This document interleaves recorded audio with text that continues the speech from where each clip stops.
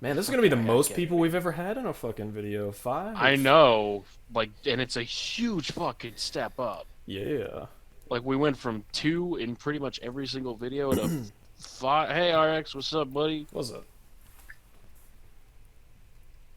Alright, here's your fucking boom. No curve. No, son of a bitch, I forgot my keyboard was. There you go. No curve. Boom. Oh Fuck off. shit.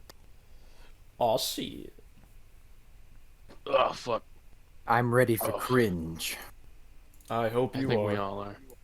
Oh my god. I wonder if this guy's No. really about to ruin his career with this video. If he hasn't No, already. guys. I think Guys, the come MC5 on. video did it. Come on, guys. Calm down, okay? Like, this is gonna be a good video, and we're gonna agree with most of his points, because they're gonna be really well reasoned. Guys, Mayo is and- such a respected critic. Like, he has such a strong like to dislike ratio.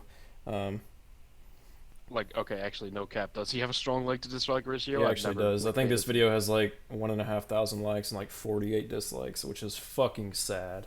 Oh, but how many fucking, what's the ratio on his DMC5 video? I know he had more dislikes. I don't know. Let me Okay, give it a good. look. At the very least, I don't. If that's the case, I don't have to be completely disappointed in humanity. Can you imagine if this Resident Evil 8 video is just the most generic fucking thing anybody's ever done? And since there's nothing really like he Okay. can contend, it's just like the most Can I- bipartisan video ever. Can I fucking be honest? Go ahead. Mayo's voice bores me to death. It's just, I don't dislike it. It's It's just so- kind of generic YouTube video essay guy, you know. It's Man, so he sounds like a fucking cunt. monotone. Oh, God. it's so fucking monotone. It is a little monotone. His DMC5, okay, everybody told me to play DMC5 has about 3,500 likes and about almost 800 dislikes, which That's healthy. that's sorry. His lock-on video has 1,000 likes and 200 dislikes, 230 dislikes. Ew, it needs more. It needs a lot more. Let's check out his So- fucking Challenge Matters video. You know, the one that's just him trying to justify why he doesn't like Devil May Cry 5. But he also He's loves it. indoctrinated people. Let's see. Challenge Matter. Oh my fucking god, 4,000 likes and 75 dislikes. Fucking kill me. No. YouTube is dead. it's our YouTube job. is dead. It's our job to put a stop to Aw. this madness. The It's cult our is job. spreading. It's our job to give a fat phoenix down to YouTube. Oh my god. We're not trying to revive YouTube. We're trying to kill it. No, fuck off. Yeah, it's like how EFAP, they're killing art. We're just killing YouTube. No, we're not We're killing we're art. killing We're misinformation with terrorizing. violence and terrorism in our current forms. We're killing misinformation with violent information. Also, like, I actually like mayonnaise, so the fact that Oh, what the fuck? This fucking guy. The audacity. the fact that we have this absolute fucking soggy ham sandwich of a human being representing mayonnaise on the internet makes me extremely angry. We should just call Mayo cum dumpster. No, no. With Mayo, you can kind of be like, okay, he's incompetent, but he hides his own flaws behind misdirection and critique. That's why his DMC5 video is just a masterpiece of awful. Like, it's so fucking bad. The more you listen to it, the more your brain cells start dying off faster than they regenerate. Yep. Like, that video caused me an early biological mortality, I feel like. Yo, but like his friend Omar though, straight G. Who's Omar? Mayo? Yeah, like in the fucking section where he had his friend play one of the easiest battles that V has with his feet. That was like a hostage negotiation. I don't think he wanted to do that. I mean, you're not wrong, per se. He's like, That was very much. why do I gotta do this, that, man? What do you make me that, do this that, for? that was very much we live together, and I don't want our roommate relationship to be fucked because I denied making an appearance for your stupid ass YouTube video. They live in a society, Loose. Oh no. Evelyn, A get society the of fuck out of cringe. my face. No, get the fuck out of my face. I'm drawing right now, Cringe. but I love you. Alright, I'm gonna go this fucking... Hey, remember how Devil May Cry 5 is like really fucking easy and all you have to do is button mash your way through it, and here I am on my 35th attempt of Yuri's in Mission 8 on Hell in Hell. It's like, alright. But just mash triangle. It's so easy. I mean, like, you know, the first 10 missions on Son of Sparta are so easy. what if I changed the attack button to something else? What if Then I change just it to a mash that. trigger? You can't mash a well, contrary to what God of War 1 on the PS2 thinks, you cannot really mash a trigger. Oh no, God of War 1 on the PS3 wants you to mash R2. That fucked me up a little bit. That was so what's worse is that when I first played that, bear in mind, I was like really fucking poor. I had a broken ass PS3 controller with like the R1 had come off or whatever. And you know, it was just the little pushy pad, whatever the fuck. Oh, I had to the mash that. Little sensor. I had to mash that. Must have been like molesting a snail or something.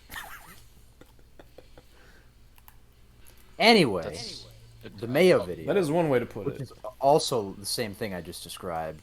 You know, it's. I don't know what we're in for. I haven't watched this thing yet. I've watched the first 15 seconds where he says it's not a horror game, so I'm like, oh, okay. I have watched the first like 10 minutes. Let me tell you, does not get any better, L. Oh wait, I did see the one part that Luce told me about. Where do you want me to tell RX about it? I mean, you know, just RX. So, did you know that it's not a survival horror game if they give you goodies for killing every enemy? Did he ever play Resident Evil 7? he was but mixed RX. on it. I know he has I haven't seen the RX. video, but he has like a 10-minute video, and the title's like Resident Evil 7, 50% good, 50% eh. And I'm kind of like, I mean, I don't totally disagree, but I'm curious how he just. There's another reviewer named Avalanche Reviews. Oh Well, my he's fucking good. god. He's good, but he has one problem.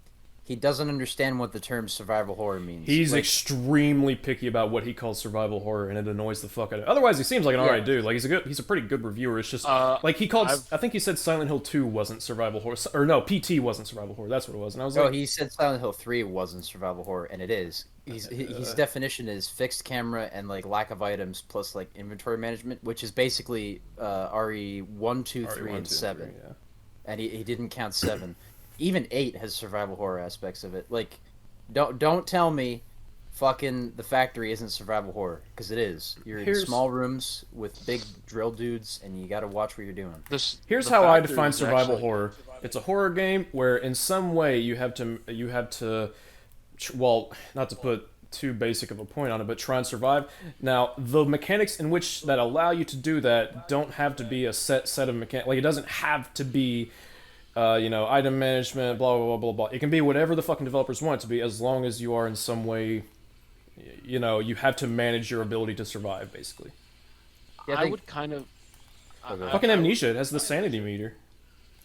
I would kind of describe it as a horror game where the odds in most aspect are stacked heavily against the player. Yeah. As well as having to... manage items and stuff like that. And RE7 definitely fits that definition, even if standard is a little schmecked. I'm really with curious, how much it's willing to give you. And I'm sure, like, okay, knowing Mayo, you'd think that he played on the hardest available.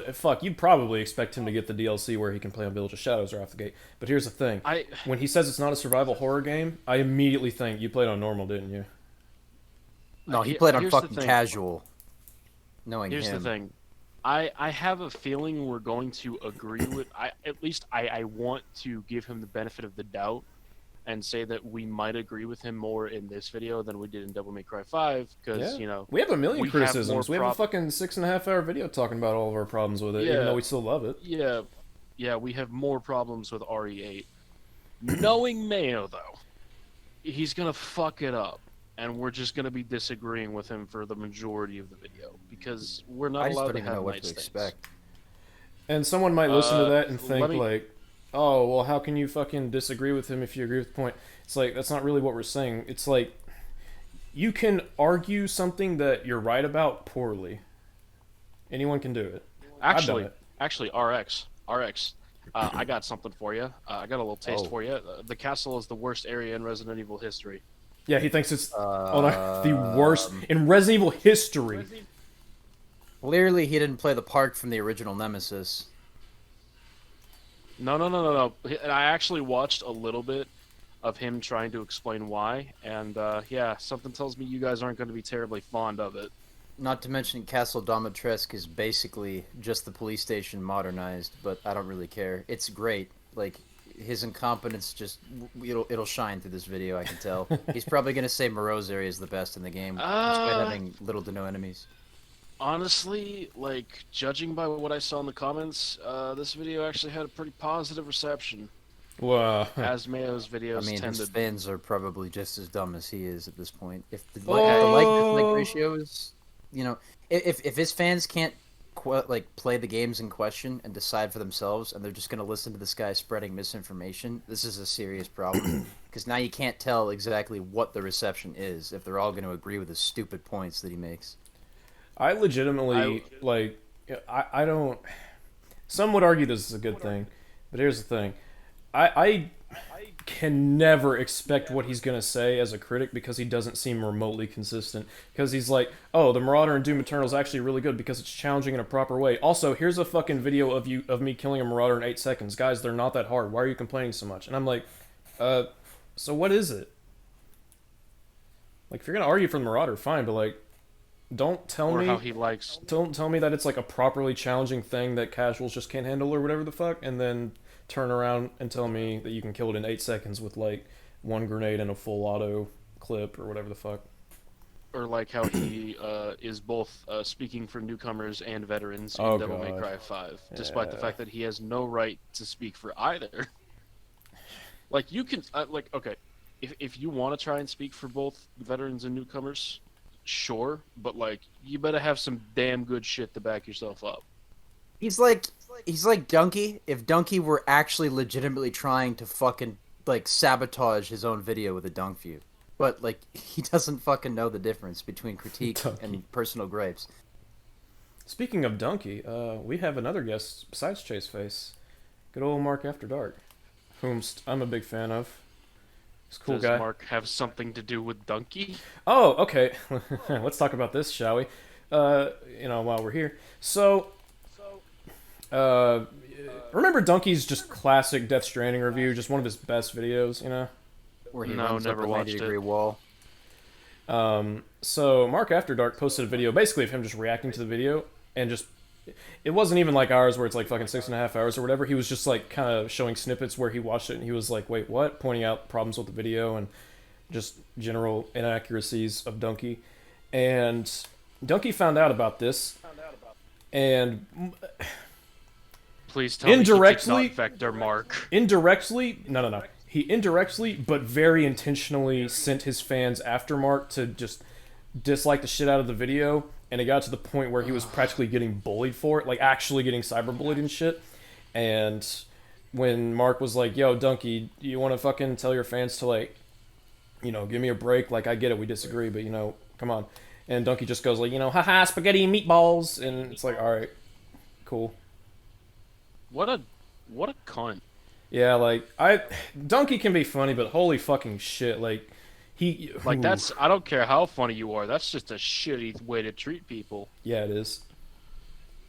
My hope with games people play is that one day, if we get one of these like cocky, wild card channels that have went from dirt to riches and think that they're untouchable, and they beef with one of our channels and shit, I'm hoping we have enough of a following, an intelligent following, for them to differentiate what is static and what's truthful. Because if we get let's say Markiplier starts a beef with us, he's like, I fucking hate these cunts, fuck these assholes. No, Hey, that everybody, would literally be the I worst wanna thing ever. take No, the guy to the gallows pole and hang him. Let's do Oh, that. Just make the Mark. video. Well, I would be like, hey, Markiplier, fuck you. You were born in a military camp. Oh my god. Jesus Christ. Holy I don't know. shit. If they're gonna throw shade, I'll pull up the fucking curtains. I don't care. I will say, Al, I don't know if you're recording, but we don't I am. actually hate Markiplier. No, Please no, don't we do fucking this. love Mark. Like, he's great. I love Markiplier. Yeah. He played through Resident Evil 3. He's like, hey, I gotta play through Resident Evil 3. It's expected of me. Good man. Good man. He did a. Alright, fine, RX. Jeez, you don't have to keep twisting my arm. I'll play through 3, mate. God, fuck off. Oh wait, let's quickly touch on that for a second. The RE3 remake, because you're the only one that hasn't finished it. Yeah, I got bored of it in the first hour, as I'm sure I've reiterated more than Oh once. shit. Yeah, we talked about it in the last one. I'm pretty sure. I think Oh we. fuck, I And wasn't looking at also, it. Yeah. I was also not really invested. Like, my investment got fucking shattered the moment I saw Nemesis just pick up Jill, and, rather than doing the literal thing that he was created for, he just fucking tosses her. It's like when elephants think human beings are cute. He had that same sort of chemical reaction. He was genuinely shocked at how hot he was. Oh, He's so good at Carlos. elephants just fucking throw people when they think they're cute? I mean, Nemesis does. Creatures of habit. When Nemesis simps after somebody, he throws them into a brick wall and breaks their fucking ribs. I will say, like, to give like my abridged thoughts on RE3 remake, I think honestly, and this is gonna sound so fucking weird, the story is probably the best in the series because it's just a simple fucking story, whereas most RE stories are really dumb. Uh, I mean, let's like a lot of people are like, oh, Ari's camp, and I'm like, that's fine, but let's be real, like, there's some dumb shit in most of the games. The remake is just a simple like, hey, this is when Raccoon City's about to get nuked. You gotta escape this. This is your last escape. You gotta escape this fucking monster. You meet a couple characters. One of them's a dick. One of them's, some of them are kind of cool. Carlos is the fucking greatest. You need to meet remake Carlos Luz. He's hot. He's pretty I yeah. like classic hair Carlos. The new hair for me looks really fucking shaggy. I just can't take his look seriously with He the reminds me dirty of fro. he reminds me of Vincent from fucking Catherine, but He looks like fucking Cowboy Bebop Spike or whatever yeah, his it name does, is. yeah. Yeah, Spike. Yeah, actually, yeah, that's exactly what I thought the first time I saw him. I was like, did they add Spike into Resident Evil 3? That's cool. But He's got like a dirty stash. I think the story's probably the best in the series for the most part. Not that I really think that that's saying much, but I think it's pretty good. The gameplay I would say is honest to God probably the most polished and best of the series. The problem is that it just doesn't have the content to back up that really good gameplay. Just like Devil May Cry 4. Uh-oh. I mean, I yeah, played through RE3 Remake like 30 times. I find yeah, once you learn how to speedrun a Resident Evil, that's where the repeated runs come through. Once you learn how to optimize and do everything fast, but it's depressing that's when one you of can my beat favorite RE3 parts. Remake in an hour. no, like It's 45 minutes. oh yeah, like RE2 Remake, you have two scenarios, so that's slightly mitigated. You're not as Yeah. like upset that you finish the game quickly, but with 3 Remake, even Inferno difficulty and those other difficulties they add are minimal changes. I mean, if you're gonna play the Yeah. game, play it on Inferno every time, so you have a fucking challenge. But It's kind of like remember how Devil May Cry 3 had so many fucking difficulties, and each of them kind of changed it up a little bit. 3 makes basically Yeah. that, but like 2 of the difficulties basically don't change anything. It's like, yeah, and way shorter. yeah. Man, I realized something that kind of depressed me the other day. Oh, So, like, before Devil May Cry 5 came out, 4 was like my favorite game in the series, which I don't think is a controversial opinion to have because it's the most polished in terms of the gameplay is fucking sick. Yeah. But like as soon as 5 came out, I just stopped liking 4 because 4 is kind of just a worse 5 with less content and more annoying enemies. I think DMC4 has got the worst overall premise of the DMC games. Like it's my least favorite. I can recognize what's good about it, but it's so fucking unfinished. Oh yeah, absolutely. Yeah, I think. I mean, I would say DMC2 is like obviously a way worse game, but like DMC4, I'm hurt more by being unfinished than by DMC2 just being, because like when you look at the development cycle of DMC2, you're just like, holy fuck, they did not have a chance. Like they basically had 7 months to make this game. Like DMC2 was way more impressive because of just how much they were able to do in such a short amount of time. Yeah, like, Itsuno basically pulled that game back from the dead yeah. in 4 months. We'll be the first to criticize DMC2, but people got to fucking recognize like that game's kind of impressive for what it got. It functions. I mean, yeah, Fucking Like walking it's a corpse of a it's video game. it's a surprisingly functional game. Like it's bland, it's boring, it's uninteresting. But somehow in like 4 months, Itsuno was able to cobble together a game that initially they had just only finished the Stinger animation on, Yeah. and then in like 4 months he managed to make an actual playable game out of it. Yeah. Didn't they fuck up the canon for a while because they weren't sure what the numerical order of the story was until 5 came out? Yeah, they weren't sure exactly where they wanted to place DMC2, whether they wanted to place it at the end of the canon after 4, or place 4 at the end of the canon. Yeah. Funny enough, I think it was the DMC2 like manga or novelization or whatever the fuck that is now non-canon because it was set after 4. I want to say something like that happened with it. It was fucking bizarre. So it's like 3, Yeah. 1, 2, 4, 5 at this point. Story flow. I think so. Yeah, I still get them just because they got switched. It fucks me up. and the Yeah. anime is in between 1 and 4. Oh my god. The anime's it exists. We'll have to watch it at some The point. anime, it's It's got a banger of an opening. oh fuck yeah! The way that my opinion on the opening or the anime is that it's not great, but like I wouldn't say it's good. I Honestly, say again. I wouldn't even say it's good. Honestly, I'd call it mediocre. Yeah, I'm kind of disappointed by the animation specifically. I'm more No just Virgil? I'm just more disappointed in the fact that it's like, okay, we've got an anime set after 1 that like that's a good point to tell a story, and Especially considering. Sorry, go ahead. well, just because the story is essentially it's like a follower of Mundus wants to bring him back or whatever, but he's just such a fucking joke, and there's just I don't think it's actually a follow. I don't think he actually wants to bring Mundus back. He just Isn't that- wants power. something. No, he just Oh. no. I thought it was something to do with essentially- Mundus. Nope. Hmm. Essentially, it's a guy. I don't remember his name, but he's essentially manipulating the entire anime behind the scenes so that Will he Smith. can become the most.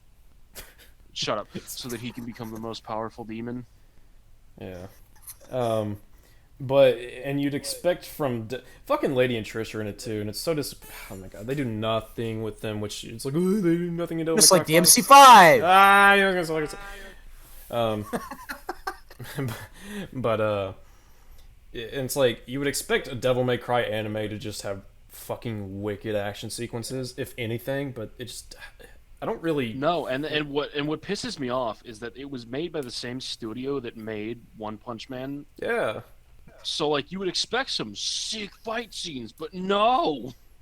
Yeah. Like the anime looks great when everybody is standing still, but whenever there's motion or kinetic energy, it just looks terrible. Like the stills are really good, but the animation itself is not great.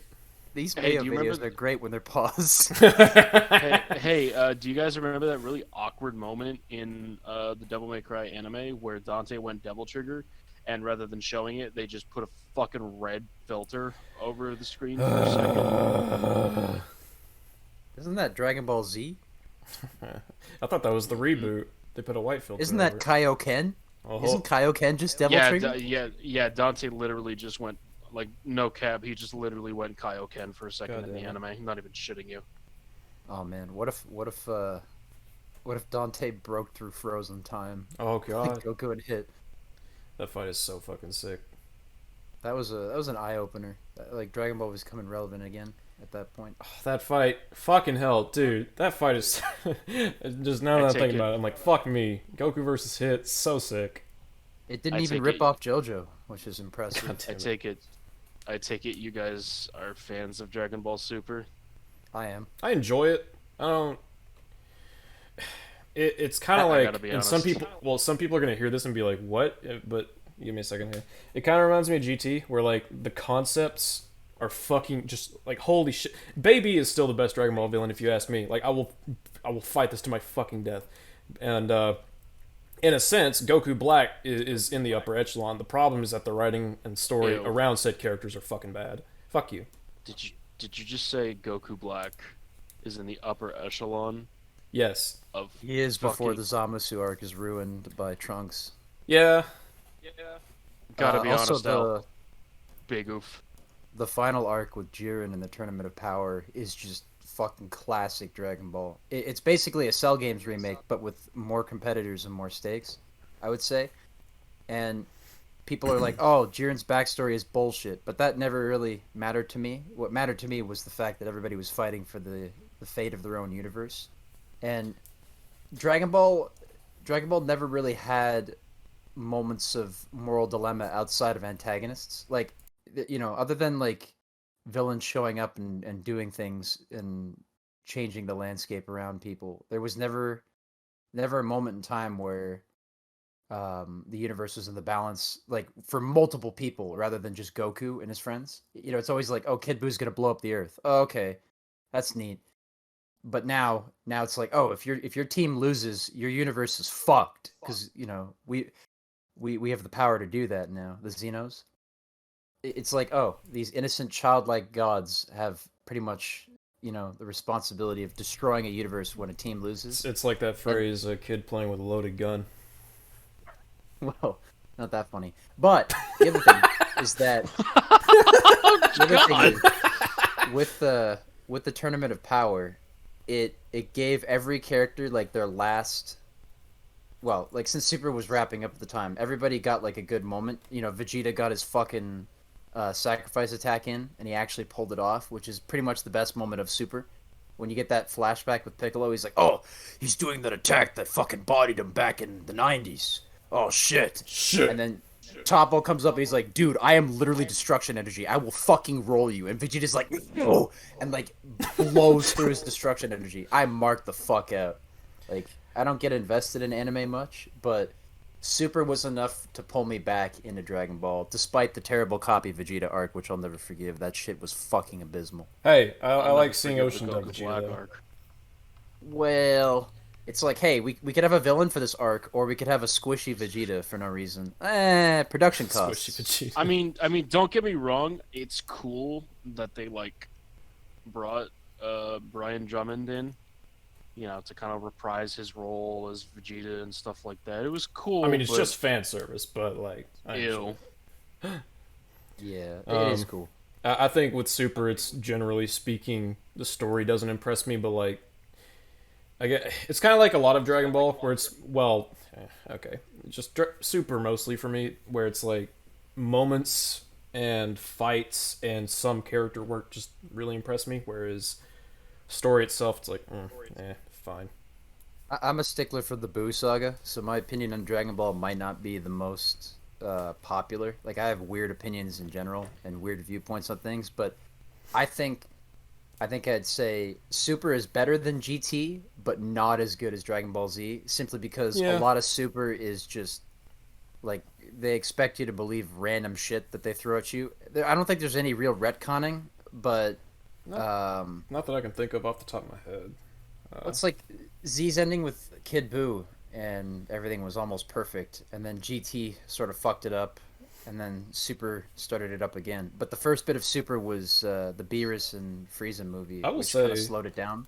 Like, people give GT a lot of shit, but it has some really good moments. It has some really good story beats, I guess, and the ending is like pretty fucking good. Like, as an ending, like, if that were the ending, even ignoring all of the rest of GT, like, if that were the ending with Goku flying off with Shinron to the other world, leaving Dragon Balls, blah, blah, blah, like, what a fucking good ending for Dragon Ball at the time. Yeah, Super Saiyan 4 Gogeta was fucking nuts. And then they did nothing with it, and I was like, Yeah, I was kind of pissed off. Dude, but in the games, Super Saiyan 4 Gogeta in the games, so bad. And in fighters, Super Saiyan, he's fucking dope. He's busted. He's so fucking busted in fighters. Like, He's so busted that he made UI Goku look balanced. Fucking jeez. I've heard a lot of stuff about UI Goku, so that kind of scares me. Yo, like, Master Roshi. Before the fucking, like, before Super Saiyan 4 Gogeta, like, UI Goku was... He was like Mega Rayquaza. Yeah, he was no cap the single most overpowered character. Wasn't he banned from tourneys? Ever? No. Oh my god, why? He wasn't. I don't think he fighters wasn't banned banned any for characters. No, fighter. I don't think fighters tends to ban any characters. Like, here's how fucking overpowered he was. Like, almost. like there was a tournament after UI Goku came out, and almost every single fucking team in the tournament had UI Goku. Like he was just that good. He can pretty much he can dodge almost any attack. He has a lot of cancel. He's just so busted. He can pull a bunch of combos at a Dragon Rush too. I'm pretty sure.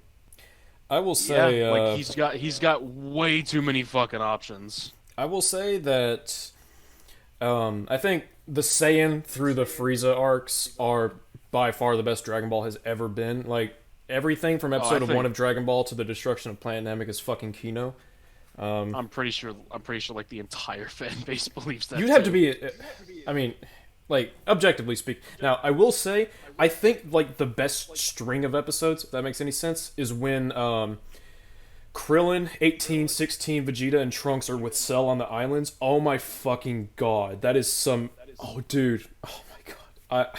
Nuts. See, for me, nuts. The best string of episodes is when Boo starts just fucking wrecking everybody and assimilates Gohan, and you're like, oh shit. I like when Kid Buu just straight up fucking destroys Earth, and Goku and Vegeta are weakened, and they're like, and Goku, like, that line from Sean Schemmel where he's like, Vegeta, we can't stop that. I'm like, oh my god, like, dude. Well, yeah, even when Goku goes Super Saiyan 3, and it's mostly in vain, because Kid Buu is just too fucking strong. It's like, wow. It's that same kind of dramatic tension when you realize, you know, how strong Jiren is. Well, not as effective, I mean, but like, Dragon Ball is really good at making you feel like, even though Goku and Vegeta are super strong, you get a sense of doubt when certain villains pull out these like bullshit attacks. Yeah, it's like at that point they're not even bullshit anymore. It's just like, okay, the villain's powered up. Remember when oh my god. Okay, people talk shit about Boo Art, and I totally get why. But can we talk about when Super Boo arrives at the lookout, and Piccolo's like, your fighter's not ready. And Super Boo's like, what the fuck do you expect me to do? Piccolo's like, you can go after some of the humans on Earth to kill some time. And it's like, oh my god. And then Super Boo's like, okay. Fucking human extinction attack. It's like, oh like, Piccolo, why would you let him do that? Oh my god. Oh, man, Goku's driving test. It's one of the best filler episodes ever. People are gonna watch this and be like, why the fuck are they talking about Dragon Ball? It's like, shut up, we're waiting for our guests. People are gonna watch this and be like, man, that Skull guy has some fucking dumbass Dragon Ball opinions. But you don't even have a skull. You just some Tom Hanks looking motherfucker. Tom Hanks is shooting a rainbow out of his fucking head. Sorry, No, see, that would be copyright infringement. See, what Tom Hanks does is he shoots it out of his asshole and then he rides it like a reading rainbow. Tom Hanks, man, I just can't believe every time he shows up, there's just a weather phenomenon blowing through the fucking Academy halls. Hey everybody, I'm Tom Hanks. Hurricane Katrina's right behind him.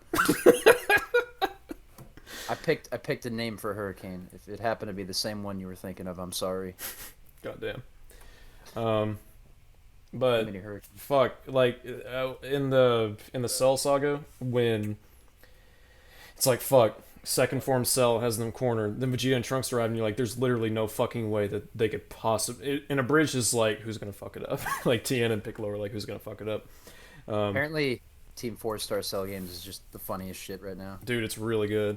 It's actually pretty fucking pretty dope. It's really good. Team 4-Star is so good. Hey, Team 4-Star, shout out to Team 4-Star. Team 4-Star, like during the final Flash scene is just it's one of the best pieces of media on YouTube as far as I'm concerned. Final Flash is the coolest attack ever in Dragon Ball, if you ask me. It is so fucking dope.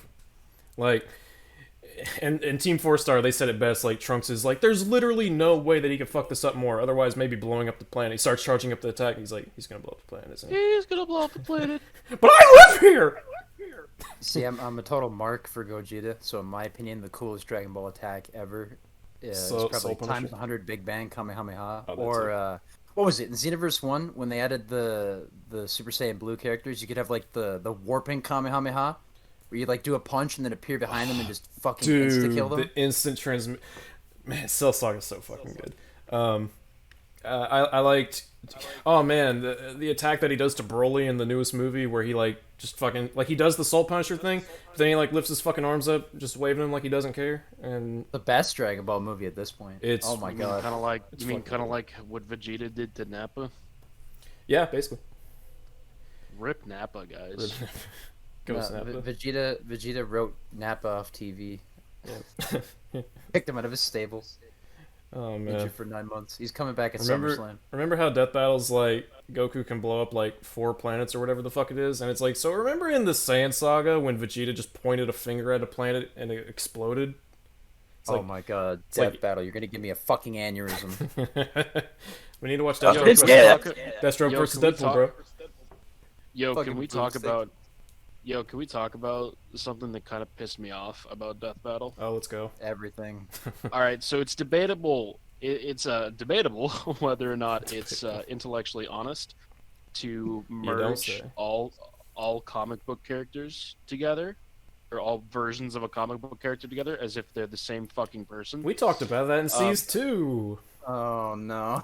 But this episode it's, of Death Battle, the it's- Hulk can literally talk to Satan. But, What the fuck? But I would say that it's even it's even less intellectually honest to do the exact same fucking thing for Link, because those are actually separate characters. Yeah. Did Link beat Like- Cloud? If he Did- does, I'm gonna kill myself. So I remember the outcome of that fight. I don't remember the exact justifications for it. I'm not going to tell you what happened, but we've been thinking about watching that. We've been thinking about watching the Final Fantasy shit for so Please long now. God, no more Death if Battles. Cloud doesn't at least use the fusion sword, I'm gonna have problems. How is that even a 'Cause fight? I know- Cloud has 'cause I know- materia. I don't Bro, even remember Cloud, like most of like- the details, but yeah. Like I'm not saying Link ain't a strong guy, but Oh, like, yeah. it doesn't matter. It doesn't matter how strong the Hylian shield is. The moment the Buster Sword comes into contact, It'll shatter his Link's arm. Link's arms are just dead. Yeah, They like Like forget we're that- talking Remember talking fucking- about a dude who was capable of slicing clean through a building. remember fucking what was it? Dead Vector's book when he just swings a goddamn sword and explodes something? Like that's what's going to happen to Link's arm. Pretty much, yeah. Oh man, Fucking- RX Dead Vector wrote a Like book. Cloud We'll read is that one day.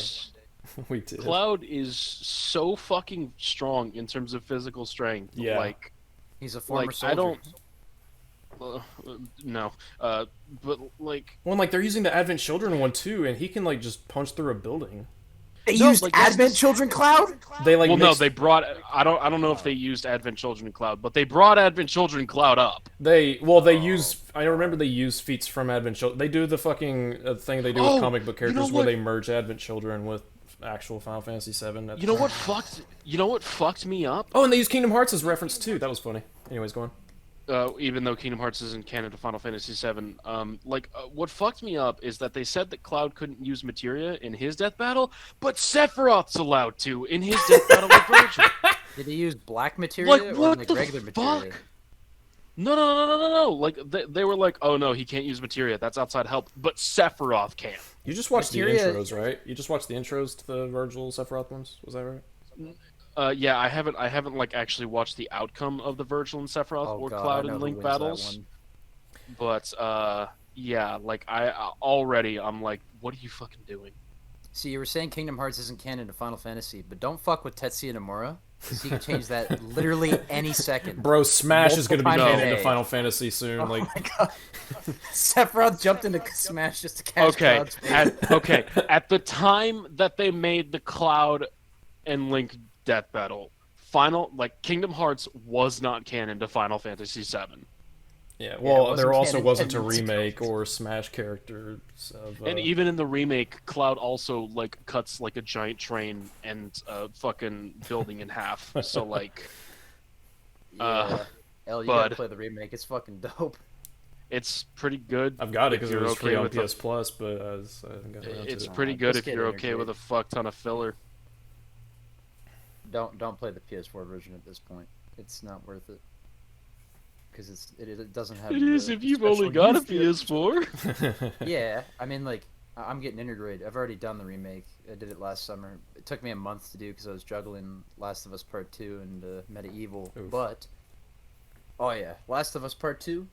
We ain't talking about that today. Next topic. All right, so, yeah, we're just. But yeah, point is, if Cloud is not the winner of the Link and Cloud death battle, I will storm screw attack headquarters. God. I'm pretty sure he didn't win that one. I'm gonna kill myself. I remember the How outcome, does- and I will say nothing. I'm just gonna let you suffer in the unknown. Oh my god, how the fuck? At least it's not Deathstroke versus Deadpool, which is legitimately a fucking war crime. Why? In fairness, That shit sucks. It's so bad. in fairness, I don't have any attachment to Deathstroke or Deadpool, so I can't We share. love Hey, Deathstroke. Okay, So loose. I'll break it down for you. Imagine if they had Nero versus Ash Ketchum, right?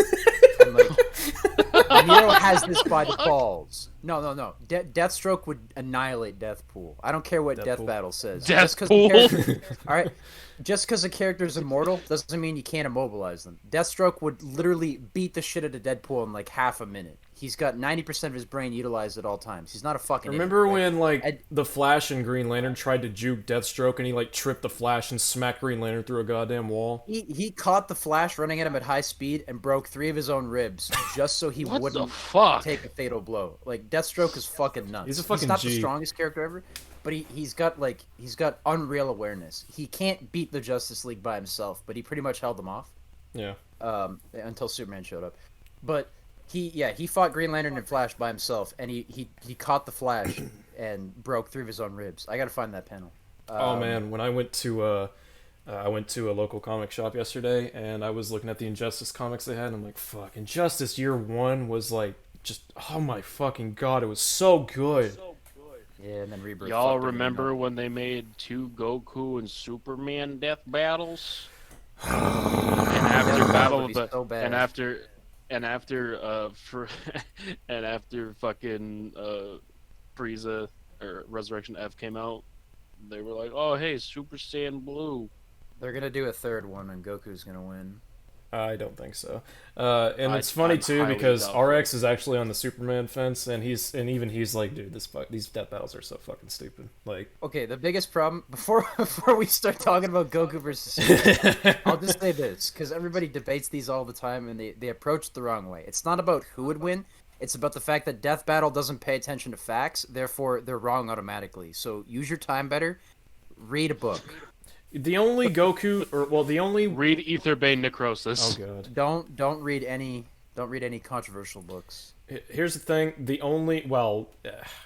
I'll just say the only mainstream, because obviously there's like it's a fucking multiverse, so there's always going to be a few evil Supermans. But you know, the main one they should have done was Goku versus Injustice Superman, who, you know, but first of all, you're not mixing a million goddamn canons where Superman's had like 37,000 writers over the past 100 years. It's just Oh one my Superman. God, that pisses like I know I mentioned it, but that pisses me off. It's beyond annoying as belief. fuck. You're expecting Death Battle to follow facts and logic, though. They're not Ben Shapiro. Shout So out to Ben let's say Shapiro. let's say hypothetically that Goku and Superman fought. Now, in terms of Death Battle, I will say this. Goku has the edge. That's the whole video. Congratulations. Thank you for watching. Thank you. What if, hypothetically, I am the storm that is approaching? This is just a disclaimer for S.E.E.S, real quick. We might sound like we're uneducated, but we will always, if people want to discuss things with us, we will always discuss them fairly, and we won't spurg out or anything like that. Who was that guy on Twitter? What was his name? We were talking to him, and like we were just stalling him for 30 minutes with stupid shit. Do you remember that? It was a few months ago. The one that was trying to, didn't he talk about how it was like okay to? Oh, Gina Carano, yeah. Yeah. That guy was like to the death. He was saying he was calling us like communists or something. That's so weird. Oh my And God. like, Hey, I know we come off as harsh. To be fair, it's mostly just because we're being kind of silly. Although I will say some things we've said that like sound harsh. We absolutely so like fucking Mayo having a very misinformative video. I'm absolutely serious when I talk about that. However, if Mayo wanted to come on fucking talk to us, I'd be perfectly fucking fine with it. I don't have a problem with him as a person. I just think his content is shit, which is fine. look, we can might say dumb absolutely ass blast his content, but if Mayo were to come on C's, shocker, I know, we would treat him like a human being. Yeah, I mean, I would ask him. for me, it's just about That asking doesn't- questions. I would just be like, okay, so, for example, you talk about the game's camera being shit, but then you refuse to use the lock-on. Your justification for not using the lock-on is that the game's too easy, but the lock-on's not there for necessarily making things easier or harder. It's there for having a convenience of, locking on to your fucking enemy and also allowing for directional inputs. If he gave us like context to his like descriptions of how things work in that game, like if he told us why he thinks the way he does instead of just throwing out blatant misinformation we don't understand since we have no context, then perhaps the situation could be a little dampened. But since we have no real idea what his thought process is when he reviews a game, like he has a fucking dartboard on the wall, he just throws darts without looking, and he looks at the board and he's like, oh, okay, Croc is a game about espionage and galactic terrorism, or just he doesn't have any structure with his videos. He'll throw things out there and then expect them to stick. The whole watching a video versus Dante Must Die. What the fuck is that doing in the video? His formula, it seems from what I've, because obviously I haven't seen every fucking video he's made. Generally speaking, what he seems to do is he makes a claim, he describes the subject of the claim, and then he goes on from there. Like, he doesn't substantiate it, and that to me is like, well, like, just because you're a YouTuber essay boy doesn't mean that everything you say is right. Like, you need to actually, if you're gonna say something, even if it's something fucking obvious, like, please just do something to substantiate it.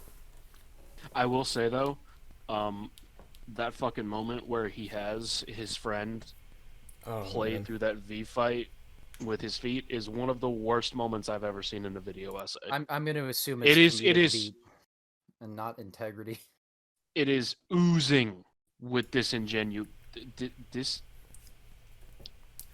It's very disingenuous. Dude, just take a fucking... You could do the exact same thing with any... Fucking people have beaten Dark Souls with bongo drums. You could just take that video and show it to someone who's never seen Dark Souls and be like, wow, look how easy this game is. You beat it with fucking bongo drums. Oh, shout out to Lorena real quick. I think she beat the Bloodborne DLC with a fucking dance pad. Oh shit, nice. That's a fucking hard DLC. Did she kill a shark person? Please tell me she killed a shark person. I haven't seen the whole video. I checked out a bit of it, but like she was playing the old hunters with a dance pad. That's fucking based. Fuck, I really want to work with her. I know there so was cool. I know there was one YouTuber who beat Sephiroth in KH1 with a dance pad. Nice. Oh, Sephiroth the Kingdom Hearts 2 first person with a dance pad. Now we're talking. Oh god, no, please. First person. Just map the heal button to the fucking left arrow. Oh god. How would you use the hotbar with a dance pad? You just have to like. You'd have to. You just have to not die or get hit. I will be. There is no right hotbar. Fucking S.E.E.S Kingdom Hearts. That would be funny. But yeah, Mayo, that section with, I think his name was Omar, where he played with his feet. I think it's one of the worst pieces of analysis, quote unquote, that has ever been put on this platform. And just to clarify, like if we say anything that makes you go, huh? Just remember, we're on a show, and it's different than discussing things with people in person. Like, well, we're not putting on a performance, but yeah, it's different than discussing topics. It's different than a proofread, thought out. It's just it's initial response. It's a casual discussion between friendly people. Yeah. I can't wait for people to dunk on our justifications too if they do. Well, like, the thing is, this doesn't mean it. And then they have a video about them finger painting for like 9 hours. I will also say, like, we are more than open to discussion from anyone, and if we're just straight up fucking wrong about something, like, here's the thing, I like my following so far. Like, I've had people comment on my other videos, bear in mind, the proofread, thought out video essay bullshit, and like they bring up specific points that I was wrong about, and I'm like, oh, okay. They do it in civil, they do it in civil. Sometimes they fucking roast me, but it's fucking fine. We talk about it, and it's like, oh, cool, we learned something. That's good. Progress, discussion. That's what this is all about. Also, hating women. That's what this is about. Also. Oh boy. I don't know if we can say that.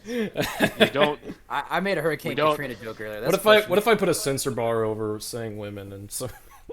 Yeah, just the fucking sank on the... Oh, it's like, guys, I really fucking hate. It's the only word censored in the video, just women. Every time anyone says it, just gonna censor it. People are gonna. Women. Oh shit! It's a joke. So, since we're We're not ready to cover the video just yet. Let's talk about a game the three of us have played and we've never talked about before. You ready for this? Okay, here we go. Oh boy. All right, this is a big one. Let's talk about Super Mario Brothers 2. All right, a classic. Anybody have any opinions on that one? Bold of you to assume I played Super Mario Brothers 2. The Japanese one.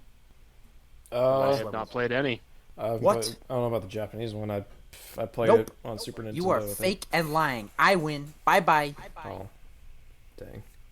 Sorry, I was just using Donkey. Oh, hey, RX, you should get Mass Effect Legendary Edition. It's really fucking good. Maybe. I've been thinking about it. I've got my show I'm working on, Sure. and to throw Mass Effect in there, which would definitely eat up all my time. I'd play through the whole trilogy as well. I still have to start Cyberpunk. Like, Yeah. that game's staring me in the face every day I walk in my room. Same here. I got like halfway through it, but after the halfway point, so much life stuff happened, started to move, blah, blah, blah, blah, blah. Plus, I've got Virgil Legendary Dark Knight of S ranked every mission so far. Nice. It's not that hard. I mean, yeah, all you have to do is button mash. Should we just start the Mayo video? We should. I'll ask. Well, no, because literally the first 15 seconds, it's like such a good point of discussion. Not only that, but it would kind of be in poor taste to start the video without Well, yeah, we don't our wanna start without guests. these, Yeah. fellas. I'll just gotta use the ask washroom them real real quick if they're I'll be right back. almost ready.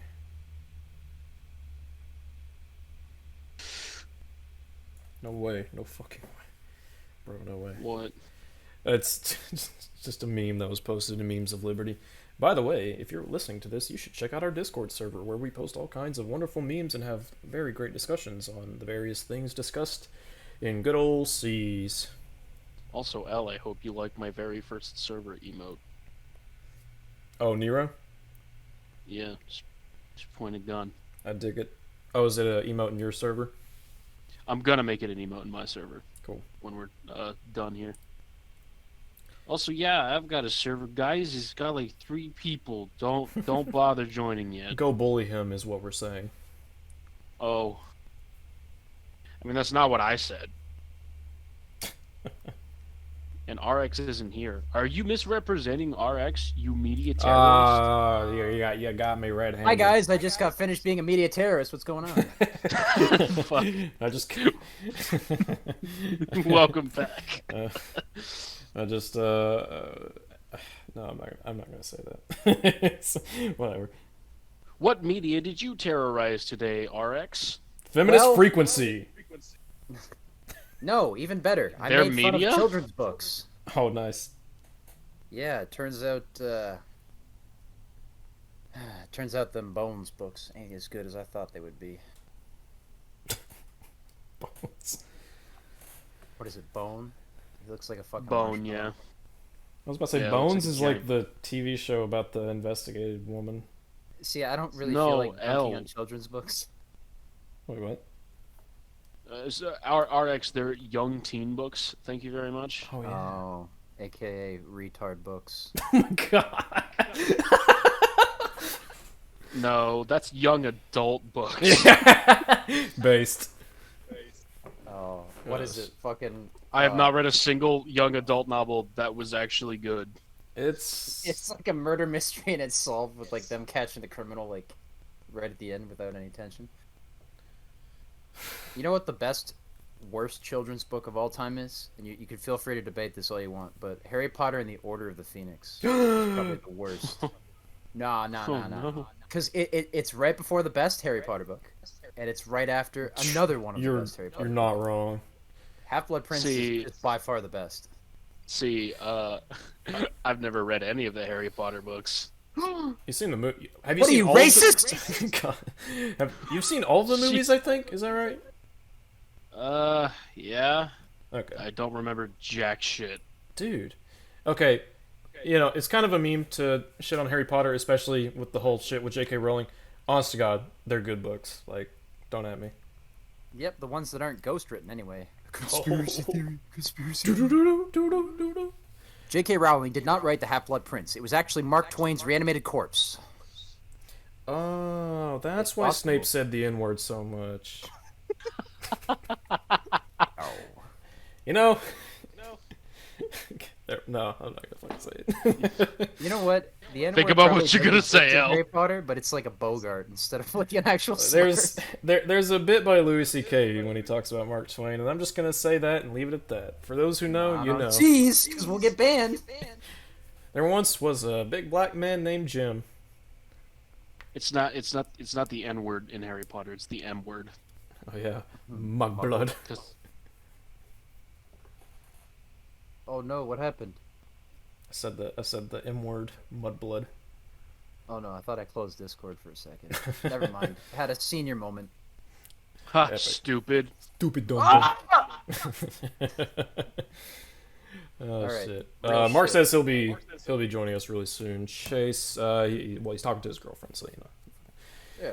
Maybe they're doing the phone nasty, phone sacks. We can do a bonus episode real quick if you want. I've got a video we can cover. Oh, this is all gonna be one video, boy. Oh shit. Well, let's do it. I'm gonna pull up a video. we I'm can I'm cover. so fucking glad we took a break from doing those double feature episodes. My God, those took a lot out of me. Those are kind of exhausting. Very. It's like, oh my fuck. Especially considering the fact that we kept having whiplash from the tone because we kept we were okay with the first video. But yeah, Virgil's a little busted. He is definitely. Um, oh man, he's Oh, I sent you the video on PSN. Both you can check it out that way too. Oh, nice. Yeah, so he's like, hey, so here are these super powerful attacks. You can use 4 in a row, which, goddamn. And they all have, like, God. mega iframes, but they're also kind of really inconsistent iframes, and it's annoying as piss. We gotta get this donkey story out real quick. Oh, yeah, we do. We gotta... Oh shit. Oh, I didn't. Okay. Hey! Call going. Fellas. Mark, it is so nice to finally meet you. My God. I'm all nervous. I'm sweating. Me too, homie. I'm coming. I'm My quivering. entire body is comprised of 99% sweat. Oh God. He's like the monster Get it? baby, Because I'm but 70% water. shut up. You're gonna get hyponatremia or whatever it's called. Too much water. You're Where gonna you go fucking into a state of Nah. Alpha osmosis. sapphire.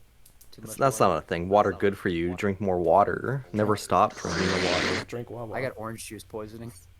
Oh my God. I got fucking trajectory poisoning. My God. Oh, this Um, guy. Oh yeah, I should probably send a link to the watch together. Let me do that real quick. Ready for Blah, blah, blah, what's Nah, it it's called? not. It's not like our fucking guests or anything need that shit. I mean, it's fine. So I had 2 questions for you, Mr. Mark. So we were talking about this earlier. We have to ask, and you know, if you just don't want to talk about it, it's perfectly fine. So tell us the story of you and Donkey. Oh God.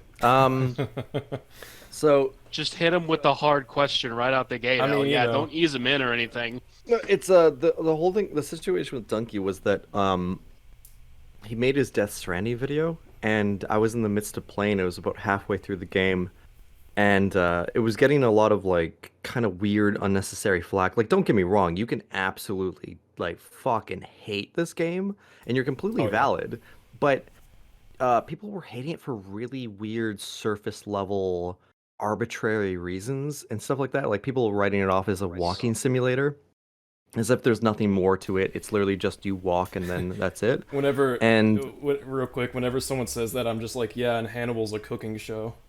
yeah, exactly. It's such a surface level like bullshit complaint. Yeah. And I hate when because of word of mouth and stuff, like it would stop somebody who might actually enjoy this game from enjoying it because they're thinking, well, everyone's saying it's just like this, so why pick it up? I mean, like, granted, the kind of game that it is, I like it, and I don't regret purchasing it, but I think most people would agree that they would probably purchase it at a discount price or half price or something like that.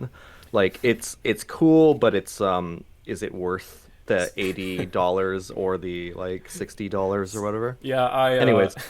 Me being the guy who got not only the collector's edition PS4 but also the collector's edition. Yeah, you went all out on I that. spent like $680 or something like that. You are right though. Like it is a game that like nowadays since you know what you're getting into. It's not this unknown experience anymore. You'd probably want to get it a little bit cheaper than full price, given what the game actually is, unless you love that type of gameplay. Yeah, And traversal. I'm totally fine with that. But writing a game off completely that somebody might actually love and enjoy just because like the masses don't like it, like they're all screeching about it, and people seem like fucking almost like offended by its existence or something. It was so weird. Like it was like such an unnecessary amount of hate. And also, I mean, like there was also an on the flip side, there was an unnecessary amount of people like sucking Kojima's toes and being like, "This is a masterpiece. This is the greatest game ever made. It's art. It's literal art." And it's like, okay. And Donkey made his video, and I felt like his video was the pure culmination of every bad take. I was actually originally like I was never gonna make a video on it, but I was gonna comment on people's bad takes of the game, and Donkey's just happened to be the worst. Like it was objectively the fucking worst one. He like lies about how the game mechanics work. He like it's just such a write-off, and he must have like in order to get the footage that he got, he must have played all 52 hours of it or something.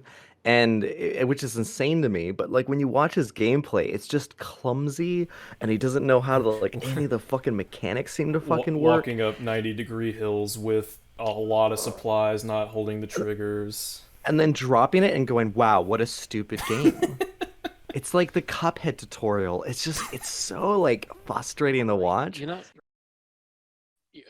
kind of reminds me, like, that's similarly stupid as playing an action game and having a lock on, and then choosing not to lock on, and then mentioning that in your review.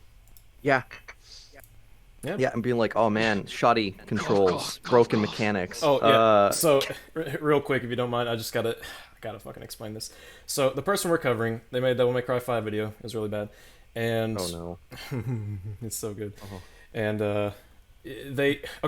so they talked about how the camera's really bad, and you'd think to yourself, okay, just use lock on, right?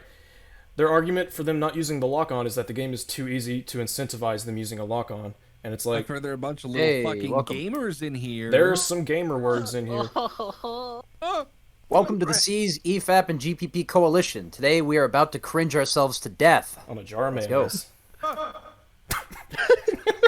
Oh my I knew that would god. get you, Mark. I knew that would fucking get you. Fucking Christ! Anything echoed always gets me, man. I actually have like a new one too, where I can just be like, we can do like fucking demon voice with reverb, or I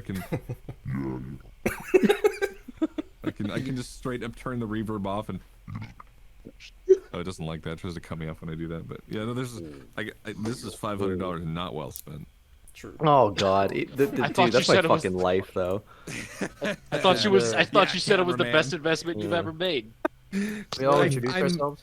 I'm Wow, torn Chase on it. contradicting himself. Shit, YouTuber unsubscribing. You gotta just justify it. It's a toy. Have fun. Yeah, exactly. That's how I I can sleep at also- night. I can also fucking it's like I can make transitions, so it's just like hey guys, let's go. Oh shit. It Nice. cut me Christ. off with the Mario sound. That's actually we go. kind of dumb. Guys, hold on, I'm trying to talk, guys. Fucking stupid shit. Fuck Like, I you! love it. Oh, that. Awkward moments. Did you do the Fucking- DK64 transition? No, I don't even know what the Oh, fuck you're shit. talking about. Hey, I'm gonna make coffee really quickly. Stall for me. You're good. I We've know- been I stalling know for like I'm an late. hour. You're good. Okay. Oh, I didn't know we were here for an hour. Sorry, I was. No, we've been chatting You're away good, about man. fucking Dragon Ball and Death Battle and Donkey. I thought I had like an hour. I Hurricane apologize. Katrina. Yeah, I just made a coffee. That's why I was late too. I had Oh, to okay, cool. roll out of bed. Yeah, and mine's fucking... just gonna be a fucking K-cup, not the fancy fucking French press bullshit that Mark likes. So. Ooh. Sounds like there's some animosity between you guys. Jeez. Oh, I hate Mark. He's like a bona fide raper. Just propose already. My God. Yeah, You're a raper. just 5 rapists in one phone call. Just hanging out. I don't know if you know Five this, good but, old media Chase is terrorists. actually basically Quentin Reviews, but just secretly Oh. people don't know much about him. There's this little secret. He's So here's the new thing. Quentin- I fucking hate Trump. Okay, I'm gonna grab the coffee. I'll be right back. Just so you guys know, he's joking. He hates women. Okay, it's fine. But loves rape. I think I fucking jumped. I think it was like I had a friend who was a streamer, and they were pretty big at one point. I won't say their name just because, like, but Yeah. me and Ninja just getting along really well. He gives me little like he gives me wine and cuddles me in bed. Ooh. Does he give Yeah. you little smooches on the cheek too, like a Yeah, he fucking gives me a little degenerate? Jesus juice, and we watch old cartoon in his bed. And he says like, "Don't hear beers about this. Mark, you're my This is just you're my little PogChamp, are you right? No, little God. PogChamps don't cry now, do they?" Jesus Christ. Holy shit. Sorry. Ninja's definitely a rapist. No. Good, no. No, I jumped on some my friend's podcast. It was like their live stream. It was like the first time they ever invited me, and I was just really, really quiet, and I hadn't said anything yet. And they're like, "Oh, and we have Mark on the program," and I just start screaming. I was like, "Hi, my name is Mark English. I have raped, and I will rape again." And I just start screaming about this like weird rant, and they're like, "Oh, why did we invite you?" I'm not gonna do that, by the way. Oh my God, Luce just got killed. Oh, he's back. He got raped to I thought death. Vector got him. Oh. Oh my God, Vector's It's like that raping episode of South Alive. Park. He just gets fucked to death. Yeah. Ninja sent his men to come black bag him. Oh, Cyber rape. so do we want to finish the donkey story? Oh yeah. So at this point in the story, so I watched this video and I'm doing it live on a stream, and we watched I'm this back like from 11. being vectored. Oh no. Sorry. So we're watching the donkey video live on my Twitch, and we comb through his like 11-minute video, and it just happens that it's so fucking bad. It takes like about an hour to like trudge through and comment on it because just he gets so much wrong, and I'm like, this is like it's pretty egregious. I know people have like made fun of him in the past for like some of his RPG videos or some of the shit he's gotten like Octopath Traveler, and like he's made mistakes and fuck ups with other videos, but this is like you can't ignore this. If you've played the game, you're just like, no, you're wrong. You're like dead wrong, and he's like pushing as a fact. But like, so I make that stream. People are like, "Wow, Mark, that was really good. That was very like EFAP kind of quality. Could you upload that?" And I was like, "What's the harm in that?" So I did, and I like trimmed out all the ums and ahs essentially, but kept it as is. Ended up being like a 50-minute video, and I upload it, and people were like, "Oh, this is really good. Yeah, like fuck, Donkey's kind of like fucking like lost steam when it comes to his reviews and stuff. It's just kind of fucking weird." But like not a lot of backlash. People were just like, "Oh, good to see you rant about something you like, Mark." And then somebody shared it on the Donkey subreddit, and then it just all of a sudden we started getting a pour in of like Donkey fans just like screaming at me. But it's like I've gotten backlash before, so it's just like, oh, it's like whatever. But then Donkey just wedges me into his like best of 2019 video like multiple times, and then the weirdest part was he took a piece of my clips from my video and he put them side by side. One that I say like early on where I say he's like, "Oh, the controls are fucking broken," and I said, "No, the controls are fine. It like controls like Metal Gear Solid 5. It's like it's pretty intuitive." And then later on he starts talking about vehicles and I go, "Oh yeah, well, Oh all my right, God, the that's you? vehicles are pretty eh." Yeah, that was me. Holy fuck. Yeah, and he wedges those two together. He's like, "Oh, look, what a fucking hypocrite. Oh, he fucking contradicted himself. What an idiot." It's like, dude, you can literally change your mind. It was like I said something that was very like hyperbole, and then later corrected myself. It's like but the thing he said was hyperbole. He's like, "Controls are broken," and I'm like, "No, they're pretty good." And then later, like, Hold on, did you say hyperbole? Vehicles actually isn't that what hyperbole is? It's hyperbole. Like, It's hyperbole. hyperbole. Also, hyperbole. Oh yeah, I'm Yeah. dyslexic, by the I way. used Welcome to, back, I used Mark. to say hyperbole too, because that's just how it doesn't. There's no clear breaks in the word to make you think hyperbole. Like that's a weird little mini game in a word. My Hyperbole. 6th grade English Sorry. teacher would bully us if we said hyperbole. Dude, I was that the bullied, but I still never Island got it. was my first Same. pain when I was a child. Oh, Island, like everyone Island, laughing yeah. at me. I'm like, and they start pounding my head like retard brain. Whoever spelled naive, I'm gonna punch their ball sack off. Well, English is just fucked. It's a bad Yeah, it is. language. It's Also, not- Mark, I wanted to ask you. So I just got a fantastic French vanilla coffee with just a little bit of Splenda and sugar. I'd like to know a little bit more about your favorite morning coffee prep routine. That was the sexiest coffee question I've Markiplier? Get a you fucking just add a room. little bit of vocal fry to your voice, and then if you do a little more, you're Solid Snake, and then you're right there. Oh my God, Colonel. You reach Look the out, bottom Snake! when you reach the bottom You're of your drinking popcorn bucket. French vanilla. Oh God! What the hell is mayonnaise? This call is already a clusterfuck, and I love it. Yes. Anyway, I'm jacking off to animes. that's cool, but I need to know what Mark's coffee routine is. Let's hear it, Mark. Come on. Okay. Listen, I'll tell you. I'll tell you all the secrets right after You better this. tell me. You better tell me right now. Tell me Right now. after this. I'm back. Okay. No. Where from our spot? I was like, wait, what was he doing? Is he like ripping ass like really hard? No. My morning coffee is usually either it's gonna be like a pour over or an espresso, and that's it. It's like, but I use the same bean. It's this local place called Salt Spring, and they have like a meta espresso bean. It's like medium dark roast. It's really fucking nice. What is it, like So- caramel, dark chocolate kind of notes? What exactly is the difference between is a pour over just what you think of when you think of coffee? Is just you pour it over the filter? Well, yeah, you know those instant coffee makers where you Yes. just hit a button and it starts. Yeah, that's technically a pour over, but like a pour Okay. over in its like that's an automatic. A pour over that you Right. can do manually is the really fancy shit you see where somebody does like a swirling pour like with a like Yeah. gooseneck Okay. on like a bed of coffee. Yeah, that's that. Wow, that sounds fucking. I'm like a little hard right now, actually. Just my God. mentioning that, it's very poetic. See, and then a French press is literally when you put the coffee grounds in there and you actually physically push it down to like get the goodness out of the bean, right? Yeah.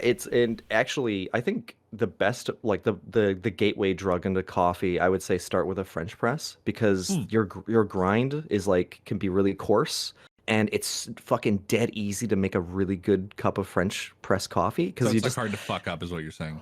very hard to fuck up, and Okay. it still makes an amazing cup of coffee. Like it, like I would even say that like what you'd get out of a French press might be better than a fucking pour over, but it's like, ooh, it's fancy. I feel nice Does it, making my I've coffee. heard it like gets you a more like caffeinated extract. Yes. Is that true? Yes, that too. Because it's literally just sitting and stewing in the water, and It's not and really actually, being wasted. yeah, and also the filter that you're using in the French press filters out far less, which some people might hate, but that also gets you more caffeine. Right. So yeah, so French press would be like if you're just like, hey, I want to get better coffee, I want to have a better coffee experience, get a French press and like a Okay. cheapo grinder, and then you'll be fucking set. Can I just use like my weed grinder, bro? Can I just fucking grind up the coffee beans like that, bro? think you can, dude. What about those like those instant coffee cups, like the Keurig ones, like blonde roast? You can just pop it in the coffee maker. All you need is water. Do you guys Oh, drink that those? I used to, and you know what? They're fine actually, because they're actually quite nice, and they like It's nice if you just need like a quick pick me up, yeah, but it's not like it's like kind of just an expedited, almost like drive-through version of like what you might want from a coffee drinking experience, I would assume. Mark, See, would yeah, say. and I don't It's not drink coffee. I just run on raw sexual energy. So and cocaine. and cocaine, Probably. lots of cocaine. well, actually, the thing is, speaking of Death Stranding, I'm no longer a coffee Piece of boy. I'm shit. just a Monster Energy drink boy. And I Oh, go for yeah. long, like 12-hour hikes with Yo. like 200 pounds of weight on my back. Yo. This man had 3 heart attacks. real a You year. shit. had me until the very last one. I was like, both of these things are something I could see Mark doing. Real shit. No, I Okay, actually. So I You drink just fucking Monster Energy like maybe once every other month. Like I don't really drink a lot of soda, but Yeah, when Devil May good, Cry good. 5 came out, my buddy and I we'd grown up playing Devil May Cry together, so we stayed up all night playing it. We had like 2 Yeah, I got pizzas the each. hint you like Devil May Cry Yeah. by being in your fucking group chat for one day. leave us alone, okay? But we stayed up all night. We both completed the game. He did it on his Xbox One. I did it on my PS4, and we had 3 pizzas between us and like Nice. a monster every hour. You said this was DMC 5? Oh. Yeah. No. Okay. Oh yeah. DMC 5's great. Chase, you I should still fucking haven't beat beaten it. DMC 5. Loser. I know it's great. I know it's fantastic. Cringe. It's pretty good. But I just, yeah, I don't know. I'd be you one of beaten those it, Mark? guys where just for no reason people will be like, "Oh yeah, did you beat that game?" And I'll be like, "Nah, I got this part," and I stopped. It's like an easy part, and they're like, "Why'd you stop?" I'm like, "I just stopped." Just don't watch it. Chase, Like Dante made Yeah, the first Uncharted, I just stopped. I Someone's was like, saying my "Yeah, this- name. Chase, Yes, loose. finish, Finish what? finish Finish. Devil May Cry 5. No, Just do it. no, like Just do yourself a Finish favor. right. No, like Okay. finish right now, as in We'll wait. We'll wait. Fuck the Mayo did video. We're enjoy gonna how- watch you. I did enjoy how Johnny Young Bosch took Nero and turned him from like a sniveling, crying bitch into like actually a cool Yes. character that I want to play. Chad. I love Yeah. him. Excellent gif. Because Excellent. Nero was Nero in DMC4 was like Goblin he posting. was like a younger Dante with like an emo hairstyle, kind of. Yeah. Yeah, more or less. Like that's all I ever. I mean, I enjoyed playing as him, but remember that scene where he's fucking punching the ground? He's like, Yeah, that's over the top even for Devil May Cry. love that though. If you like Devil May Cry, you should play Omicron. That's a great Oh game. my god, no. Johnny Young Bosch is just typecast to do very fucking specific angsty emo. He can do like screamo music. And now shit, he's actually. playing Broly. I met him at a con, Ultimate Oh, me too. Spurg. and he's okay. So wait, who said they met him at a con as Me. well? Oh, Loveless. Yeah. Okay. Both of you were lucky bastard. I got him to sign so much I was shit. gonna ask, did you also get the vibe that while he's very nice and polite, he's also a super smug, smarmy douchebag? I got the impression that I met him like early in the morning, and it seemed like he was just kind of tired and didn't want to deal with people. But at the same time, he was Sure. really fucking not like. Okay, so typically at cons, celebrities will ask you like, you got to pay per They'll autograph. charge you for talking. But he was like, dude, your cosplay is so sick, and you brought like this fucking collector's edition and stuff. I'm just gonna sign all of it. I was like, I love that's the main reason why personalities go to conventions. It's not because they love their fans. I mean, I'm sure a good amount of them do, but I'm sure some of them are just like fucking annoying brats. They go there because they can sell merch and rake in like fucking thousands of dollars. Oh yeah. And a lot of them will only go if like you pay for their fucking hotel accommodations and like food and shit.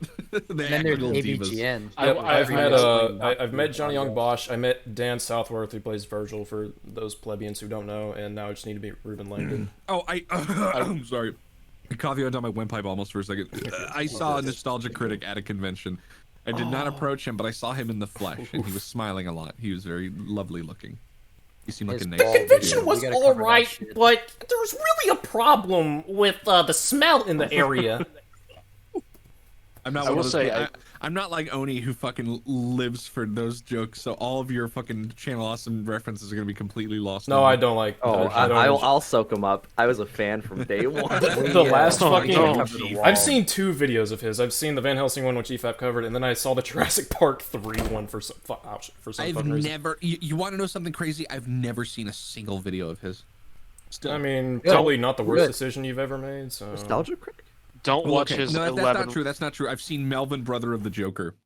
Oh yeah. That's the one I've seen. That's Melvin- who I went for Melvin, brother Halloween. of the Joker. Melvin, I went as that for Melvin. Halloween. Based.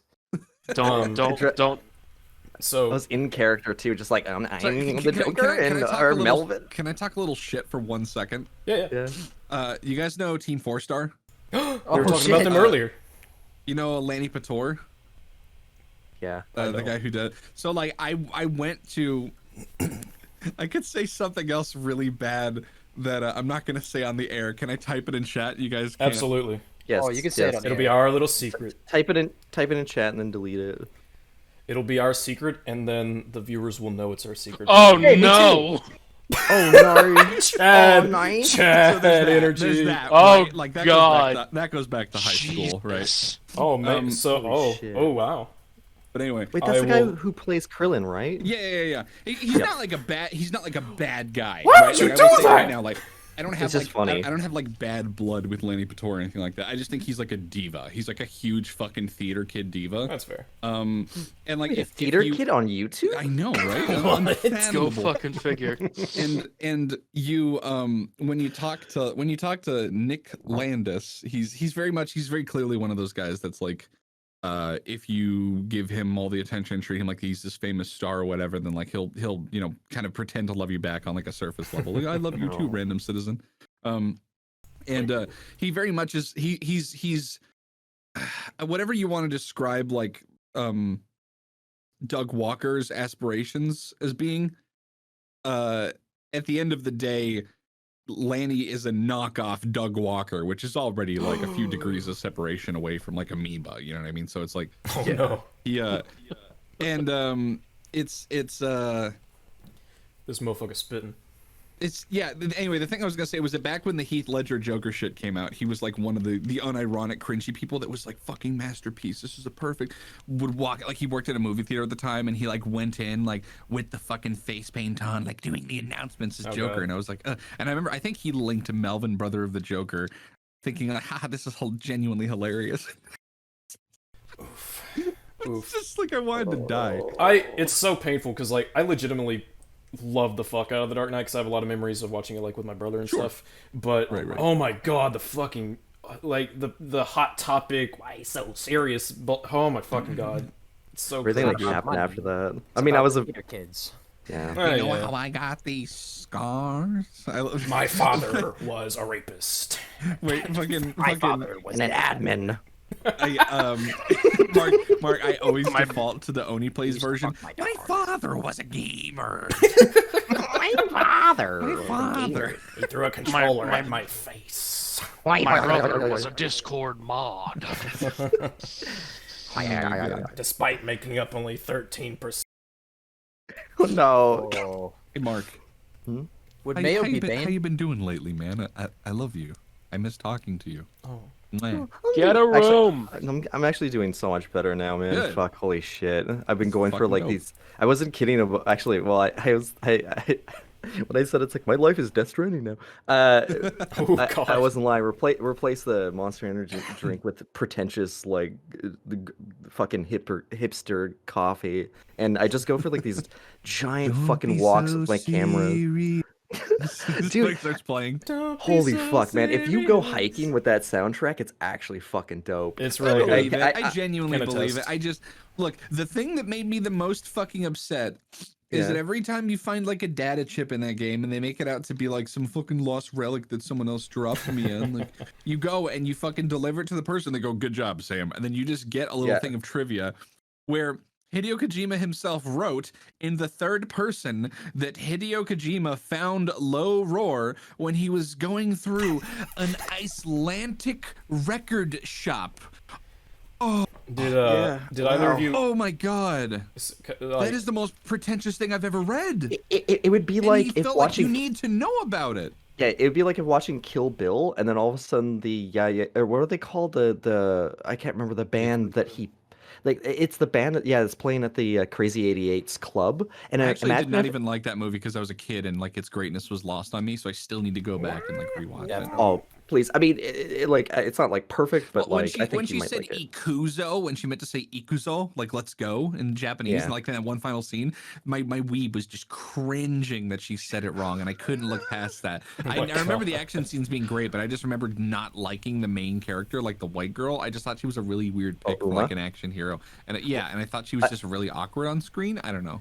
Did, Well, Quentin just loves her. I Did either was of a you? dumb kid. I'm Did probably either of you wrong. meet Santa Claus in Death Stranding?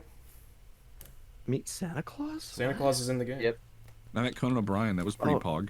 That was Yeah, pretty cool. and he gave me a little otter hat, and he said, "You're Yeah. my little pog And he champ," said, and gave me a kiss "Here's right on what- the lips. Here's some jokes because I'm a late night talk show host. Get it?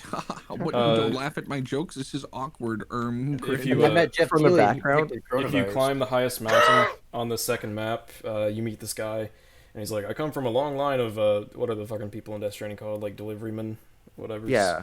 And Oh, I get it. And like, yeah, he's like, we've been going around the world since fucking like 1500s or whenever it was that Saint Nick was come up. It was so Yep. weird. It was awesome. It's so. Watch It's Don't so. He gives you a Santa Santa hat Claus. too. Yeah. I wow. love the part where Jeff Keighley and Junji Ito and Conan O'Brien and Sam Bridges. The Fucking hell. fuck love did how I if you come know- back if to? you're- If you're like tuned Death into Stranding. any part of like a gaming, like the gaming upper echelon or whatever, then like Yeah. just you immediately, or just like pop culture upper echelon, like Junji Ito, you immediately look at them and you're just like, okay, like my sense of immersion. Wasn't there is some ruined. What the K-pop singer fuck in is it Jeff also? Why is the Doritos Pope on my fucking screen right now? Yeah. I love Death Stranding. That's so fucking Kojima for making something that seems it's like so fucking cool at surface level. You're like, Yeah. oh wow, this world is that's the amazing. funny thing, And right? then all of a It's, sudden like, it's like, what? visually- the I'm convinced fuck? that like Look- Kojima's gonna come out one day and be like, the radio guy in PT was actually Ronald McDonald. It's like, oh my god. Again, Ronald Reagan was the cameraman of Phantom Pain the whole time. It's like, so even if you have like criticisms of Death Stranding, which that you should, because it Oh, yeah. definitely has them. Yes. It's fucking Paul.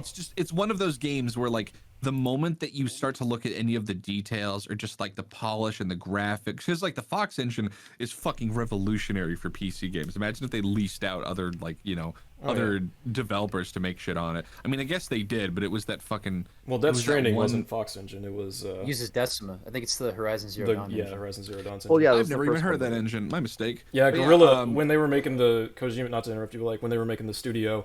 It's okay. I interrupt all the time. Do it as much as you want. Yeah, Kojima, when he was like talking with Sony about making Death Stranding and all, he met Guerrilla Games and they were like, "Hey, have this engine." He was like, "Oh, thank you." Pog. Pog. Could have been the area. I want to hear Kojima say Pog. Go Pogu. Did you see the test things that they did when he was trying out the engine? And it's just a boardroom, and it's Guillermo del Toro T-posing in the corner. Yeah, it's like an office space, right? It's Japanese people. Yeah, it's like an office. It's just completely silent, and they do that so that they can reference it for like the CG artists. Like, here's what you need to use. So they do that shit all the time. They did that back in the day with like zombies and like video games and shit. Like they did that with they did that with The Last of Us as well. Like they would record how they imagine the walkers to walk. The infected, I mean. Yeah. So I suppose it's been about an hour and 15 minutes since we actually started this. Today we're gonna scream at a jar of mayonnaise about his terrible opinions. I'm just kidding. I haven't seen much of the video. Potentially terrible. Potentially. We don't know for the sake. Nuclear. Eventually, however, first I'm not done talking to my boy Mark. He owes me this. You no, I was just gonna say like, the thing about all of Hideo Kojima's games is that they have this level of visual fidelity that he's wanted to have for a long time. And even if you go back to Metal Gear Solid 1, where everything was like permanently fucking coated in a layer of reverb at all times. Yeah. Like the sound design for Metal Gear Solid 1, everything is reverbing all the time, reverberating. And you go to Metal Gear Solid 2, and it's like a 60 FPS game on the PlayStation 2, and it's just like so fucking sleek. And you go to Metal Gear Solid 3, and it's like the frame rate took a hit because it had to be big open areas, but like you could CQC dudes, and they were like fucking 50,000 Easter eggs that you like. I still discover new shit about Metal Gear Solid 3 all the time when I go back and play it. Just little tiny little details. It's have you shot all the keratins? All the what? The froggies. All the keratins. Oh, the carotons, I call them. Yeah. I mean, I refuse to this day. I haven't done that one because I refuse to wait for the one on the bike chase. Oh my god, I was literally about to mention that. That's actual pain. Yeah. Did you know? No, I know when to quit. Did you know for Metal Gear Solid 1 they were recording dialogue in like a shack and they had to stop every time cars were passing by? That's fucking. I believe that. I completely believe that. Yeah. Oh yeah. It's so fucking good. I just think it's great because like you hear David Hayter and like in the first game, this is the most Snake I'm gonna sound. I'm just a guy. I'm just a soldier who's here to do a job, and he's got like he's got a bit of that. And then Metal Gear Solid 2 is when I'm Iroquois Pliskin, and then Metal Gear Solid 3 is the same, and then Metal Gear Solid 4 he has to sound even more real. Yeah. Just, he said there were parts when they would say that's good, but can you make it? He'd say that there were parts where like. They'd be like, "That's good, but can you make it more snaky?" And then he would pause and just be like, He gave himself like David Hayter's awesome. Yeah. His voice is probably so much better these days. I don't know if this is a hot take or not, but I don't think Metal Gear Solid 4 is a very good game. I agree. It's not. It was great at the time, and then you play it more than once, and you're like, oh yeah, all these other. It's just fucking railroads you into linearity like every fucking 3 minutes. The first half of the game is amazing because you get to like look around and take this alternate path, and then you actually get to play the game, and then the second half is just cutscenes, like long cutscenes. I think the first time I played cutscenes. I think the first time I played MGS4, like it was outstanding, and then the second time I played it, I was like, it's alright. Yeah, because I was in the cult of Kojima back then, you know. Oh, same. Yeah.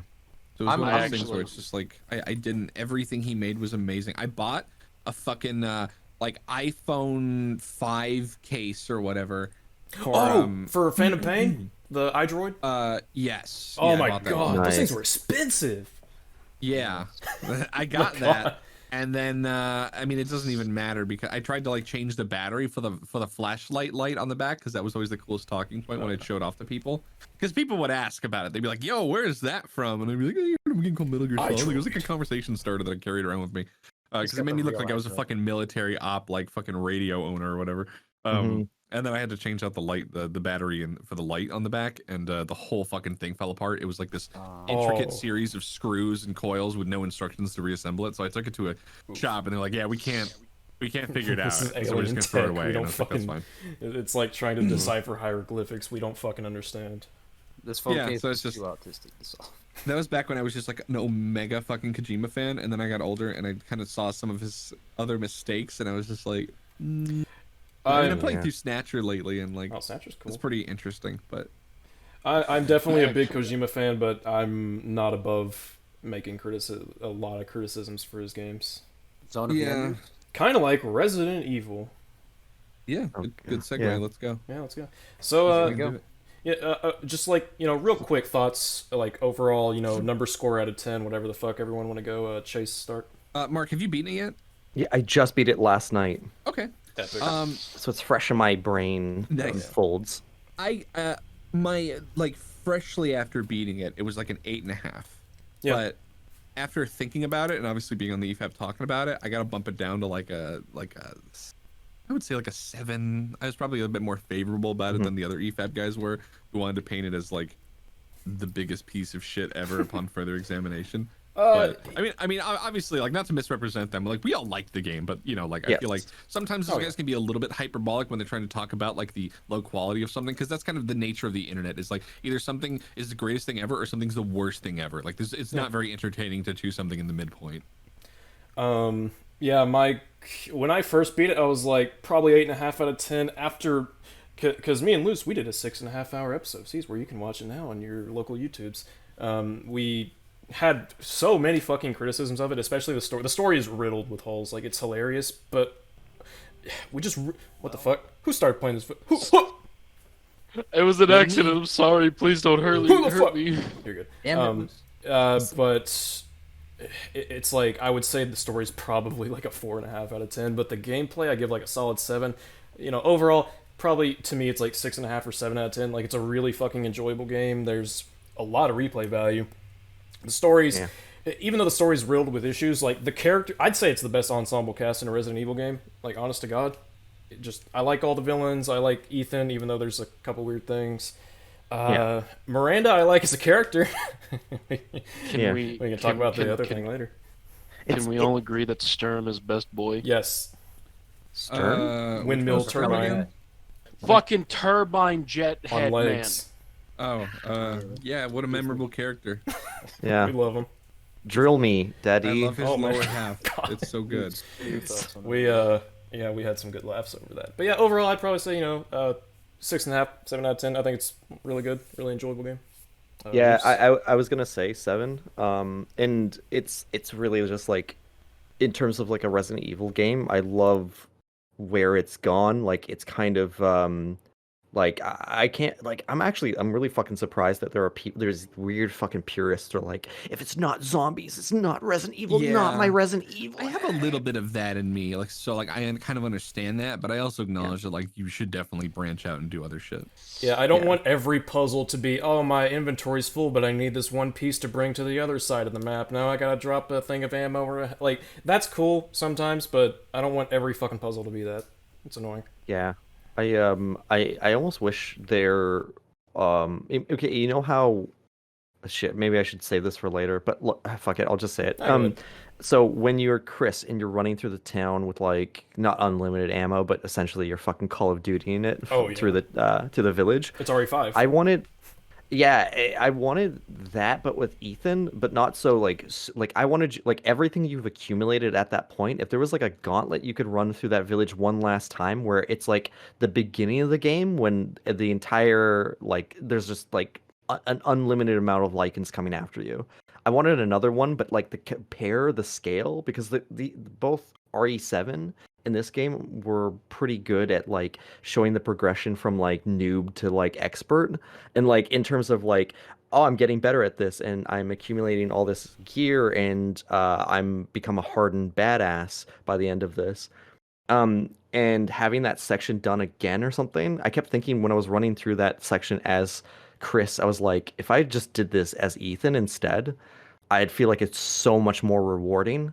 and not with like all these crazy fucking guns either. Like if I just had everything I've already like hoarded like a dirty little rat up to this point and it paid off. It's like now I can just spend it and not on Miranda because that's all that fight was me just dumping every last shell into her and being like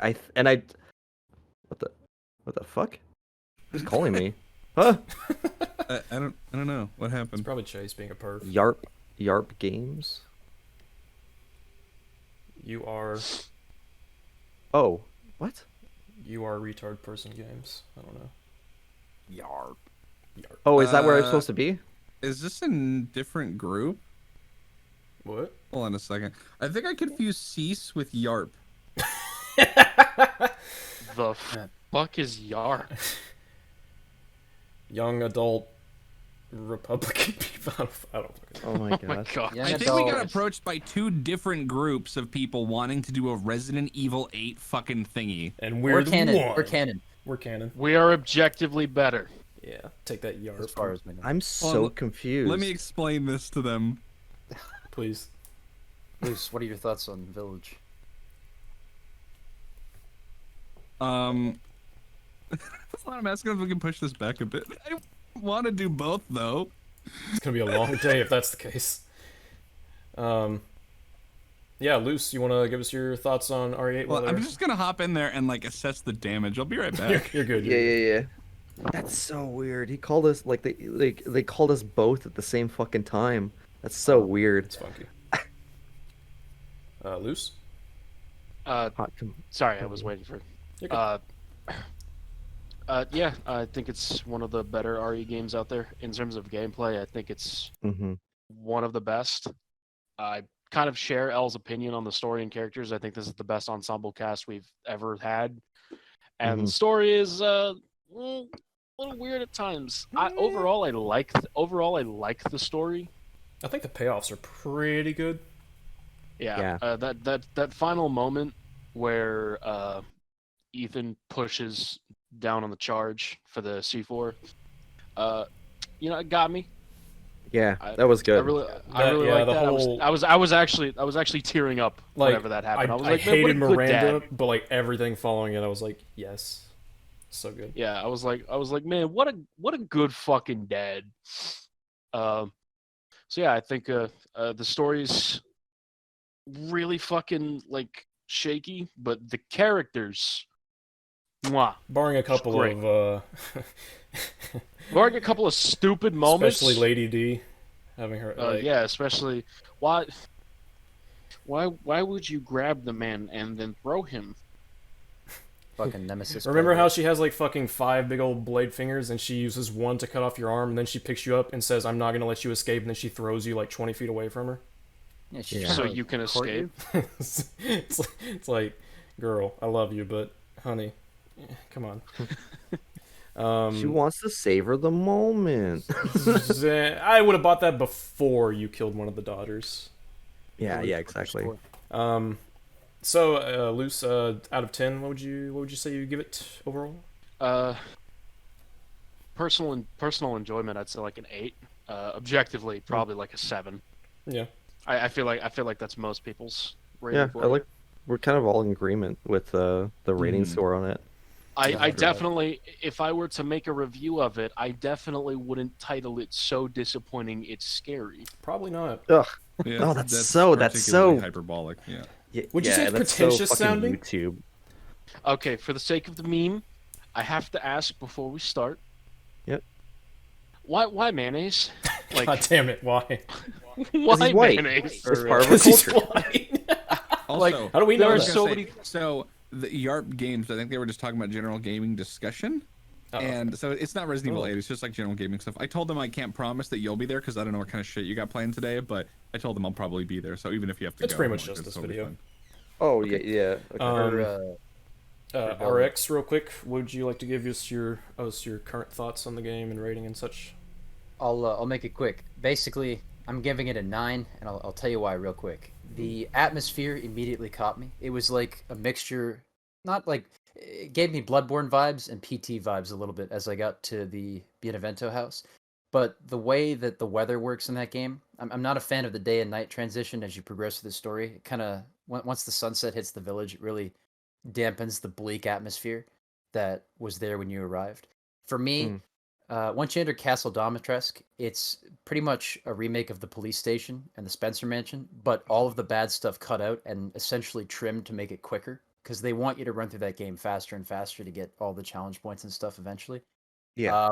I think as a core Resident Evil, it's definitely the one where if you looked at it and didn't know anything about Resident Evil, you wouldn't know it was a Resident Evil based on how extravagant the character designs are for Resident Evil.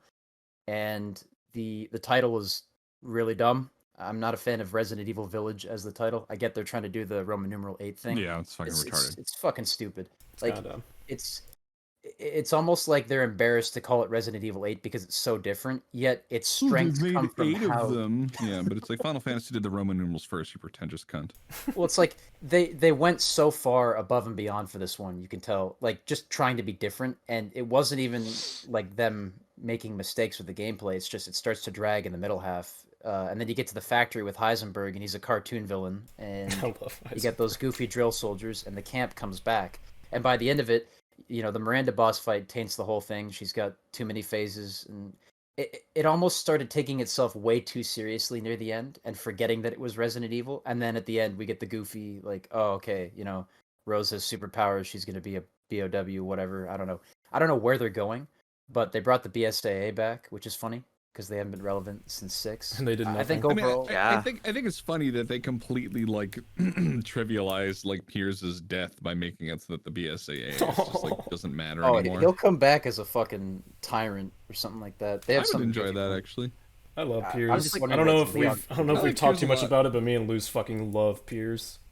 I like Piers. Whenever I play Resident Evil 6, I play the mercenaries with Pierce's Yes. fucking PS1 Yes. outfit because he has like some of the best weapons with that Based. shit. You just snipe the shit of everything with your 50 cal. I think we're all in agreement that Village is great, but I give it too much praise in that regard. It's just I love it so much.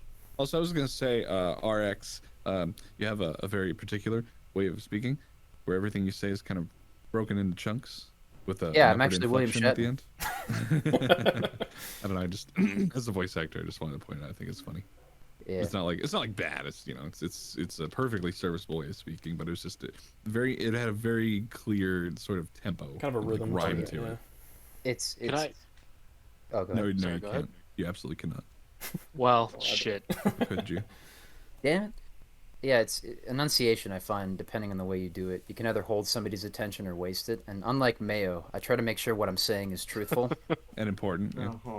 Yeah, and Can I don't put on a movie while I'm playing the game. That's most important to me. Oh yeah. Oh yeah. By the way, his second playthrough of Devil May Cry 5, whenever he played as V, he just turned on a movie and didn't care.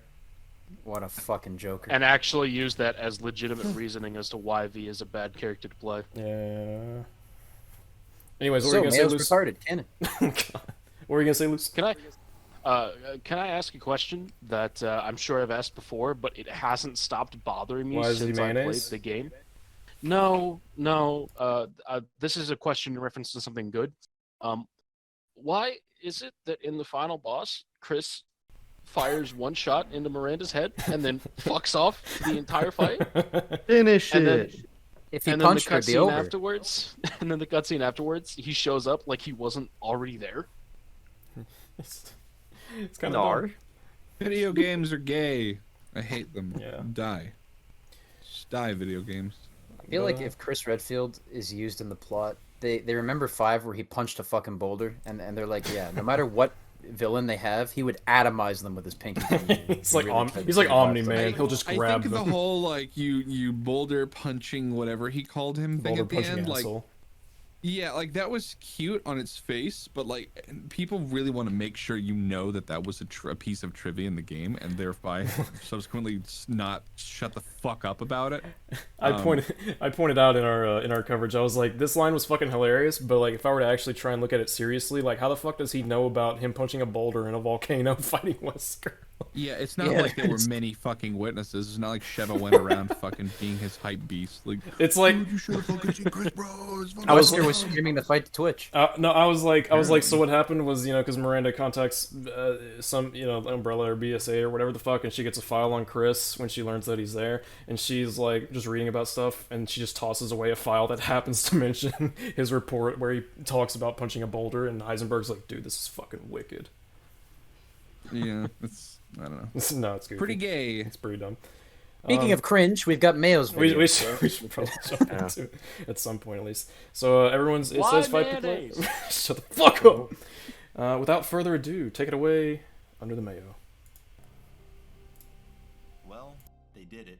They made a Resident Evil game that, for the majority Pause of for the a sec. experience, is devoid of near. I said this before. When I think, when Loveless showed it to me, really, really fucking hate this dude's lack of any acoustical treatment of his environment, because it's just constantly, you just hear like the echo of his voice like reverberating off of his closet or bedroom walls. Like, I think you referred to it as his mother's surface. basement. Sure. I mentioned this before you guys got in here. I can't fucking stand listening to him because his voice is just so uninteresting. So the funny thing about Mother's Basement is I knew him back when he was like literally a nobody, like smaller, like less subs than me. Wait, Under the Mayo? No, not Under the Mayo. Sorry, I thought you were talking about Mother's Basement. I thought you were shifting to Mother's Basement. No. What I meant, no. When we had originally talked about it, you were like, you referred to where he was as his mother's basement. Right. Okay, gotcha. Never mind then. I was about to launch off into an unrelated diatribe. You can stop me. Oh, you're good. But yeah. The experience is devoid of nearly everything that made the series interesting, and despite the horror setting and serious tone, Village is not a survival horror game. Okay, so Okay. Already. Would you guys classify Village as not a survival horror game? Like, it is a survival horror what- game. What He's just genre? retarded. Can we try to figure out what genre it actually is if it's not a fucking survival horror then? No, it's Oh, just a believe survival me. horror. Mark, shut up. It's a yeah, real it's like shooter. Soma. It's not a horror game. Believe me, It's a he's real gonna say shooter. something. It's a real He's shooter. gonna We get to say- break off the rails often. Oh, Believe me, he's gonna say something later on that's probably going to annoy the This is a piss few out of things. everyone in this This chat game room. is just Yeah, Roller probably. Coaster Tycoon 3. Yeah, I mean, when you think about it. Mhm. Or don't. So, okay, this makes me question what difficulty he played on, which is kind of filthy rich considering he says that he always plays games on the hardest available difficulty. But I'm like, I played hardcore at the start, and then I played Village of Shadows on a fresh playthrough, and let me fucking tell you, it was pretty fucking survival horror if you ask me. Luce played on standard on his first playthrough. I played on standard. Oh my god, they give you so much handgun ammo. Yeah, they do. They really do. Yeah. And like, as someone who is so Resident Evil 4, when I played through that game, I was efficient as fuck. Like, I would constantly shit an enemy in the foot, suplex him, and clear out like the surrounding 8 enemies, and then just knife 3 enemies in a row while they're on the ground, so that none of them get up, and just like constantly about facing and like shooting explosives and getting headshots, and just like the more you play that game, the more you realize you really can like clear out an entire mob with like one clip of handgun ammo. Yeah, especially with like, the red mine. Yeah. That magnifying things, I was just completely untouchable. I mean, I was gonna touch on this more in the EFAP, but like the thing that I really like about this game and a lot of the AI is the fact that when you're fighting the Ganado, they kind of advance towards you with their heads wide open, or sometimes they'll put their arms up Yeah. to block you, but you can still shoot their feet. The Lycans, they rush you. They get down really low, and then they fucking look at you with head tracking like you're playing an Oblivion game. They're kinda talking to an spastic. NPC.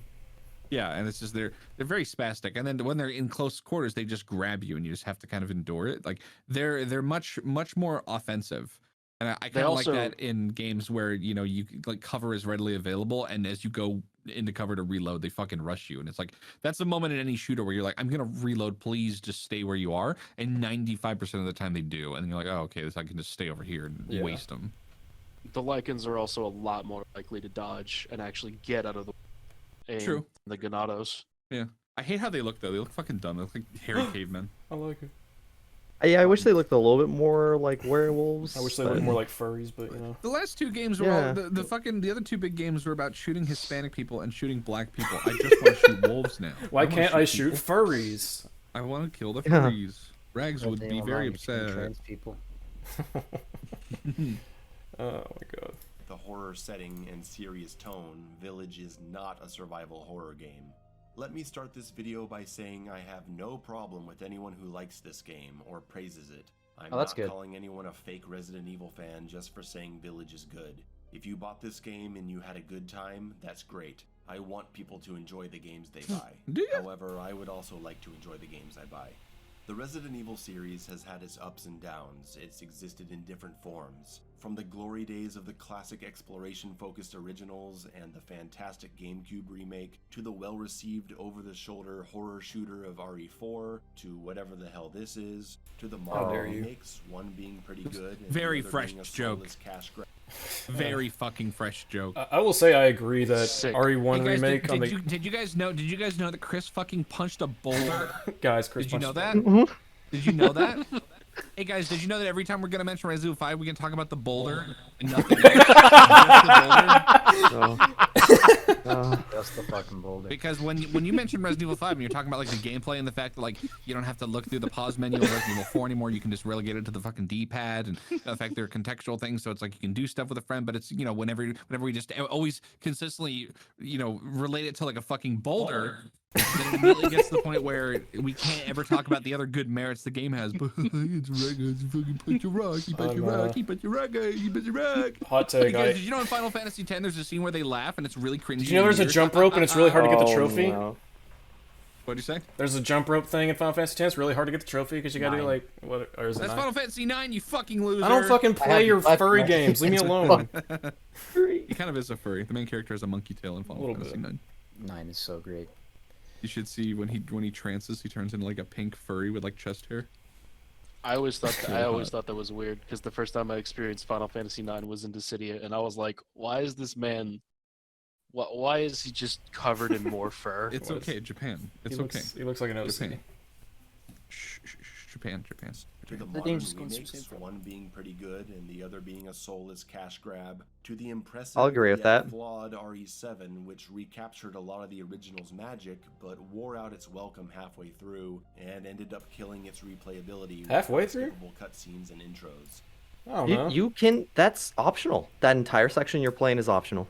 Yep. Well, Video games are I right. will say, fuck the unskippable cutscenes though. I do agree with that. Oh yeah, yeah. I think yeah, pretty much okay, yeah. everyone will unanimously agree. Like, all my homies hate unskippable cutscenes. Yeah. Every They're the RE into worst. Resident Evil lately has begun with like this like fucking minute and a half of unskippable shit. Like Jill in the bedroom in Resident Evil 3 remake, RE2, the run to the police station. They're not that bad, but like 7's trek to the house, Yeah, pretty it's- slow. And It's like even there's still Village is, like, gameplay, getting but Village. it's just moving forward. You can skip all Honestly- the things, but it's bullshit.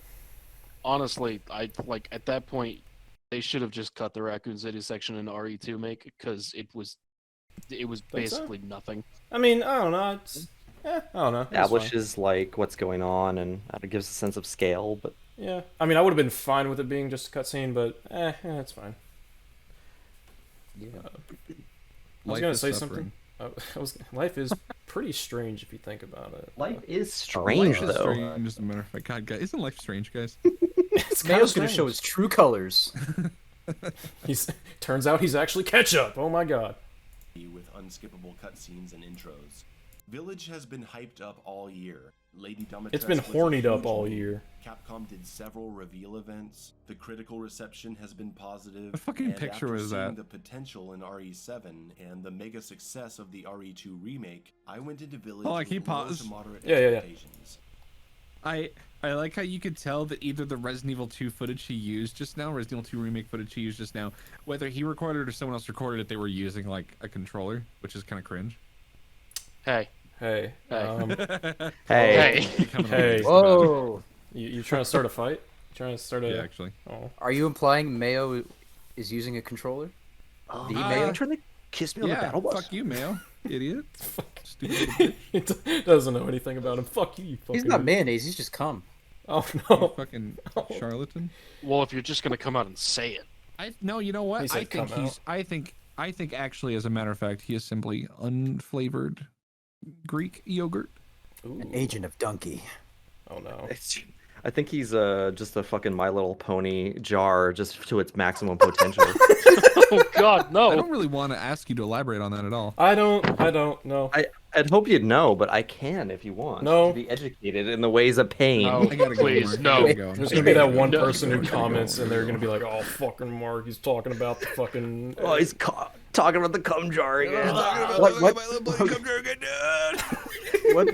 Mark. He sounded like What figure Boomstick would he from have in Death there though? Metal. Let's talk about that real quick. Wait, What what? figure would he have in the jar? If you had to guess. Lady Domitresque. I mean, That'd be mine though. that's, At you least. can't fit her in the jar though. She's too tall. God Gundam. He's probably got like a Ninja Turtle in there or something. Gundam The Seed. My Get Little it? Pony, No. the My Little Pony, like queen pony that's like really big. Guys, it's obviously a Marauder Marauder. figure from Doom Eternal. Oh, Can we get okay, back to the that's shit fair. fucking video? Sure. Thank you.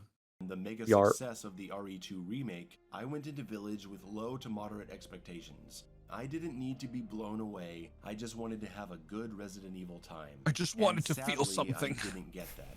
It's been about 3 years since I played a game that left me sitting there, jaw dropped open in total bewilderment and incredulity. So I'm dramatic. fucking shocked. He's really I had fucking no playing idea this it could up be as this just like I literally fucking This- shit myself so Did this hard. game I murder his experienced family? I experienced an anal fissure where I bled so profusely that I had to be hospitalized. It's like you fucking This is- ninny. Grow up. This is Good kind. video This is game. kind of something that's This a bit of a game- trend in a lot of his videos. yeah. Like he made a Is follow he up just a video pearl called. clutcher with like everything that he doesn't think, everything he thinks is like slightly below average? He's like, this is a fucking affront to the entire gaming industry. Like, is he one of those guys? Every Like, game fucks his wife. Everything's just a he- catastrophe. He made this video called "Why Difficulty Matters," and in it he mentioned Devil May Cry 5 because this was after his Devil May Cry 5 review. Right. And he legit says, "I'm so angry at Devil May Cry 5 for sabotaging my first playthrough with an easy difficulty." That's the exact wording he uses. What the fuck? Yeah, That's some- Yeah. That's some fucking No. Holy shit. That's right. You guys don't know. He said that he got through pretty much all of his first playthrough in Devil May Cry 5 and half of his Son of Sparta playthrough just quote unquote screwing around and mashing triangle.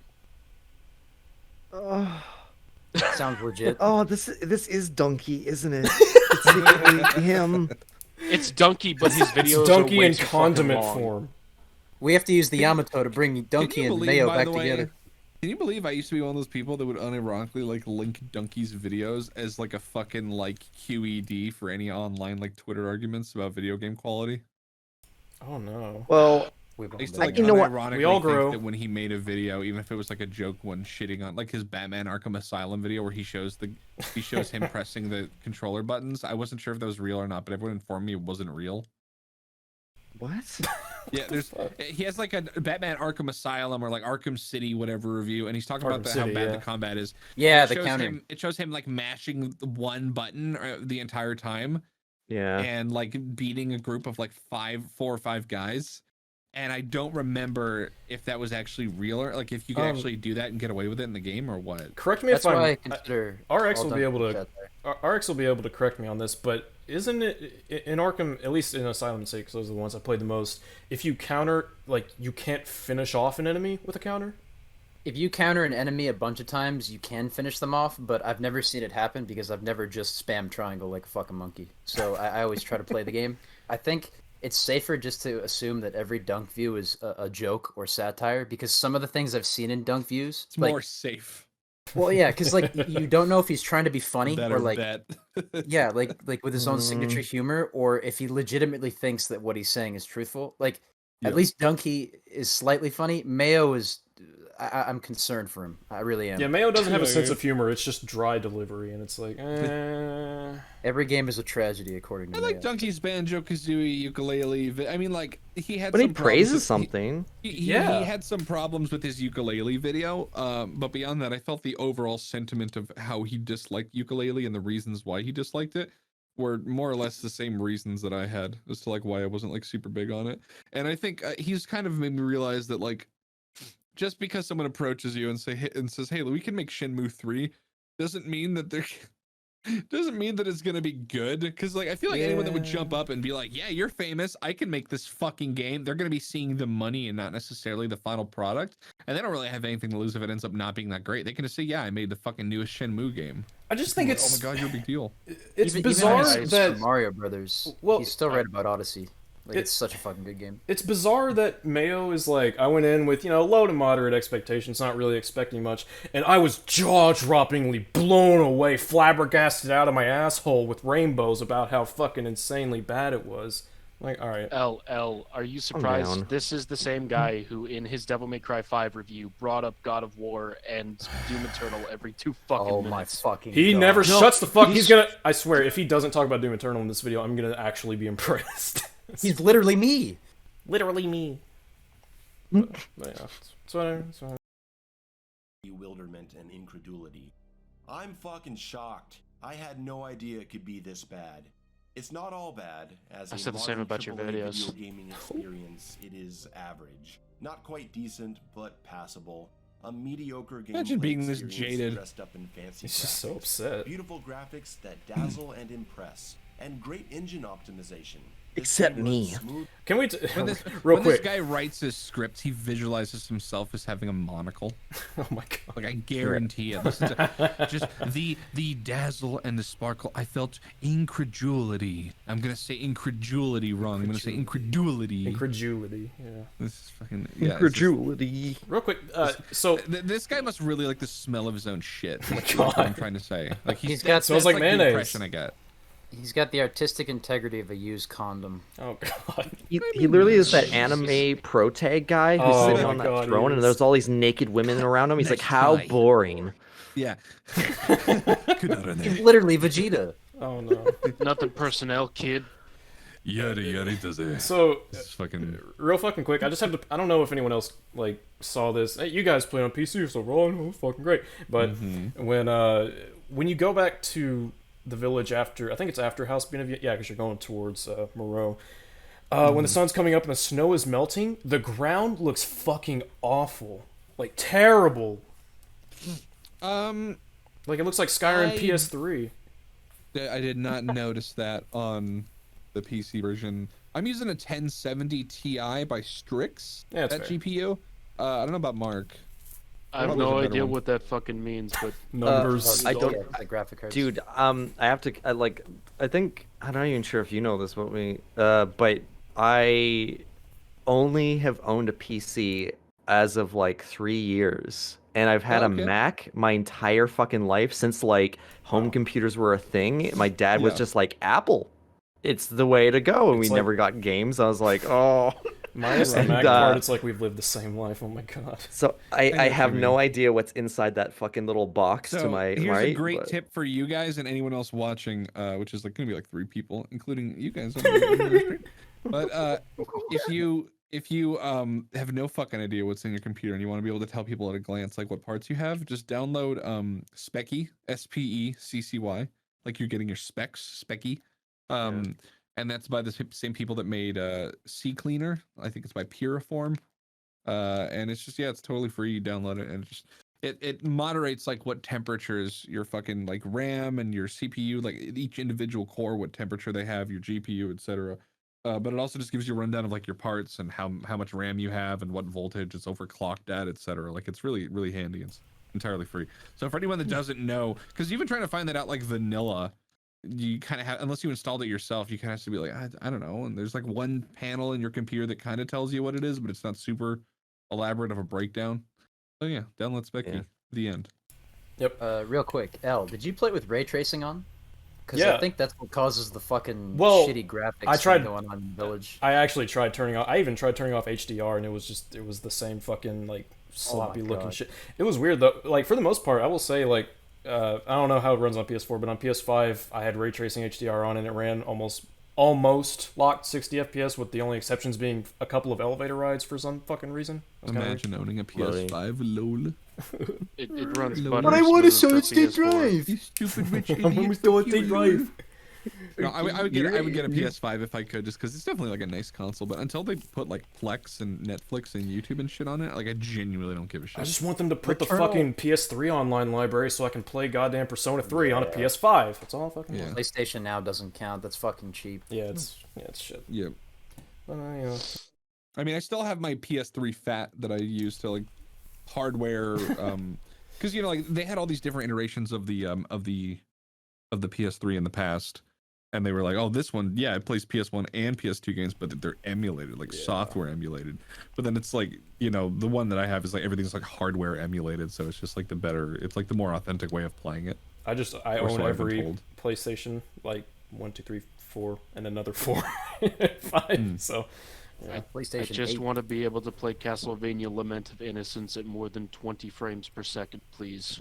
Yeah. I mean, yeah. I thought about like fucking overclocking my PS3 Fat just to see if I could. It would explode. Yeah, just to see what it could do. Or like I thought about like getting a PS3 Slim just to see if it would like run my PS3 games at a higher frame rate or whatever. I looked it up, and all that it would do is just like reduce your energy cost, and I'm just like, oh, whatever, I guess. Yeah. Yeah, the The cell PS3's processor's a weird beast. Yeah, PS3 is weird, but it's kind of fun to just play around with, technically. The PS2 is just a fucking amazing console. Yes. I was looking through. I organized my Yeah. entire closet in my office and my bedroom, and I found a lot of PlayStation 2 games that I'm just straight up gonna like sell to a fucking Oh, dude. game exchange or whatever, because a lot of them are like you can emulate them on the PS. I was PS4. the same place I found that FF11 thing. I found GTA 3 for like $7. I was like, holy fuck. Yeah. That's awesome. And I was going through my catalog, and I have so many. I have like fucking Exterminator or whatever it's called, which is that really creepy fucking like the Thing type of game that takes place, but it's like a Japanese game, so the Sounds like voice Among acting is Us. awful. It's there's I looked through my entire library, and there's so many interesting, like Mr. Mosquito. I have so many cool little fucking PlayStation 2 games that I really would like to review. Dark Cloud 2, like. Did you fucking play just the Nightmare so many Before good Christmas games on that game? one. No, I've actually never given a single shit about Nightmare Before Christmas as an IP, because even from a young age, I was like surrounded by fucking girls that thought they were like really deep and goth, because they thought that Jack was like a hunk. It's the like- real DMC too. I was gonna say I'm not like really Hot into Topic Nightmare Girls. or whatever Before Christmas, but like it's basically Sure, yeah, walk it back. You get it. Yep. Mhm. I feel I haven't personally seen it. attacked. But the PS2 game is basically a hack and slash Devil May Cry clone. It's actually kind of dope. I do think I've seen someone. I think I've seen them play it on Oni or some shit. I don't know. Gaming Brit. AVGN did Spawn games, and there's a Spawn game on PS2 that's legitimately using the DMC3 engine. Like I think Yeah. Capcom sourced it out to them. I don't know if it's like Capcom's in-house engine, but it's either like a criminal representation of the game, like almost a parody, or Yeah.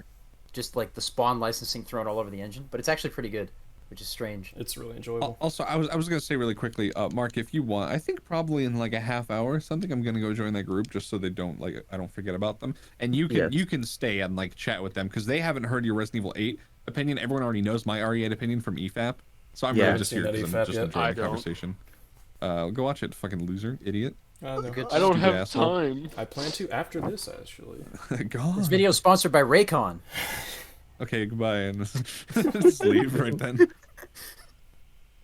Smooth as butter. Frame rates at 1440p resolution, except when the witches get close to you with out. Village follows Ethan Winters from RE7 as he's looking for his baby Rose, who's been taken to a creepy village full of monsters, and this group of 4 creatures that serve their leader, Mother Miranda, who wants the baby for something. In similar fashion to RE7, For something. we have a long intro. Thankfully, this time around we can skip the cutscenes. You still have to do the walking bits, but they aren't that He's going the wrong way immediately. I appreciate a slow setup to a horror game. It's fine. It just goes too far. Once you're whisked away a long from the way. village and find yourself in a car accident, there's a long walk through the woods. Fine for your first playthrough. It's not that long, it buddy. sets the mood, but it sucks 4 on minutes. repeat playthroughs, and I bet the speedrunners were grinding their teeth in rage when they saw this. I can't imagine the frustration of screwing up your run and having to reset every time to walk through the woods again. Guys, just have the category start from the first typewriter save. Don't Okay. torture yourselves, please. That's not how speedruns work. Again, it's just like I don't care for It's that not walk that either, long of- but fuck me, like Jesus Christ. It It's takes not that long 2 of a minutes, walk. actually. I think it's Yeah. literally just 2 minutes. Yeah, if you straight I've shot al- it, it takes no time. I also really don't like the constant like perspective shift between like this game is like this. Why would you do that? Like switching between like a video essayist and like James Rolfe just feels really kind of uncanny to me. You know what I mean? Oh yeah, he's doing the sort of like he even did it in his intro bit where he said like he was really shitting on it. He was like, I was shocked by how bad it is, and then he started just calling it mediocre, and he's like, and it has some good merits. It's like you're just kind of all over the fucking map. This man, this man does not know how to structure videos. I'm just gonna be honest. Now that I think about it, I kind of do that too a little bit, where it's kind of like parts of it are like my opinion piece, and then other parts are just like a general analysis. But I try to keep it like mostly opinion piece. This dude, like the way that he's talking about Resident Evil 8 sounds like Ben Shapiro talking about fucking WAP. Like he just sounds like genuinely fucking repulsed by like the suggestion that this game should even exist. Like it's very like pearl clutchingly dramatic. And I guess the YouTube game, so hyperbole is the name, but maybe it's because I kind of said something. I said something kind of similar where when we covered it, I was like, yeah, this part on replays is kind of annoying, but at least it's quick. And then he's like, I can't imagine being a speedrunner. Please, speedrunners, just start at the first. I'm like, dude, take it easy. I feel like an actual speedrunner intentionally designed it to be very quick on repeat playthroughs because it really does take no time at all. Yeah. Like on a first playthrough, it's pretty a little annoying. tense. I mean, look, it's no fucking Twilight Princess intro. Okay, that was like god. Yeah, God. That's like the worst, most condescending shit ever. This is acceptable. And I like I do agree with him. I wish it could be instantaneous, but I'm not gonna fucking pee my pants over it. Yeah. He also, it's like every time he has critique of a game, it's a personal attack on him and his well-being and his fans. Yeah, he seems pretty shocked by a lot of what he's finding in this experience, in this title. Yeah, I'd say he's a pants pisser. I'd say he's a little fucking little baby boy. He's gonna shit and come. Guys, don't say. Guys, he's a man. He's a little... jar of mayonnaise. Okay, don't fucking misrepresent him like that. God.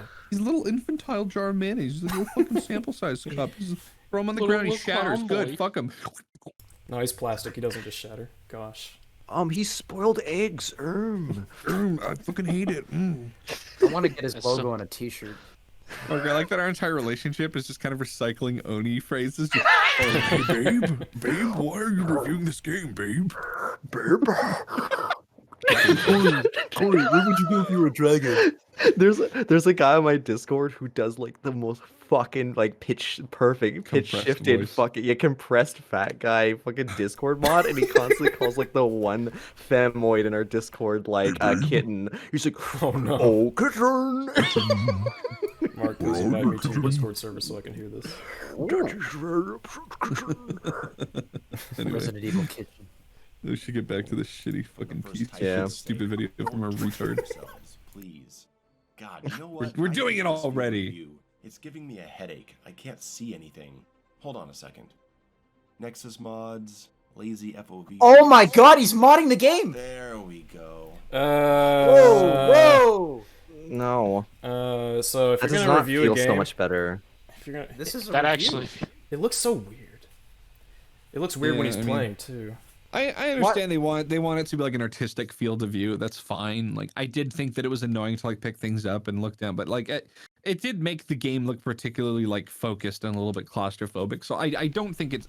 I would rather they not, obviously, but I can actually, unlike the Evil Within fucking the cinematic Letterbox? black bars, the letterbox Yeah. shit. That I can't defend. This I could actually see some merit to it because it does feel a little bit more like, oh shit, what's behind me? I don't know. And you like would- just very Yeah, you very would like think cornered. you would think with the first-person survival horror game, like scrunching your view is okay. I mean, not to an extent, obviously. Like you don't want to have fucking like But- 3-degree FOV, but So in Al, addition- it's not a survival horror game. oh, that's right. You mod the game to be different. Okay. He's using a mod in a review, like a legitimate review, which is already tainting the experience. Not everybody's going to use this mod, so Not everybody by has default, access he's to it. Artificially, he's fucking with the game, so it's comfortable for him. He's not reviewing Resident Evil Village right now. He's had to install a mod to change the field of view, which is hilarious. I'm pretty sure there's an option to do that in the game on PC. You know- but if there isn't, it's like, what the fuck is he doing? This reminds me of That'd be something. like installing a turbo mod on DMC5 and then complaining that it's too fast. Or just playing Special Edition. That too. But so I'm working on, for those who don't know, a review series for New Vegas and all of its DLCs, and I'm starting with Dead Money because I'm a sane person, and I'm playing it with the only mods I have are like stutter fixes, things like that, like just the most basic. I want the game to function, like that's actually, I think that's okay. I think that's reasonable to not want your game to crash, every fucking 10 minutes. Changing the FOV because you've been playing Doom Eternal for 1,000 goddamn years and you're spoiled by, quick, shooty, bang, bang. That's in a horror game. I don't know about that, Chief. But L, how many times do I have to tell you? Oh no. It's not a survival horror. That's right. It's Call of Duty. I forgot. That's why he had to pull the fucking field of view back so far. This is just a Cooking Mama spin-off. I was actually gonna say too that one of the best ways to play this game is like have a really good pair of headphones, like the kind of directional ones, and put it on like Adobe surround sound, because that limited field of view, you have to rely on your ears just as much, and you can hear a lichen sneaking up behind you and stuff, and that adds to the quote unquote horror element. It ends up being really good. That first village section where you're doing the gauntlet is really fucking good if you got like good headphones, and that limited field of view is there for a fucking reason. This is one of those like trust the artist sort of things. So him pulling back like that, and he's like, fixed it. Like, yes, me, a YouTube reviewer, would know how to make video game better. That seems to be a consistent thing with him, where he kind of goes after he doesn't want to make concessions with games, and then he criticizes the games for their problems when he refuses to make those concessions, and it's like, well, all right. He doesn't like to meet the game halfway. Yeah, it'd be like if you were to play Fallout New The game Vegas. has to fucking suck his toes and eat his ass, and he's just like, well, yes, this is appropriate. Anything below that, he's just like, this is an abomination. It'd be like if you were Resident to Evil it'd be like if you were to critique Fallout New Vegas, and all you did was literally just kill every NPC, and then you're like, man, this game's story is shit. Well, you don't fucking interact with it. Or it'd be like having a game that has a lock on, and complaining about a terrible camera while you're not using the lock on, and acknowledging the fact that you refuse to use the lock on. Yeah. I'm calling this right now. This ultimate contrarian, this absolute specimen, he's gonna praise the fuck out of the final boss. Oh I'm my calling it god, right now. please do it. I would kill myself. It's a little extreme. That's so much better. I don't mind the Fuck tight off. FOV in Resident Evil 7. Oh, you don't mind it, since but the you go. changed it. combat are generally claustrophobic, but in a game like this, where areas are open and enemies can surround you, there's no excuse not to have a wider FOV option. Shut the I fuck recommend up. anyone on PC I would say there is an excuse, especially, I don't know, I wouldn't exactly call Castle Domitresk the most open area in the world. That's where you fucking start after this section. That's like the next section immediately. Like, oh, what No, the That fuck actually is reminds on? me. I had this fucking No, guys, obviously the FOV should be bigger because of that extremely open area known as House Beneviento. I just realized He's something crippling actually. his texture quality too with the FOV. It kind of is. So when I was in the castle, there was this one moment where I don't remember when exactly it was. Also, but I want to see him cycle through his weapon drawing animations with he that does. FOV and see how much it fucking breaks does. the graphics. It causes some. He points out issues, and then he's like, "I'm not going to blame the game for it." And it's like, well, at least you do that much. But there was this one moment in the castle where I was just like, I was walking forward. All of a sudden, I hear the Lady D music where it's like, and I was like, "What the fuck?" And I just turned slightly to the right towards the stairs, and I just see her right 2 feet from me walking down the steps, and she's like, "How dare you!" or whatever, and like it legitimately scared the shit out of me. I was like, man, if I had this FOV slider, that moment would have been fucking ruined.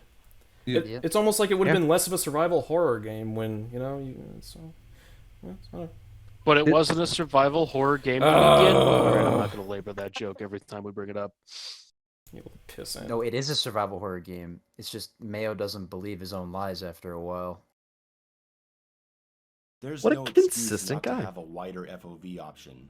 I recommend anyone on PC get this mod. No. There may be some visual anomalies like seeing Oh, light sources, you don't say. fucking say. but it's a small price to pay for the It's a small price to pay for an inferior A small product. price to pay for salvation. His flashlight is clipping off his character model because of the FOV. Imagine if like A bigger F. Imagine if like it look like caused him to battle. see like the inside of Ethan's fucking facial model or some shit. It looks like a really Imagine big if you dead see the back pixel of on his a phone eyes. camera. Entering the creepy village, getting through a bunch of cutscenes and scripted events, we finally get a moment is so weapon stupid. and take on our first enemy. Not Oh, zombies, you've not changed it to black tar red? monsters. This time they're werewolves, lichens, and I think they're cool. They're aggressive, agile, They're and cool. deadly.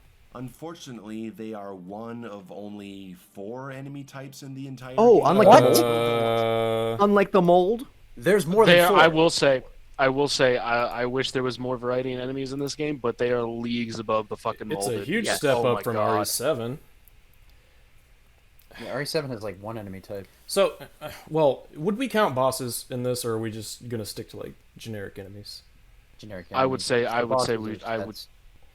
Yeah, I would say that we should stick to just generic enemies that you can meet in the world rather than That's fair. bosses.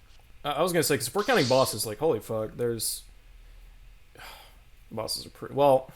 Most of them are pretty good. That's why. Also, I want to say, I apologize for cutting in.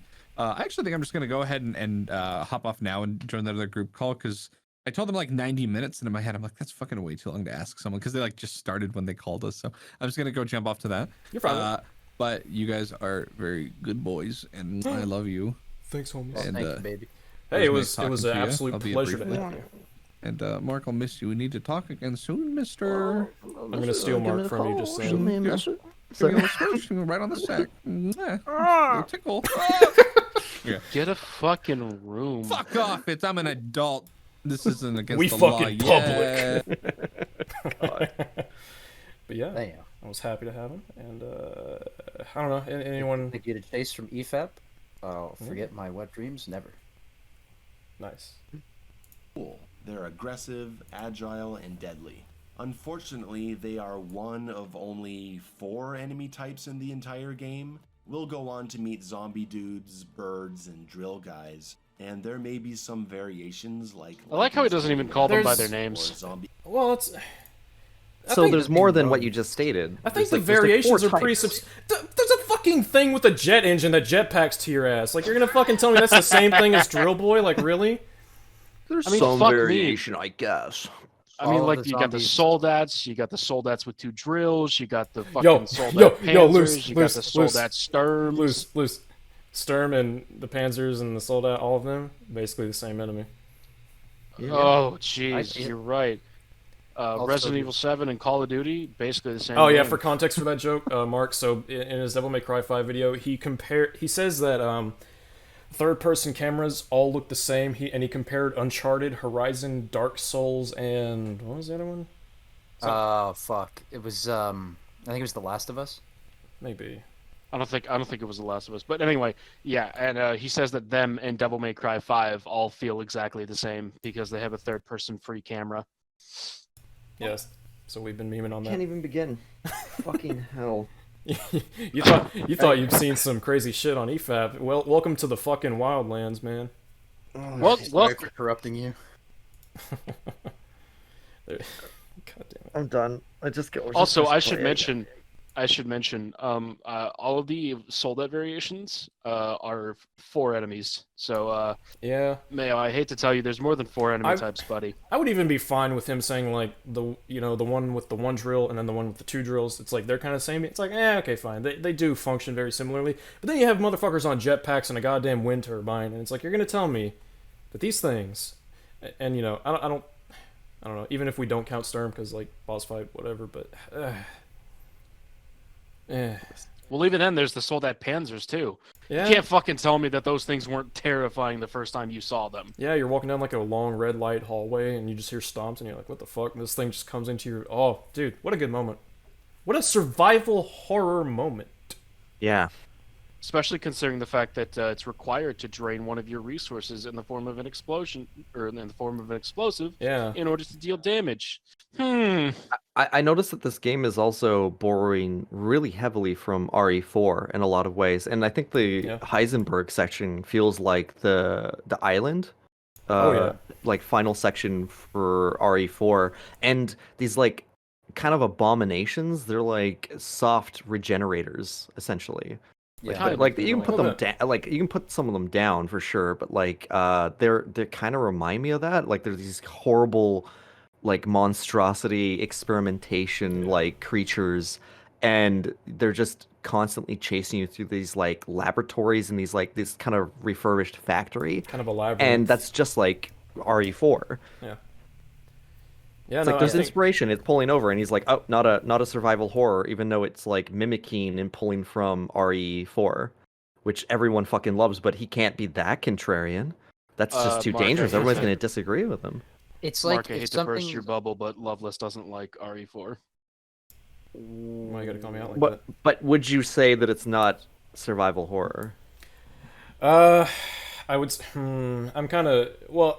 I probably. Villages. I would say it's kind of this weird mishmash where like some sections absolutely survival horror, and then you have a fucking QTE knife fight and helicopter and boom boom. Oh yeah, there's way more action injected into yeah. it than any other game previously in the RE series for sure. For like sure. It's not quite RE 5 or 6, Right. but it was that bridge between the original trilogy and this new the new trilogy or like that or like 4 through 6.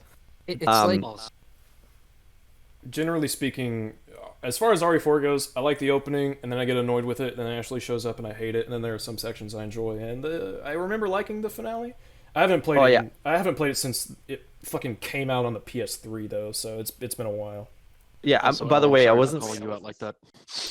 no, it's okay. And I was gonna say that saying that you don't like RE4 isn't contrarian by itself, but this seems like the kind of guy where he's one of those sneaky fucks, like in terms of like reviewers, where he's gonna say he's gonna have these hot takes, these contrarian takes, but he won't cross that line. He won't touch like a golden calf, essentially. Right. So he'll say all this shit about this game, but he won't talk shit about RE4 because he knows that that's genuinely gonna get him hate.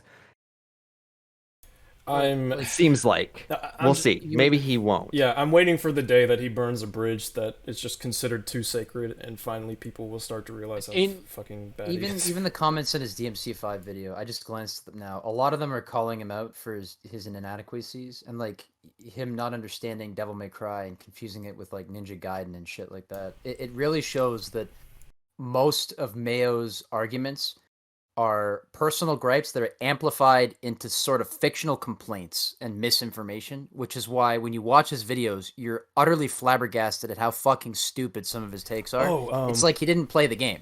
He had someone play it for him, or he's just so fucking like unable to play the game, so inadequate that he confuses his own personal gripes and failures as criticism. Which is we're gonna bully him for that fucking DMC5 video for the end of time. But I should probably say like one more thing that he talked about in the it wasn't in the video specifically. So after he made the video, people called him out for two things. They were like, one, you're just you're button mashing and then you're calling the gameplay kind of boring and easy without actually like trying any of the more complex stuff. And also, complain about the lock-on camera, blah blah blah blah. So he makes a follow-up video about the lock-on, trying to justify that. Then he makes a follow-up video about why challenge matters, trying to justify that. Then he goes on a podcast with, I guess it's a podcast. It's more of just a conversation because the YouTuber doesn't really do podcasts, but it's a popular DMC5 player who does like style videos and stuff. Smoke, I don't know if you've seen him, but essentially Smoke's like, so they're just talking about and stuff, and like the opening minute, Mayo's like. He's like, yeah, it just seems like Devil May Cry players don't want to challenge, and that escapes me. I'm like, Devil May Cry players, I actually really remember the exact quote. Oh yeah. To this day, he says, I always knew when I made the video that there were going to be that subset of players who just didn't want to challenge. He said that in reference to the Devil May Cry community and of all fucking people. Jesus Christ. Here I am. This guy is literally Hitler. It's like, here I am, because I'm trying to no damage DMC5 with every character on every difficulty, every mission, blah, blah, blah, blah. And here I am on mission 8, trying to fight Urizen on Hell in Hell, where you have to restart the whole mission the instant you get hit. And I'm on like my 40th attempt, and then there's this dude saying that I don't want to challenge, and it's like, okay. Sure, buddy. Ironic, because he loves Doom Eternal so much, and it's one of the hardest games ever made if you don't play it properly. Unironically, like Nightmare mode on Doom Eternal will push your piss back into your urethra if you're not careful. The enemies in Doom Eternal, he loves the Marauder, despite it being a flawed enemy concept that slows the whole fight down around you. Yet he'll criticize this game for, oh, the enemy types they're not diverse enough. Oh, my field of view is crap. He has to fucking customize a game for himself before he can review it, and oftentimes it's just the most laughable setup ever. And he couldn't do it for DMC5, so he just complained.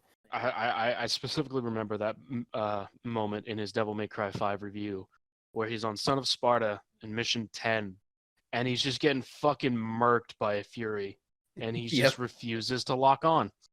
Yeah, against this enemy that teleports and jumps around the battlefield very quickly. It's like, all right, buddy. And then there was this next portion where he was playing badly. We're just gonna keep talking about the DMC5 video. And his like some text pops up on the screen and says, "I know I'm playing badly, but that's the point." Oh. Yeah, he's like, that's the point. I can play badly and still beat the level. It's like, okay, buddy, sure. I'm being retarded only ironically. I was only pretending to be retarded. But we'll be nice. I feel like we're gonna mention his DMC5 video a lot. It's pretty bad. It's kind of a gold pretty mine. Fucking bad. Hey Mark, we'll send it. We'll send it to you and let you just have it. You've played. Did you beat DMC5? I know Chase didn't. Mark, What? did you beat DMC5? No, I haven't. It's a baby's game. No, I was kidding. You're gonna watch a movie while playing it. No, but I have all the spoilers. Like I know exactly what happens in the plot. It's really good though. Like I was actually enjoying it vicariously through other people playing it. I don't own it myself, but I was watching a lot of streamers play it. Nice. What did you think of the scene when Will Smith came back from the dead? He was like, yeah. It's like, aha, that's hot, and he fights Virgil. Virgil's It's like, what really fucking what crazy, form of power actually. is this? Will Smith versus low tier god. Will Smith versus low tier Virgil. Yeah. Oh, that's making me hard. Oh my god. Anyways, Resident Evil 8. We'll go on to meet zombie dudes, birds, and drill guys. And there may be some variations. I love the reductionist like Lycans holding labeling weapons, of them. or zombie guys with headgear. But really, like, real Village quick. carries the same problem as our. Why is it that everybody we cover is just the fucking, except for like TC Nick, why is it that Legend. everybody we cover is just the fucking king of being a reductionist? We're trying to stop disinformation.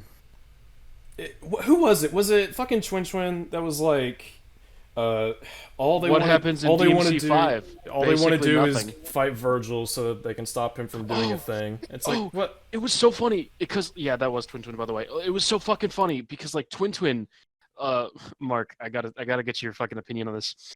Twin says in his review of Devil May Cry 5, that Nero getting his Devil Breaker was pointless because he loses to Urizen anyway. And then I remember while we were recording, after L heard that, he paused for a second and he was like, Luce, having a second arm's pretty useful. It's pretty useful, gotta say. Apparently, hot take. But Nero getting a second arm, it mattered. It was pointless. One 'cause that he can lost stop against Urizen time? Anyway. That wasn't Virgil Like who this. took his arm. It was Jared Fogle. Don't you know? Oh shit! Oh fuck. I forgot. Damn it. Yeah, Forgot Twin about the was, Subway DMC arc. We're the salty DMC5. or zombie guys with headgear. But really, Village carries the same problem as RE7, a lack of interesting Not by a enemies long being shot. introduced as the game progresses. We need dogs and some kind of What? freaking mutant. There's a mini boss right there hitting you with a fucking hammer. How's that not Yeah. anything? Also, I'm gonna be honest with you. Like, I don't know what everybody's opinion is about dogs in RE games, but like in fucking a hate 'em. first-person field of view, fuck no. No, they're too fast and they're fucking like it's just too much. I have- Like and the thing is that they get like you get these giant lichens like the alpha and shit. Yeah. Yeah, there are dogs. Yeah. It's fucking alphas. They're just Yeah. giant. Like and I wonder why they're fucking so big. Like it's because like it would be nearly impossible to fucking hit like a small Doberman. Unless you had like a Yeah. shotgun, yeah. Yeah. Also, we have talked about at least like 6 enemy types already. Yes, he said 4. I can't With remember. variants. I can't remember the last time I played a game with like basic dog enemies and enjoyed fighting them. I really can't. RE games, Yo, I hate why them. do Souls games keep Bloodborne, including dogs? my fucking god, Souls games dogs are so shit. Capra Demon. Ugh. Oh god, don't mention that fight, please. Yeah, we need fucking dogs on top of the lichens and this big hammer boy. That's what we fucking need. So he's Yeah, and it's complaining so about lack of enemy variety, and he's comparing it to 7, right? But in this scene alone, he's fighting 2 enemies that are lunging at him and dodging, and there's the fucking mini boss later swinging a hammer at him, right? He's got the basic pistol. Look at his ammo count. This dude is spraying these fucking zombies in the body. He's not going for headshots. He's wasting his ammo on an optional encounter that he already knows about, and he's claiming that it's fucking uninteresting. I don't get this guy's thought process at all. I mean, yeah, it's like Mark said. Like, there's a like look at Mr. Urias right there. Telling me there's only 4 types of enemies in this game. Fuck off. He's so fucked. I mean, would we count him as a boss? Just lying. This is what this is. This is just lying to people. Yeah. Considering the video. fact that Urias isn't treated as a boss in this encounter, and I mean, you that's can kill him, I'd consider him. You know, I'd consider him with the Lycans in this encounter. Yeah, Especially since he comes back too. He's a mini Yeah. boss. Yeah, you can kill him here, but he will always be at Heisenberg's he's- cathedral. He's kind of like Dr. Salvador in Resident Evil 4. That's basically Yeah. what he is. That is. Yo, can we talk about how terrifying he was the first time we played? Salvador. Yeah. Salvador, yeah, like Is he? Yeah. Can we talk about it? Yeah. He's Yeah. got a first Yeah. first time I fought Dr. Salvador, I was 11, pissing my pants the entire time. Aw. He was probably scared too. It was his first time. I was. That was the I first was time very you smelled scared. pee. It was my first. It's Resident Evil pissy. 4 was actually my first Resident Evil game. Oh I my was god. terrified. Mine was Yeah, that would be 3. pretty rough. Actually, no. Mine was 2. Because I played them both like back to back. I played RE2, and like at first I was like, yeah, it's scary. It's not that bad. Then I got to the fucking when the zombies go through the gun store window and like eat the guy, and I just like shit myself. And then I jumped to RE3, and like right off the fucking bat, you're Jill and you're surrounded by zombies. And I was like, oh my god, no. So I run away, and eventually Nemesis comes up and just fucking yicketies my boy Brad, and I'm like, no, he spooked me. Mark, what was your Sorry. first Resident Evil? My first Resident Evil. Yeah. like, Well, I think I played 2 originally. That was the first one, and then 3. Then I found out that there was a fucking first game. I was like, oh shit, and then I played it, and it just made me laugh because it was just really fucking bad. It's like, I mean, it's playable. It's just that opening cutscene just really fucking got me, and I can't believe that that's where like Resident Evil came from. Look out! Stop! Fucking- Don't open that door. Yeah, it was insane that like because there was like real fucking storytelling, really decent voice acting in 2 and 3, and I especially like 3. I'm one of those. I'm in the minority of people that think that who like 3 the most out of the original trilogy. Based. Thank you. That's us. Um, I like That's which- all of us. Well, most Okay, of us. good. And I mean, like, it's not like, oh, it's a superior opinion. It's just, yeah, personal. And Oh yeah. that's why I'm so fucking disappointed with RE3 Remake. It was such a fucking piece of shit. I Oh my wanted God. it to be even just decent, and it couldn't even be that I after all the love and praise that 2 got. I watched your video actually yesterday, I think. I was like, I haven't seen some of his videos in a while, so I went back and I saw the RE3 one. I was like, oh yeah, what's that like? And like, goddamn, some of your reactions. Can we talk about the fact that RE3 was the first game to have mercenaries, and RE3 doesn't have it? Yes. It's no, but you got RE online. You got the really bad Resistance. co-op game. fucking Resistance. Left That 4 is the Dead knockoff. worst fucking Yeah. Resident Evil ever. Yeah. Could have I remade sh- Outbreak. Oh, no mercenaries. It's just like you Yeah. fucks. Especially with not like, even, because like RE3 make like its combat is really fucking good. Like it's yeah, with the pretty dodge damn- mechanic that was like Yeah. the best fucking part. Yeah, like if it had the content to back it up, gameplay wise at least, it would be the best RE. I think. Like holy fuck. Yeah, if only they Yo, just Ca- gave it a little more love and just Yo, focused Carlos on Supernova. making a. Yeah, they actually Sorry. kind of improved Sorry. his look as a character. I actually remember when RX first told me about RE3 make like as a rumor. He was like, "Oh, it's supposed to come out next year." I was like, "Holy fuck!" Like the original RE3 was rushed, and that was like its biggest problem. Do we really want to Rush it again. Yeah, Yeah, like Yeah. they found out. leaked it on the. There was like an image that got leaked on the Japanese PlayStation Store, and I Yeah. woke up and it was like Resident Evil 3, and I'm like, no, no, no, no, no, they can't do it this early. They're following the trend they did with 2 and 3, which was like simultaneous development. Yeah. And then I found out, oh, they've got Capcom's B team using the RE engine for the first time. This is gonna go well. But I was such a mark for it because I was like, yo, fuck it. Well, mark's a wrestling term. I Yeah. was so fucking hyped for this shit because 3 was always my favorite growing up. My first was the original game with the DualShock soundtrack, like the clown fucking soundtrack. It was awful. Yeah. So when the 3 remake got announced, I was very, very skeptical, and it was the first Resident Evil that I didn't go blind for because I was genuinely curious. Were they gonna fuck the kid up with this game and like leave stuff out? And then I saw a bunch of people on Reddit got the game early, and they were like, "Yeah, they cut out this and this." I'm like, "Whatever." I actually fell asleep halfway through the Resident Evil 3 remake, and I finished it when I woke up from a nap later. I've never done that with a Resident Evil. Like, I love the 3 remake, but I was just so pacing fucking issues. burnt out. Like, It's got pacing issues for something so short. Isn't that fucked? yeah. I'll say, like, as far as 3 goes, and I've said it before, but I'll just say it again because I don't think Mark was around for it. I, personally speaking, I actually really enjoy it. I think the combat's really good. I think the story's unironically, in a weird way, like the best RE story, just because it's so fucking simple and it doesn't have time to have that many flaws. Yeah. The soundtrack is fucking dope. Like, I love a lot of things about it. Jill's my favorite RE protagonist ever. Ethan's a close second now. But, like, I just love Jill, so I'm kind of a sucker for that anyways. Like, there's so many things I love about it, but it's like, fuck, man. Like, what? Like, why is the Gravedigger gone? Why is Mercenaries gone? Why is the Clock Tower gone? Why is the park gone? Why are so many things gone? We got a cool section in the hospital with Carlos, but That doesn't part make was up cool. for it. I like Yeah. Sorry. Go ahead. Go ahead. You're good. I was just gonna say that, like, for every good thing in that game, there's like 2 cons. Yeah. Unfortunately, it's like, oh, you did this right, and you did it so right. Like, somebody gave a shit, and it's like, but you forgot this. It's like you fucked up on this. You cut this. Like, the entire, like, Nemesis is in it for only like 30% of the fucking game proper. Like, Can we talk about? Sorry. Go ahead. no, that's it. Yeah. Go ahead, Luce. Can we talk about how Nemesis had a dope ass trench coat in the original, and they gave him a fucking trash bag in this one? Yeah. I'm And a in melted face. I'm in the minority of actually liking his new. I like the original more, but I actually think the new one's kind of cool.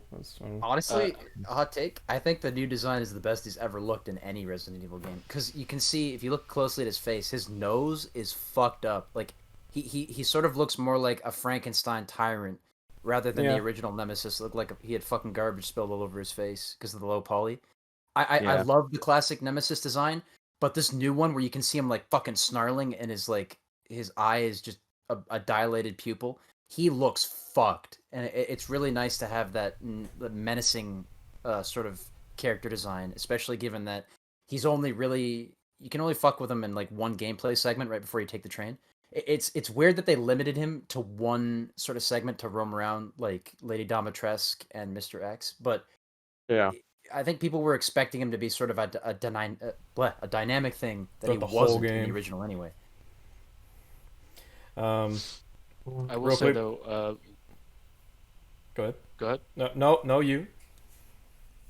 I will say though, when I played the first RE3 demo, I was actually kind of excited for it That Yeah. demo was because good. I liked what I saw, but then I found out that it was coming out like a month later, and I was like, "Whoa! It's been like a year since RE2 remake, and you're already out? Like, what the fuck?"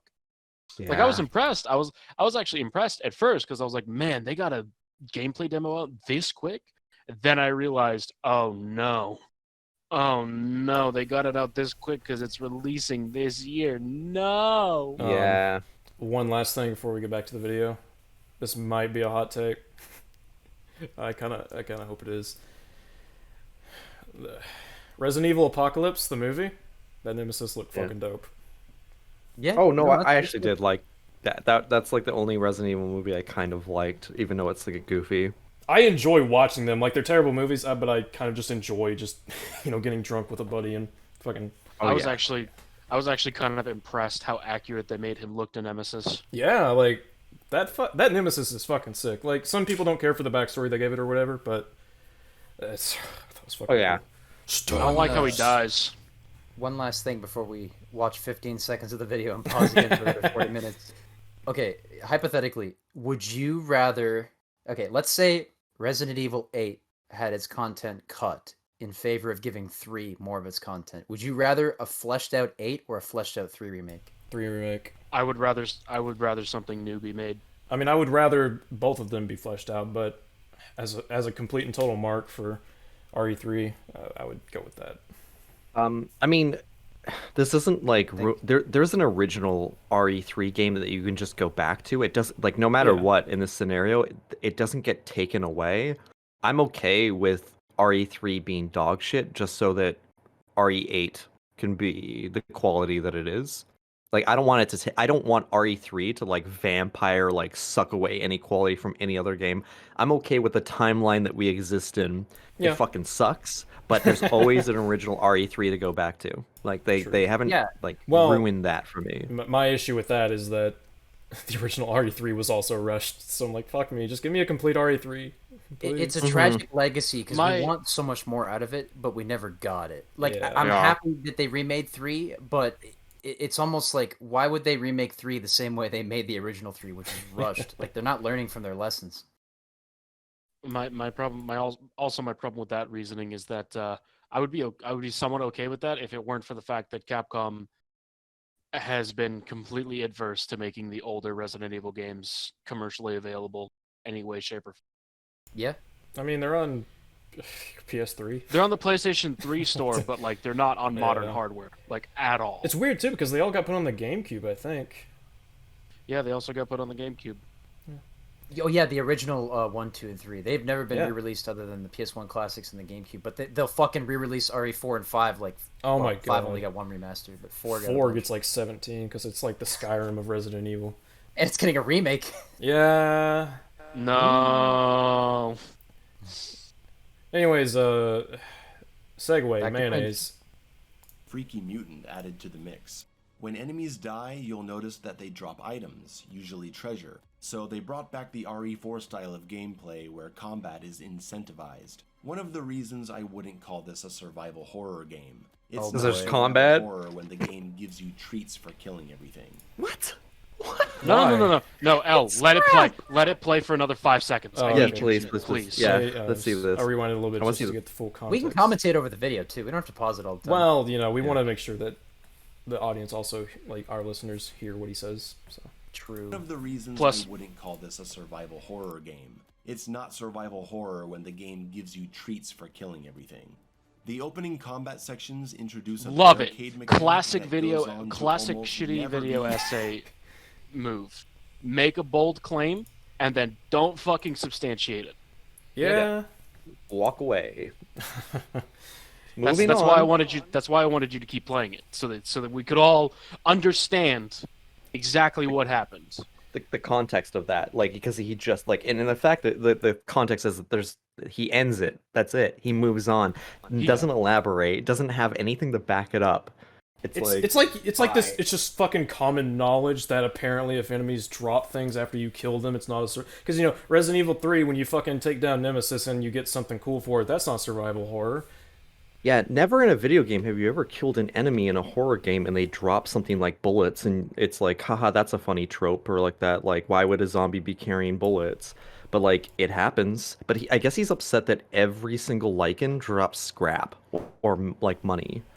Pretty much. That's what he says. I don't even mind them dropping the money because they don't really like, man, shit gets fucking expensive in RE8 when you get further in, so they don't drop that much. They really $100,000 for that fucking V61 handgun. It's dope, but holy shit! Like, they give it to you right near the end of the game. I don't think I've seen a Lycan drop more than like 2,000 Lie. Yeah, it's pretty minuscule. You really have to rely on finding treasures and shit in order to get the majority of your Lie. So I guess the alternative is that all resources are found in the environment, and like fighting enemies is more or less just pointless. It's not like the original Resident Evil had handgun ammo at all. Yeah. Or like drawers you had to search, just like this game.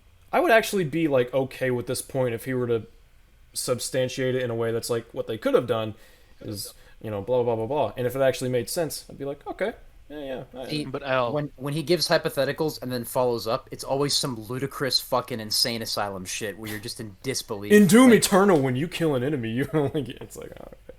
oh, when they nerfed the Marauder, and he was like, "This is just people being mad that the game's being made easier for them." Hey, asshole! Remember your DMC5 video? Yeah, that's contrarian to the max. His defense, Christ. his opinion on the Marauders is legitimately I- insane. I think my favorite Defensive thing about his, critique. I think my favorite thing about his DMC5 video is that he gives like pretty scathing criticism throughout the majority of his review, and by the end he like goes into full damage control and says, "But I absolutely love this combat system." I was thinking he was gonna do the same thing with this. I just hate how it functions. Horror Fucking game. Christ. It's not survival horror when the game gives you treats for killing everything. The opening combat sections introduce a Move right barricade along. mechanic that goes on to almost never be used beyond these sections. That is and true. As you're introduced to the combat, Yeah. your character Ethan states repeatedly that the lichens just keep coming, clearly communicating that these waves of enemies aren't going to stop. And That's what projecting. does that tell you that you need to do? Find an escape route, or find some important item, or a switch or lever. Anything other than empty all your bullets into endless waves of enemies. But you don't have to. Then they put you into a Yeah, I would timed, say that's more your long fault. I kept all like I kept all of the ammo I figured out right away you don't in have to my kill him. Notice Yeah. he could have used the fucking crypt at Heisenberg, which you have to fight all the enemies on Village of Shadows or higher because there's just too many of them. Like you have to get rid of them. You will die. You have to kill a couple. He used the opening tutorial segment, which is the easiest combat section in the game. You're meant to fucking survive it with just a handgun on any difficulty. It's the Yeah. first encounter of the game, and for him, it's like, oh yeah, like the game is like, telling I me to kept- get out of here. Like I kept all of my ammo in that section. I didn't even kill a single lichen. I think I killed one because I ran like between like rock wall and the tower house thing, and I was like, oh fuck, there's one house, blah, blah. But This is a thing Mayo likes to do. He likes to speak for everybody. he does. He really, really, really does. Like in his That- Devil May that's- Cry 5. Sorry, go ahead.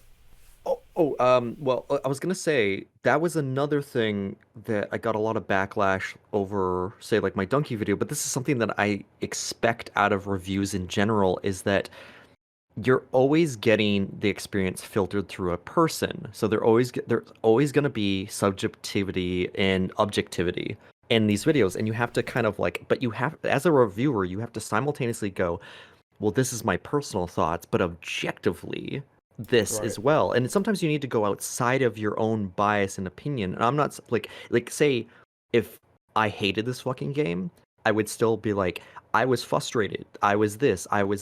But and then go into the objective part of it and be like, but the high fidelity, the frantic, crazy gameplay, and you go into things that you just kind of know work, even outside of your own fucking opinion. And I see so many the flaw with a really bad reviewer is the fact that they will never look outside of their own opinion. It's bad because I say so, and that's the law of the land. It's And like solipsistic. no one's perspective is different than mine. It's just like they're fucking mental. Well, this is also, and I swear to God, I apologize for continuing to bring it up, but he has a not gold mine. improved at all since making it. But this is this is a problem that he also had in his Devil May Cry 5 review. He was a newcomer. Devil May Cry 5 was his first game. He kept trying to speak for both newcomers and veterans interchangeably. Yeah. No. He was like, I can't imagine what this is like for veterans. It must be so terrible. It's like, no. He also is the started game the that they've franchise wanted- with DMC5. Yeah. Like no context to whoever the fuck anyone is. He probably No, thinks he literally- Dante's like a side character. He fucking first thing he does is ignore the god tier music. Secondly, he also decides right at the start of the review to say this. He says, and I quote, "People have been bugging me to play this game forever, and I finally decided Yeah. to do it," or something along those lines. Sorry, not an actual quote, but knowing Mayo, probably it changes all the time. Here's the thing, with saying that, he's expressing how annoyed he is to play the game. So he's already set up a bias for himself that he can't escape because it's now a gripe, a chore, which is why he lampoons it with the fucking V section where he has somebody play with their feet. That's fucking offensive. Like that's V's tutorial section. I could do that shit in a different country, On a bongo. not even looking at the TV. So when Mayo decides to have that bias, like you said, when viewers can't escape their own boundaries, it would be like him reviewing Final Fantasy VII, playing Final Fantasy VII for the first time out of any Final Fantasy, and then proclaiming that it's the best one, and then like bringing up 6 or 4 out of context in comparison with it. And that's his style of video. He throws random shit that he thinks in his mind, okay, I've expressed this properly. You know, he's got the fucking storyboarding of George Lucas over here, putting shit out of order. And then at the end of it, you're left with this mess. Like, you know, where do you start to pick this apart? And that's why it's so inundating to me whenever we watch one of these Mayo videos. His points are just out of control. Like, he can't see past his own, like you said, flaws. In his own perspective. Yeah, I actually thought of an apt comparison now that you mention it. Him complaining about the bad camera in Devil May Cry 5 is like him going through Final Fantasy 7 with no materia and then complaining that the combat is bland and boring. Oh God, 7 so much. That oh God, again, this kind of reminds me of like that kind of donkey shit. It's just like it's like I didn't fully explore these mechanics. I haven't gotten the full experience of this game. I'm looking at it from a completely like I think like it's really fucking funny that he's made entire videos criticizing game criticism and talking about like IGN and stuff, and he's made IGN tier reviews himself. Sometimes IGN people are actually like doing a better fucking job than him, because I will hear IGN people go, I didn't like this, but I get why people do, and here's why it works. Even if I'm pushing my personal bias to the side, and this is why I think this is a good game, despite my personal feelings about it. And he's like incapable of that. And like a lot of really shitty tier like reviewers on YouTube seem to be completely incapable of that. Like looking outside of their perspective, even just this smidge. It kind of goes hand in hand with the common adage of I'm finding this game hard, therefore it's bad, you know, those types of people. Speaking of shitty YouTube reviewers, you know what really bothers me? The incompetence of gaming journalism is bleeding into the YouTube scene. Yes, it is. You're getting these reviewers that have no fucking idea what they're talking about. They haven't beat the game. They haven't played it. They looked at leaks. Like, people now with the internet at their fingertips have information that they can disperse falsely by like taking things out of context. There are people that go to those insane lengths just to make content, I'm sure. But the ones that sit down and record footage and don't pay attention to what they're playing and then give a flawed, like jaded, ultra edgy perspective to get views, that's a problem. There's no integrity behind journalism anymore, because you have people like this who get fiction confused with reality. You can make reality interesting, and like you can make your perspective interesting as well by presenting the video a certain way. You don't have to lie. You don't have to spread bullshit about videos. I'm gonna put Mayo on Thanos when he's like, reality can be whatever I want it to be. Oh my God! Infinity Stones of Deception or something. The Infinity Condiments. Like I don't like when people abuse their platform or presence to provide bullshit, especially with video games, which is such a misunderstood art form as it is. People don't consider it art yet. How fucking stupid is that? We have Metal Gear Solid 3. That's amazing. And you're muddying the waters, and you're making you're legitimizing people's already biased hatred. It's like you're causing this like what's it called, like bias confirmation or something like that. Confirmation bias. Yeah, it's where it's like bias confirmation. It's where like somebody wants to hate it and they're just hearing somebody fucking regurgitate. Like that's the thing with Death Stranding again. Sorry, I keep coming back to this, but like we keep going back to people looked at it at face value and they just really didn't like it because they didn't like understand it. It was different. It was fucking weird. And you know, like $60 for a walking sim. What the fuck is this? So when they get a review that just rips into it, that's what they want. They don't want to. They want any kind of other perspective. So people jump on it, and it furthers that weird bias or this idea that something is just inherently bad. Even if you gave it a chance, maybe you'd think differently. But then it just becomes the reality. Like the lie becomes the reality in a sense. And then, by the way, again, you can hate Death Stranding, and that's totally valid. Oh, yeah. But I hate when it's misinformation. Like there's so many videos that were just fucking the dog on terms of like what the gameplay is like. It's like I feel like these people played it for like one reviewer said he stopped playing it after the 10-hour mark, which is the Yeah. tutorial level, and he was like, I'm done. I don't want to play it anymore. But I think that's kind of valid because he was just at least like, I don't think I'm gonna like this and I'm dropping out. But he can't make like a full review on it either. But Right. yeah. Well, yeah, like if he spent 10 Actually, hours like- with it, that's still pretty crazy. Sorry, go ahead, Luce. No, you're good. That RX's talk actually kind of reminded me of how, like, in Twin Twin's review of Devil May Cry 5, there are, like, we barely actually see any of his gameplay. Like, for a good portion of his video, he's using gameplay from other YouTubers. Yeah. And I think it's worth saying, no. like, That's such a faux pas. yeah. Hey, L, imagine if your DMC5 video, your entire theoretic analysis of this whole video, you're breaking this game down to every single core, like down to the atom. You know this game, it's your favorite game of all time. You proclaim it as the best thing ever. But imagine if your gameplay was not your own, and it was somebody else. It's the same Yeah, thing. It's lost in I've gone translation. out of my way. The only gameplay I have is because I was in the middle of a move, and I asked Luce, I was like, hey, can you just get some DMC4 gameplay for like a couple of minutes where I reference it, talking about Nero, and that's perfectly fine, and I credit him and everything, and like I go out of my way to make sure that I don't do that. Like for example, fucking Monkey Business, like the rarest Devil Breaker that I literally can't find. I found 4 when I played the game on PS4. And that is it. I have not found one on Special Edition. Like, it's so stupidly rare for some fucking reason. And I just have this filler footage of Nero with a fucking rocket arm spinning around him, and I just have like pictures of Monkey Business. I'm like, I don't have any footage. Like, sorry. But yeah, I think that's fair. I've had to use that for editing and stuff like that, like making not like a review, but like a joke video, just like Oh, yeah. kind of ripping into it or like whatever. And I've had to use other people's footage. Like I think in that RE3 remake, like I was playing that on PS4 and I can't use mods, but then I went like, Yeah, I don't know you why had people sexy think Jill. that Jill's so flat chested, and then it cuts to someone else's modded footage of her in a G-string and like bikini and this massive fucking like J cup, and I'm like, oh, there they are, like, and like just going off and stuff. It's like, yeah, I used someone else's footage, and like I will do that sometimes. I will borrow and stuff, but like I'm not gonna Yeah. fucking just take someone else's gameplay in its entirety and then talk over it. This is mine now. Yeah. It's fair use. Yeah, Moral right. of the It's story: like the meme. you don't speak for everyone. Yep. So, in summary, before we continue, real quick, Mayo, we don't dislike you, and we don't dislike your As a opinions. person? We're just disappointed. Like, I wish. You Yeah, gotta- we want you to I just- improve. I Actually, dislike his opinions. Actually, I've said this repeatedly. Like, I legitimately would be more than fucking happy to have him come on the show and just like chat with us in a not like just completely non-hostile. Because all I would do is ask him questions. Like, I don't want to fucking berate him over his video. I just be like, okay, so you said this, but blah blah blah blah blah. So, do you want to like follow that up in some way or?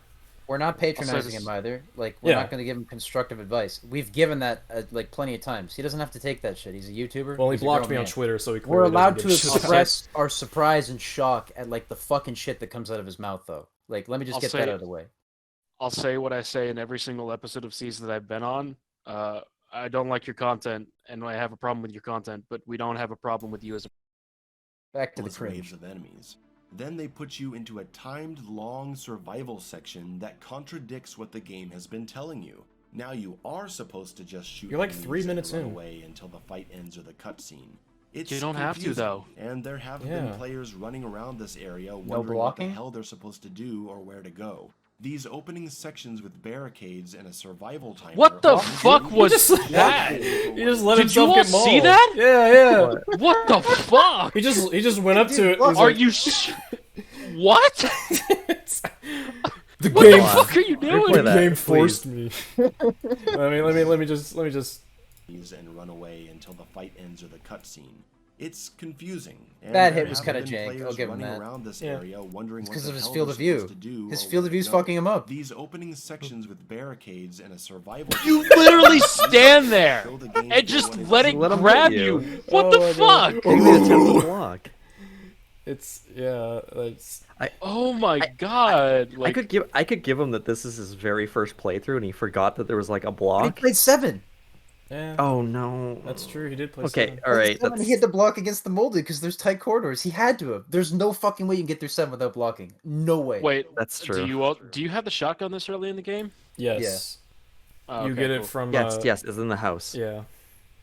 That's by the way, the fucking greatest guns on the fucking planet. You get an M1911 Oh, and yeah. that Oh my fucking god, the that's my shotgun. favorite. That's my Those are favorite weapon. literally, Is the yeah, those are M1911. my real life favorite fucking guns, and they're all like pre World War One guns, and I think they're fucking amazing. The fact that they're in this game, I'm like, yes, I My never got any other shotguns in the first shotgun because I'm like, this is my favorite shotgun of all time. I'm not trading it up for anything, Yeah, even if it's like weaker than the other ones. my favorite guns have always been like revolvers, just because I like my Western shit. I'll be You know, right back. Aaron Play Black. Red from- Dead. Play Red Dead.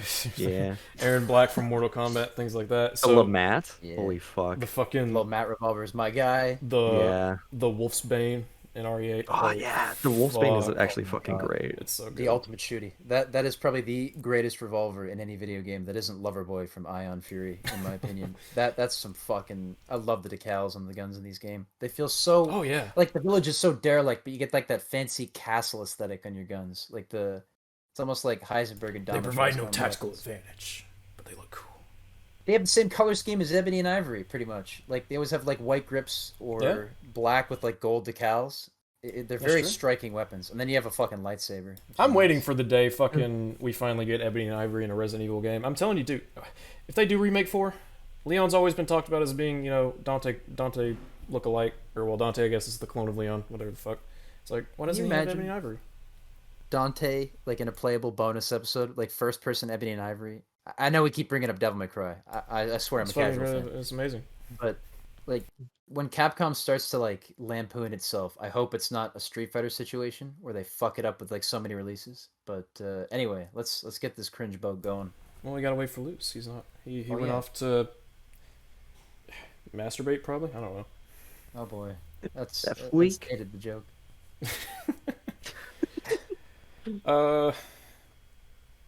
So how are you guys doing? I'm wet. Dude, same. I'm really sweaty because it's fucking I hot. had to make it more awkward. I'm My room is an inferno right now. Like, honest to God, I'm dying. you playing Yeah. RE3 remake? Inferno difficulty by chance? This guy. Dang it, Luce! You fucking held up our video. God. Man, I'm so sorry that my just piss that I've been holding in for an hour is an inconvenience. You're to a you. piss of shit. That's what you are. What the hell they're supposed to do? No, we or can't where say to its go. name. We can't say his These name. That's opening copyrighted, sections Al. with barricades and a survival timer are misleading and show the game for what it is not Hello? going to be. As He it wants to goes talk on, about which misleading. is Wait, an what does he Whoa, say? whoa, whoa, whoa, whoa, whoa, whoa! I- Oh, let What me was that shit at the bottom? rewind it. He had like a whole tangent about RE4 that he threw in for 2 seconds. What the fuck? misleading and show the game for what it is the not game going to for be what as it it goes. It's not like RE4 where the game started you with multiple straightforward enemy encounters and then put you in a survival section that was actually built to give you good options like knocking over ladders Wait, and is jumping Watch- over windows. You had what? Is Watch Together playing right now? What the fuck? It's paused. I'm reading off the thing. Oh, sorry. There's a white text at the bottom, yeah. You had good melee options to defend yourself against the groups, and kind of like how you have a defense in this game, but whatever. And the section can actually be passed by killing enough enemies, not just by timer, which you can also do in this game. In Village, it's just being helpless for most of 4 long minutes. That's a weird sentence. This is the first thing the game throws at you, which makes you think this is how the game's combat is going to be going forward. Why does that have to be That's Wait, not. where's it? Where's this text? loose? Oh, his frame is delayed a bit. Yeah. Okay. Misleading Wolfman is and attacking show him. the game for what it is not going to be as it goes on. Bottom text. God, I don't see any text. do you? It's lagging. What is on your screen? 537. What the? I'm on 547. You're just gonna have to jump ahead, or I guess I don't know. Fuck. Watch together. Why? Anyway, So he's just straight up wrong here. He says in RE4 you can beat it by killing all the enemies, blah blah blah. You can do that in Village 2. And he talks about having good melee options to defend yourself. In RE8 you can defend yourself. You have a block, which you blatantly failed to use, I think. So I'm just gonna, I don't know. Any thoughts on this straight up wrongness? Sorry, 1 second. It's well, Fucking tizzy. it's more wrong. Yeah, like this isn't even a matter of like it's not even so much as like disagreeing so much as he's just straight up fucking wrong. Like he is factually incorrect about the game when talking about this. Talking more shit. I have two theories. A, this was edited in post because he didn't narrate this at all, and he loves the sound of his own Proofreads voice. the scripts or And anything. two, he probably had this thought at some point. He should have read this out loud, and he also shouldn't have left it on the screen for 5 seconds because, like, This makes me Okay, wonder if he did a second I- playthrough. I can pause to read the text, but I'm gonna pull a card out of Mayo's book. I don't feel like reading a text for only 3 minutes. That thing should be on there for the whole video screen. All right, but This is an awful way Oh. to start. I say that. yeah, you good? Loading it. It's Watch Together's loading the video. Watch Together's being a bit tismy. Ah! Oh boy. Oh, Okay, cool. Yeah. Are you at 552? I'm at 550. Okay, cool. Cool. Okay. Sorry. You're good. But anyways, yeah. So, Luce, any thoughts on what he said or what I read? Do you remember what I said? No, I'm sorry. I was busy fucking with. Okay, I'm gonna read it one more time. Sorry. Just cause you're good. You're good. So, Misleading and show the Wolfman game attacks. for what it is not going to be as it goes on. Bottom text. Do you see it? I swear to God. Luce, Sorry. just 547, please. I'm not touching anything. Please jump to 547. Just jump to 547. I'm Go on away. 547. It's loading. Okay, that's fine. So, the bottom text says, it's not like RE4, where the game started you with multiple straightforward enemy encounters and then put you in a survival section that was actually built to give you good options, like knocking over ladders and jumping out windows. You have good melee options to defend yourself against groups, and the section can actually be passed by killing enough enemies, not just by timer. In Village, it's just being helpless for most of 4 long minutes. This is the first thing the game throws at you, which makes you think, speaking for us, this is how the game's combat is going to be going forward.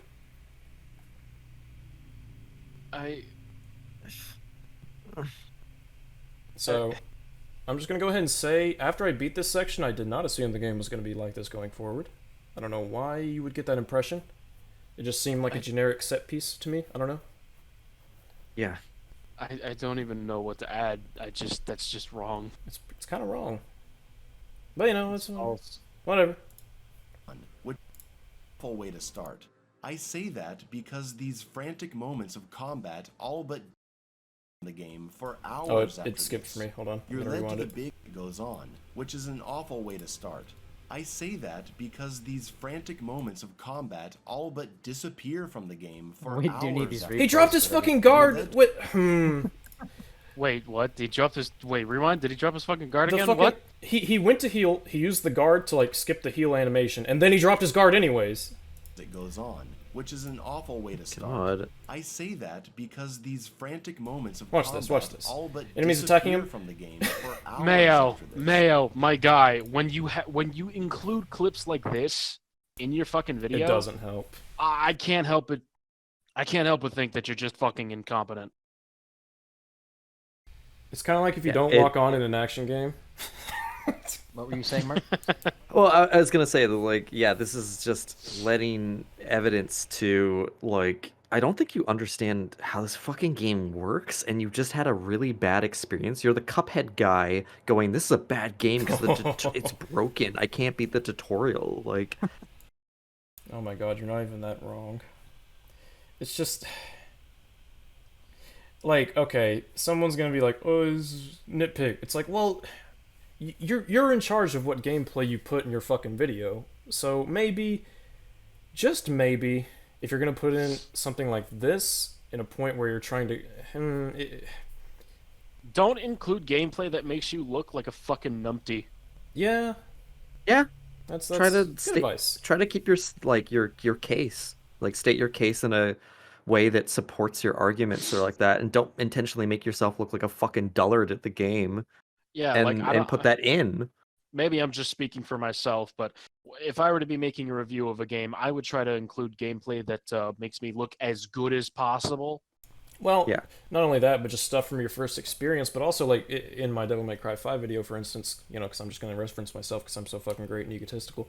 I have some some of my gameplay I have like not necessarily on a loop, but I'll play like a certain clip multiple times just to like help get my point across. It's like you know you watch the clip as I'm saying this, you may have not caught it. It plays again. That's when you're like, oh. And you know, I'm trying to do it for a reason, even though I also kind of hate repeating clips. But yeah, your gameplay matters. All but disappear from. Real quick, I think I figured out what genre he thinks this game is. It's not survival horror. It's real-time strategy. It has to. Strategy game. It's fucking XCOM. Jesus Christ. Moments of combat all but disappear from the game for hours after this. You're led to the big open area of the village, and if you're a Resident Evil fan, you may find yourself thinking, nice, I get to explore this village. And you can't be blamed for thinking that. The original games had exploration sewn deep into their design. Especially how many the years ago, areas. though? Large maps containing different paths and rooms to explore. Puzzle items that had to be found and put together. Keys that opened several corresponding doors, some required, some optional. Important items could be found in different orders depending on your exploration path. You may find puzzle items that you don't understand until much later, you just know they're important. That's a key part of the Resident Evil experience, one that they successfully brought back in RE7 with the exploration of the Baker estate, and faithfully recreated in the RE2 remake. So don't tell me this is just some outdated 90s game design that no one wants. Who's arguing that? Able to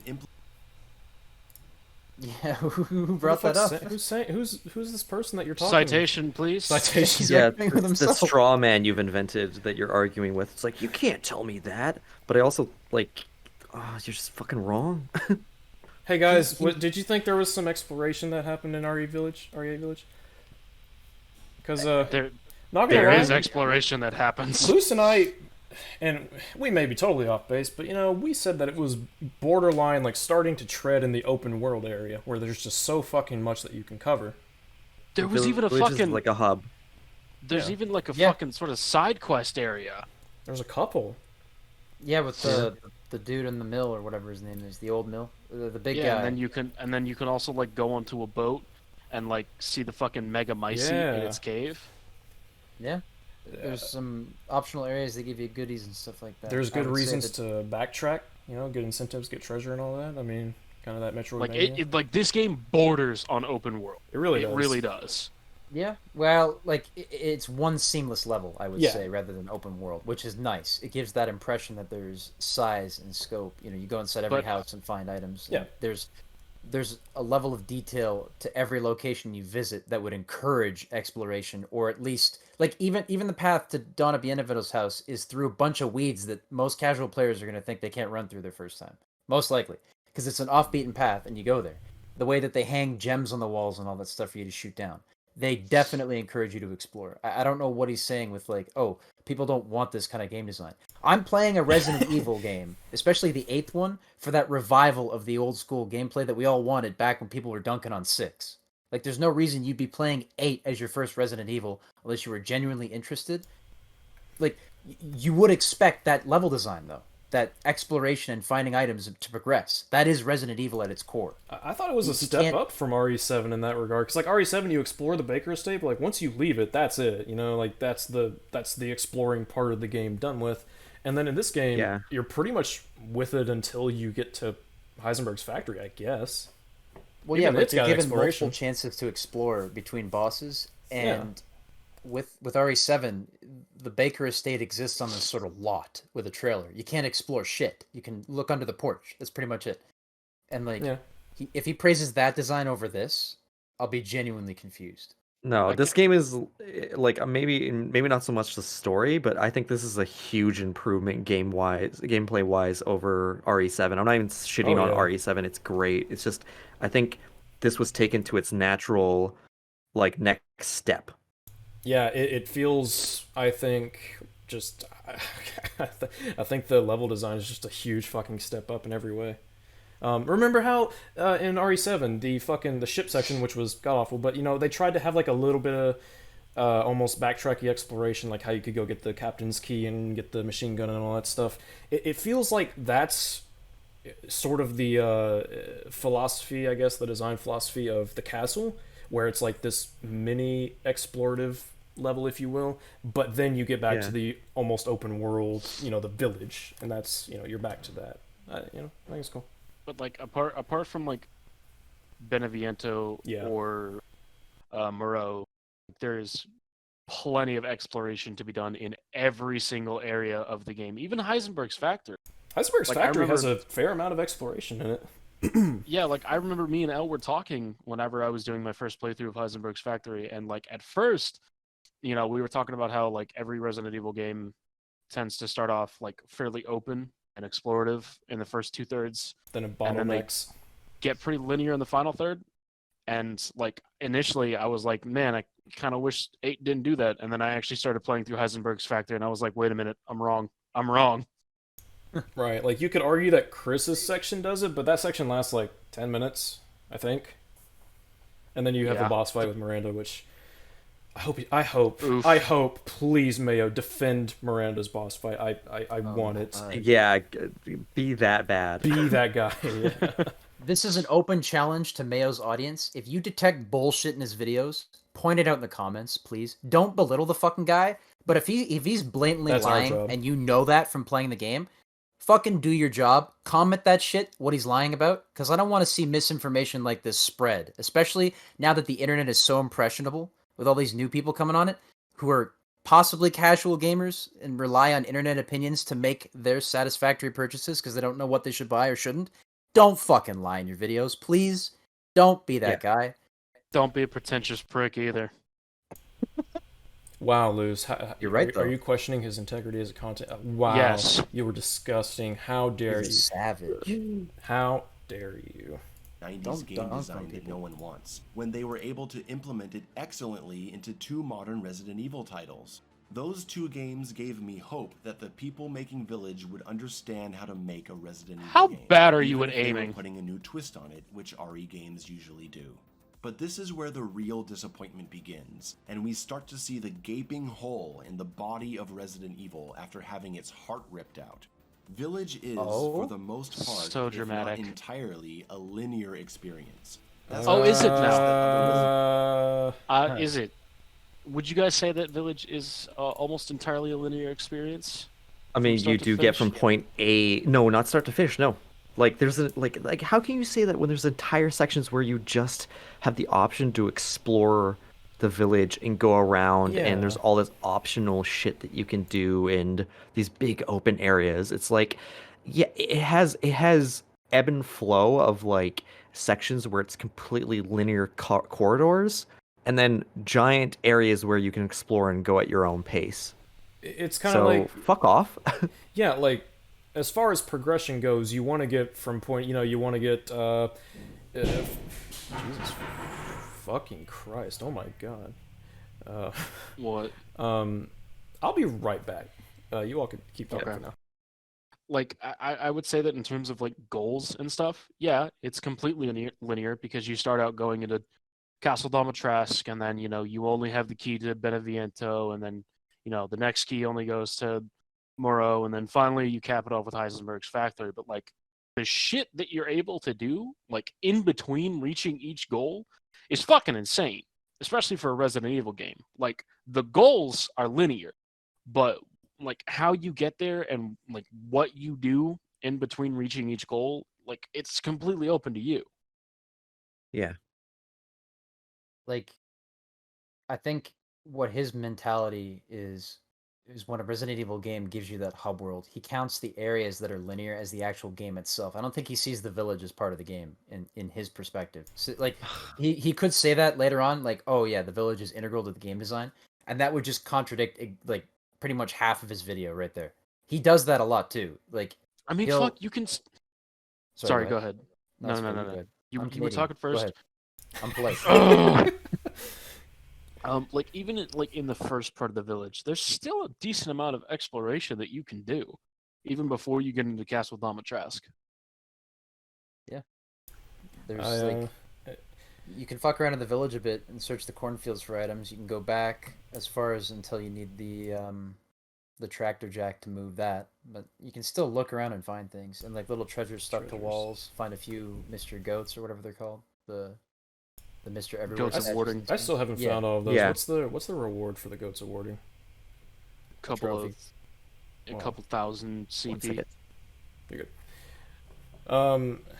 Yeah, no, it's just like just because game it has a structure, as most games tend to do, where you go from point A to point B over time. That doesn't mean it's not like fucking. Take an open world game like The Witcher or Skyrim or whatever the fuck you want to think. Yeah, like you do have to go to certain points to complete the game, but that doesn't mean they're not. That doesn't make them linear. It's kind of like Linearity isn't just the existence of having to go to a certain point to progress. Like it's way more complex of an issue than that.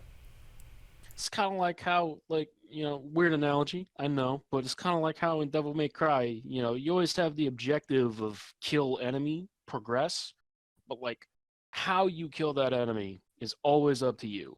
And each good game always gives you tons of options to. It's like, I want to clarify a couple things too, in terms of Mayo's videos. The one thing that will always astound me is just his disregard for logic in terms of what he's talking about. Like, the problem with critiquing him is that eventually he starts saying the same things over and over again just because of how he kind of does flabbergasted you are. Yeah. He's got some sort of like magical veil around him. You can't criticize him too much or you become one of those people who, say the same things over and over, like his style of video. I don't want to create a genre of people that, like, get stuck in that category. Just people who repeat themselves. Yeah. I actually, I have some shit that's happening to me today. I thought it was going to happen much later, but I'm going to actually have to go to do that right now. Got to run some chores and stuff. You're good, man. But so I will have to leave. But thanks for having me on. This has been actually really fucking great. Absolutely, and you opened me up to a new YouTuber who's just got some of the sweetest hot takes. I'm telling you, just the most mayo-y stale egg taste. I'm telling you, CZ Fat crossover. I don't know if that'll actually happen, but yeah. No, thanks for having me on, guys. Absolutely, man. It was a fun We're time. happy to have you. You're that always great. welcome back. Feel free to join the server and talk with us. Yeah, sorry it couldn't have been longer. I actually wanted to stay a little bit longer, but I didn't know when this shit was gonna happen. I thought it was gonna be like 2 o'clock, but it's almost 1 now, so it's already happening. It's all good. Okay, but thanks for having me, and I'll catch you guys later. Take care. Have a Thank you very much, day. Mark. Okay, bye. Thanks for coming. So, And then there were 3. And there were 3. The We Three Kings. Oh. So, that's a Steve Met song. It's really good. I guess we're gonna get copyright strikes. Oh god, Most part, if not entirely, a linear experience. That's No, it's not to not. suggest that other Resident Evil games didn't have a set linear progression of maps. Yeah? They did. Mansion to the guardhouse to the underground to the laboratory. But the way you solved each area was frequently not linear, because you were checking lots of directions and rooms to figure out where to go and what to do. Village Kinda like strips Resident it Evil all 7? away and points you in the one direction Or you 8. need to go, with the one key that goes to the one locked So it door. points you in the one, This but it doesn't make linearity you. is a big part of RE4. No. Oh god, no, don't pause. He's bringing up RE4. Don't pause. All He's right, gonna bring up some bullshit point. All I right. can feel it. Let's go. Direction you need to go, with the one key that goes to the one locked door. This linearity is a big part of RE4 and RE5 as well, but those games make up for it in ways that Village simply does not. And we'll What? get to that Substantiate, when we start substantiate, talking about please. other topics. You What may what look at ways? this We'll big get to that open in other area topics. With all the different paths and doors, and think the Wait, hold on, game let me is rewind open it. Olympics. You may look at this big open area with all the different paths and doors and think the game is opening up. But the church gate is open and there's literally nowhere else to go. He didn't. No. He said he'll get to it later. L. No, don't fucking make a claim and then say, "Oh, we'll talk about that later." Though it's like, no. Okay, wait. Yeah, Wait. If he brings it up later, that's fine. But I don't know if he will. I really don't know if he will. So old RE games did the exact same thing as Village, basically, but it's different in Village. But also RE4 and 5 did it, but it's different. It's like That's just it's special pleading. It's a logical fallacy. He's saying it's different without actually substantiating it, which, oh, fucking do it later. Well, no, I want you to do it right now, because you're making a pretty heavy criticism of, like, a core design philosophy of the entire game. You can't just be like, oh, we'll talk about it later, though. It's like, no, don't fucking, you're not gonna weasel your way out of this. Like, if you're gonna bring it up now, fucking talk about it now. It's not like a story point where you can be like, you know, this happens because of this, but we'll talk about this later. Like, that makes sense, because it's it's a fucking story, but... This is a core aspect of gameplay. I feel like in order to justify some of our claims, though, we need to splice in gameplay of us playing, like to demonstrate what we're talking about, to completely show that we know what we're talking about, rather than like that RE4 tangent he just went on. He probably pulled that out of his ass because he had footage of gameplay in RE4, and like if he doesn't bring that up later, there was no point in making such a claim in terms of linearity and level design. One of them is clearly not linear, and the other one is. No reason to compare them if you're not going to elaborate on that point. Yeah, linearity... I'll just say it again. Linearity is more than just having to get from point A to point B. And linearity is not necessarily bad. Well, and he said... Yeah, that too. But also, he said that... He said that RE8 gives you the key and tells you to go in that direction. I'm like, okay, but it doesn't make you go in that direction. You can explore. That's what non-linearity is. You have to blatantly ignore that in order to make this point. He claims to love Uncharted. That game is linear, but you can explore for treasures. Why doesn't he understand that logic? Yeah, I was gonna say Uncharted 4 actually was an example I was thinking of. Go ahead, Luce. Like, the majority of my playtime in RE8 was exploring. Yeah. Like, I spent more time exploring than I spent fighting enemies. Yeah, for sure. He messaged me on Discord when he was playing. And, like, he was telling me, oh, yeah, I have fucking ludicrous amounts of Lié already. And I'm like, what the fuck? Like, I'm sitting there with, like, 100 handgun bullets and no ammo because I was just fucking up everything. And he's, like, taking his time. He's not even, past Castle Domitresk. And he's already got, like, fucking loads of Lemmy. Or Lee, or whatever they're called. Yeah, like, I was a little rat. I was a little raccoon. I got almost every item in the fucking game as they came up. Like, that was how much I was exploring, and I was taking in everything. And again, I need Mayo to tell me what difficulty he played on, because I know, like, the first thought is like, oh, he played on hardcore mode because that's what he says he does, right? Well, I also don't trust him, but you know, We just have to. The way to gauge is to see how much damage the enemies do to him in footage where he takes hits. Because Village of Shadows is one hit and an immediate red screen always, no matter what your health is. Unless you're like blocking. No matter what hits you, you're gonna get bodied. You can block, but if you don't block, like he doesn't, then we can tell he's probably either on standard or hardcore. It's hard to tell. I'm never gonna get over that. Fucking goes to heal, does the block to cancel the healing animation, and then just fucking stops. Drops the block. It's like what? And also, like, it's like if you were to aim down sights and then right before you pull the trigger, you let go. It's like, okay. To be honest, I had no idea you could cancel the healing animation with the block. Maybe he did that by accident. Like, I'll give him the benefit of the doubt there. He might have panicked, or he's like, okay, I have time to shoot. We'll give him the benefit of the doubt there. No. But there are times where he doesn't block blatantly when he has like the allocated time to do so. So I don't know. The whole shooting thing isn't fair either, because you can shoot while blocking with a handgun. That's true. Yep. I mean, to be fair, the guy literally walked up to an enemy and let it mount him, so I don't know. I don't fucking, like... I don't know, man. Balls deep in his feeling hog. If he tries... What are you gonna say? What are you gonna say? No. I'll hold that for later. Okay, that's fine. Yeah, just kind of like his point, yeah. Fucking scumbag.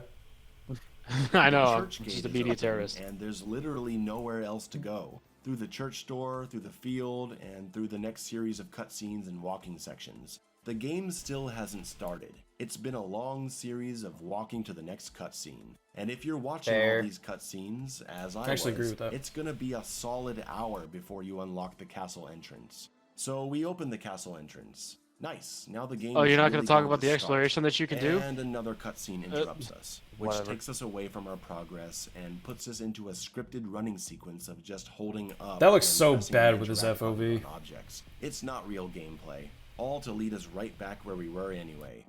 Moving on, Initially, we meet I the did have that merchant, thought, who, too. just like in RE4, is here to offer new weapons, upgrades, Please and talk shit buy about the treasure merchant, from us please. that we've been collecting along the way. And we're finally entering the castle. Oh, okay. And it's the worst map in the entire Resident Evil series. I am not exaggerating. What? That's a fucking bold claim to make. I hope, man. You know, this guy's such a good reviewer. This guy's such a good. Wait, reviewer. he didn't even elaborate why. Well, I No. paused it. This guy's such a good reviewer. He's gonna talk about. He's gonna talk about why. He's gonna bring up all the other RE maps in the past and why they're so much better. Oh, guys, come on. I mean, this is Mayo we're talking about. He wouldn't make a shitty fucking point. Does anyone else remember? God, I could bring up just so many fucking examples. Like, what was it in RE0? It's like right after you get off the train. That whole area, I just fucking...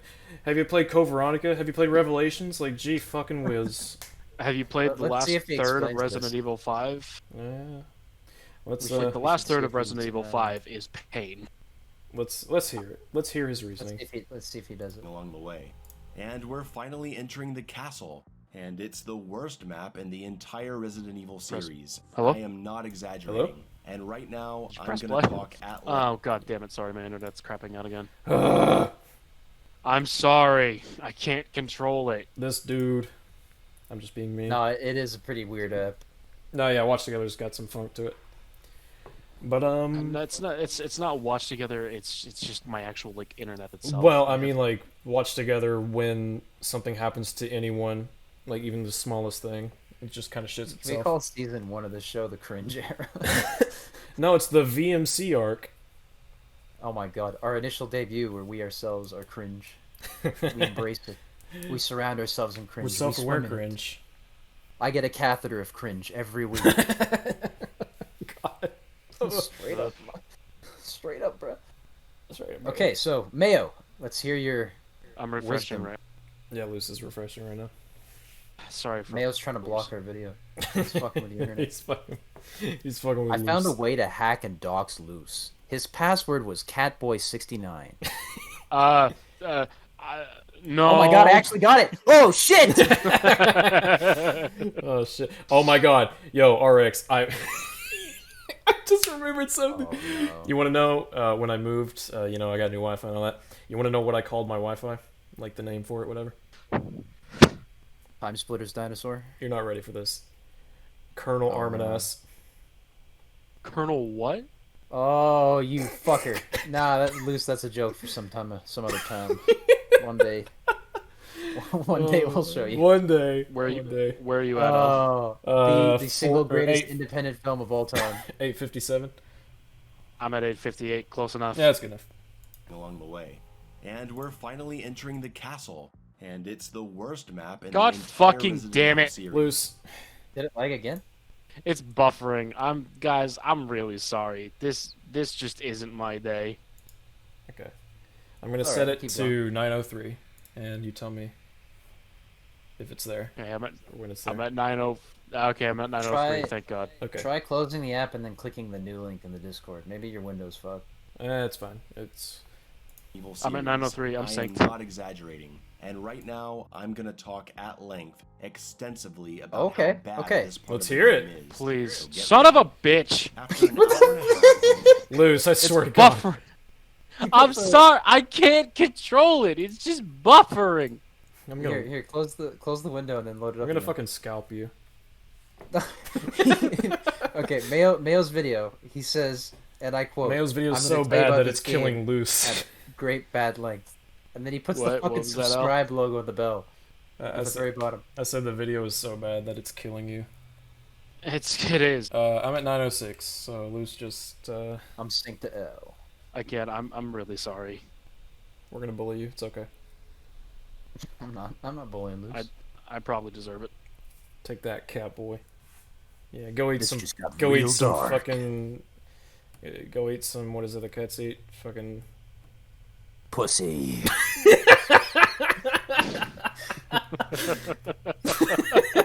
I mean, sometimes. Be a cat and put a barbed dick in another cat. Luce, is your dick barbed? You get a spiky boy? No comment. No comment.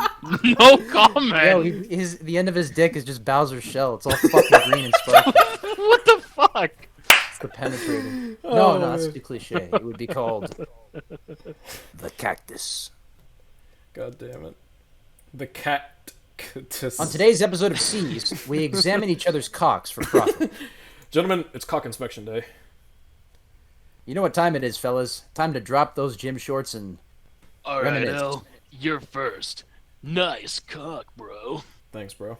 I worked hard on If it. it looks I'm like at there's a 9:00. water bottle in my jeans, don't alarm yourselves. I'm not exposing quite yet. God damn it. I'm Hey, at Luke. 906. You're not? Okay. Okay, I'm gonna play. I'm gonna talk at length, extensively about how bad this part of the game is. Let's hear it. Don't fucking put your don't After an plug your hour and a half subscribe of button. no exploration and dozens of cutscenes, now the game is gonna start.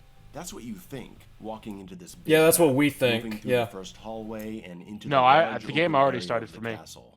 A rush of joy hits you as you look around at all the different paths, and a second floor to explore. Nice, I'm gonna be able to look around and try to figure out this castle and its puzzles and take this at my own pace. No, another cutscene. The witches immediately interrupt your exploration. This is one of the best cutscenes in the Dragging you fucking into a back game. room where you are presented I with understand a why chest. his gripes are like that, Upon though. There is a lot of escaping, you're led down interruptions. a There is. corridor and given the eyeball puzzle piece. Remember this, it was given to you. There was literally nowhere else to go. Eyeball you didn't puzzle actually piece. find it yourself. This will come into play later. Oh, hold on. No, you have to examine the ring and pull off the eye, though. You have to figure that out for yourself. No. He's saying that the item itself with the key item in it is given to you. Like, Yeah, but it's not as simple. simple as they give you the thing to solve the puzzle, then you find the puzzle and solve. Like, you actually have to. You have to look Yeah, at the door. he's misunderstanding it. That's what I mean. Like, Yeah, he does. It's a fucking key, not a puzzle piece. Well, it's a key. Tomato, tomato. When it comes Considering to you have to Resident Evil. examine keys later to combine them, this should be no fucking problem. Yeah, well, and it's like you have to piece it together. So it's let's say I'm a brand new fucking player and I've just not caught on. I get this ring. I'm like, oh, okay, what am I gonna do with it later? I don't know. You come across the door with the eye thing, and you're like, oh, I put the ring in, right? It doesn't work, and then that's when you think to yourself, okay, what do I fucking do? And then eventually you figure out, you examine the ring, and you see the prompt, and you're like, oh, you take the thing out, and you're like, oh. Yeah, He just and said he wanted to explore the castle, right? So if he wants to explore and find out all the intricacies of the castle, why can't he examine the item in the menu? Like, what? He's not gonna. I think he's gonna gonna look through every touch on it. I think he's gonna touch on it. That's just a shortly. prediction. He Let's could hear very it. well like actually just be normal about it. It's You just never a know. guessing game with this guy. Literally nowhere else to go. You didn't actually find it yourself. This will come into play later. You find yourself back in the open hall and you're presented with the main puzzle of the castle. 4 statues needing 4 heads. Hey, that's like classic Resident Evil 1, with the 4 masks you gotta find around the mansion, or the 4 medallions needed to unlock the back door. So we're gonna be able to explore this castle and find 4 statue heads. Awesome. Okay. The game is starting. Yes. You may have noticed at this point a real lack of music, which is a trend in modern Resident Evil games. Hold up. 7, the RE8 Why is he remake, bringing up the music? Elaborate. What makes the game awful? What makes this section awful? You were just on a roll about it. He's like, I'm about to tell you everything about it.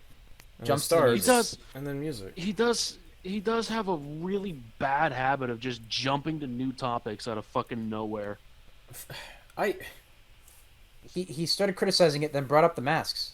What the fuck? I'm gonna go into detail at length about why this section is bad. Oh yeah, by the way, you may have noticed there's no music. It's just such Okay. fucking sharp turn. We'll give him the benefit of the doubt. Here, we watch the whole video here. We don't skim through it. Yeah. At this point, a real lack of music, which is a trend in modern Resident Evil games. 7, the RE2 remake, now this. It's like they think just because it's a horror game, there can't be music. When the originals had gorgeous soundtracks and musical themes to different There's no rooms, music in that which hallway. never took away from the horror feel, it added so much. That video's from Survival Horror Network. Look at the bottom right. That's a fucking long play channel. That's not even his own gameplay. I mean, I yeah, hope he older, asked them permission to use that gameplay.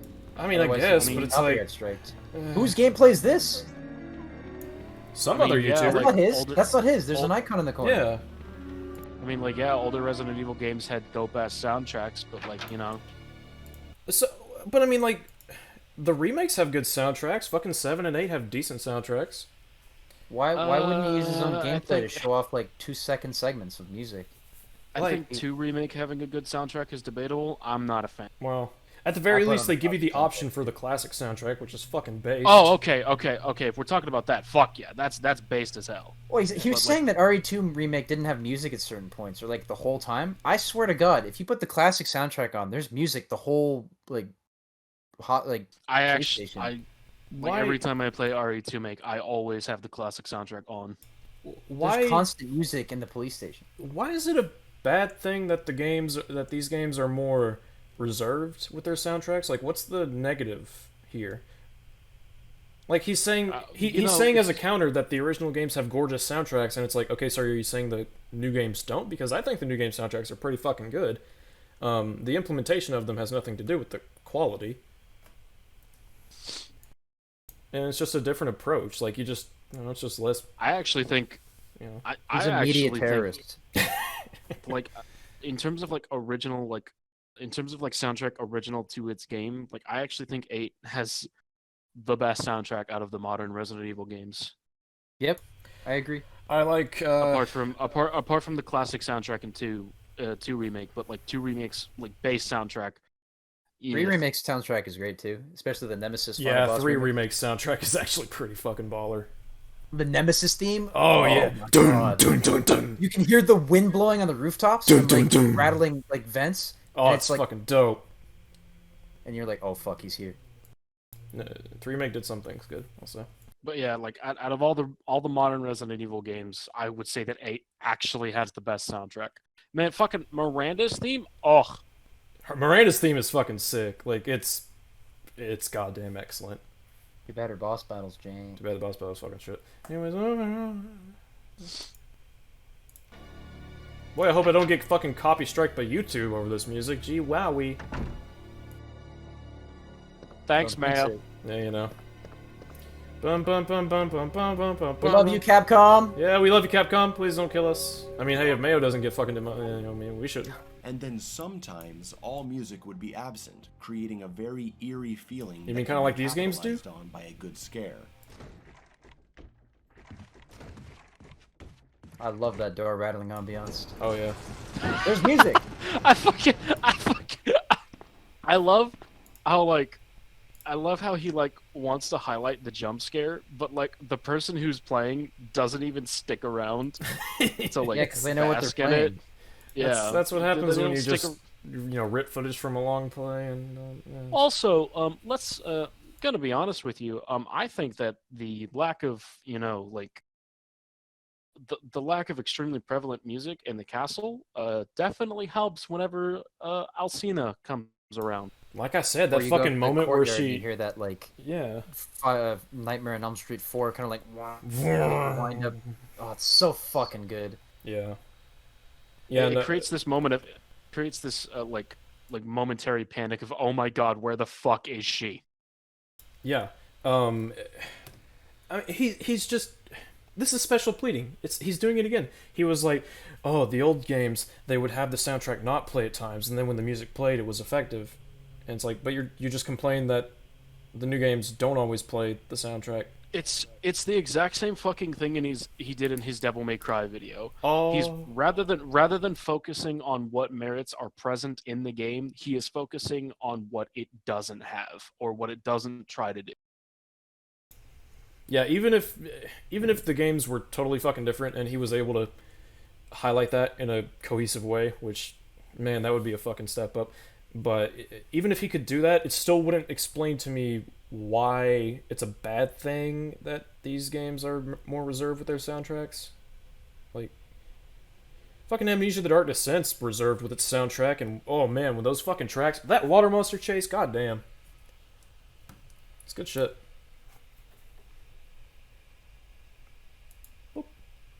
Yeah. I like that door effect. Oh, isn't this where he picks up the... Yeah.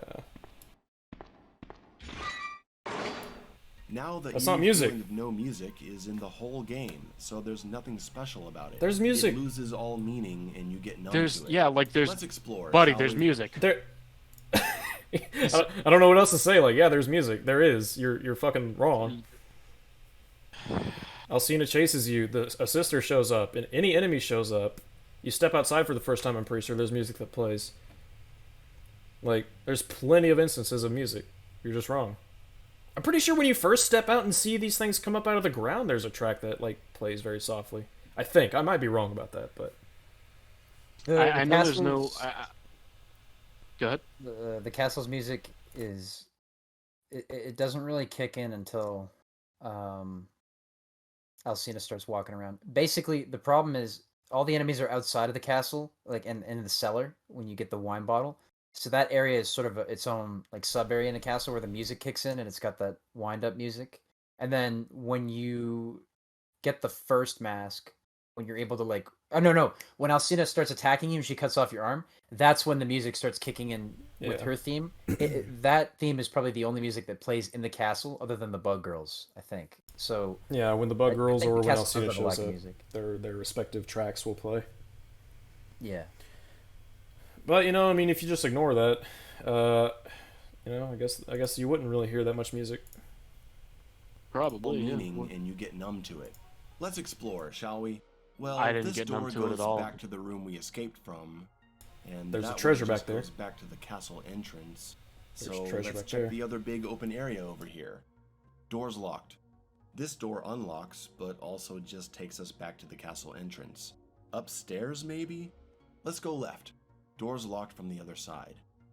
Okay. The wine room? There's a holding thing here where you could... So can you all think of a Resident Evil game where there's been several locked doors you have to slowly, you know, get through over time? Resident Evil Yeah, 0. I could think of a couple. You know, all of them. Quite literally, like every fucking one that has you exploring, pretty much.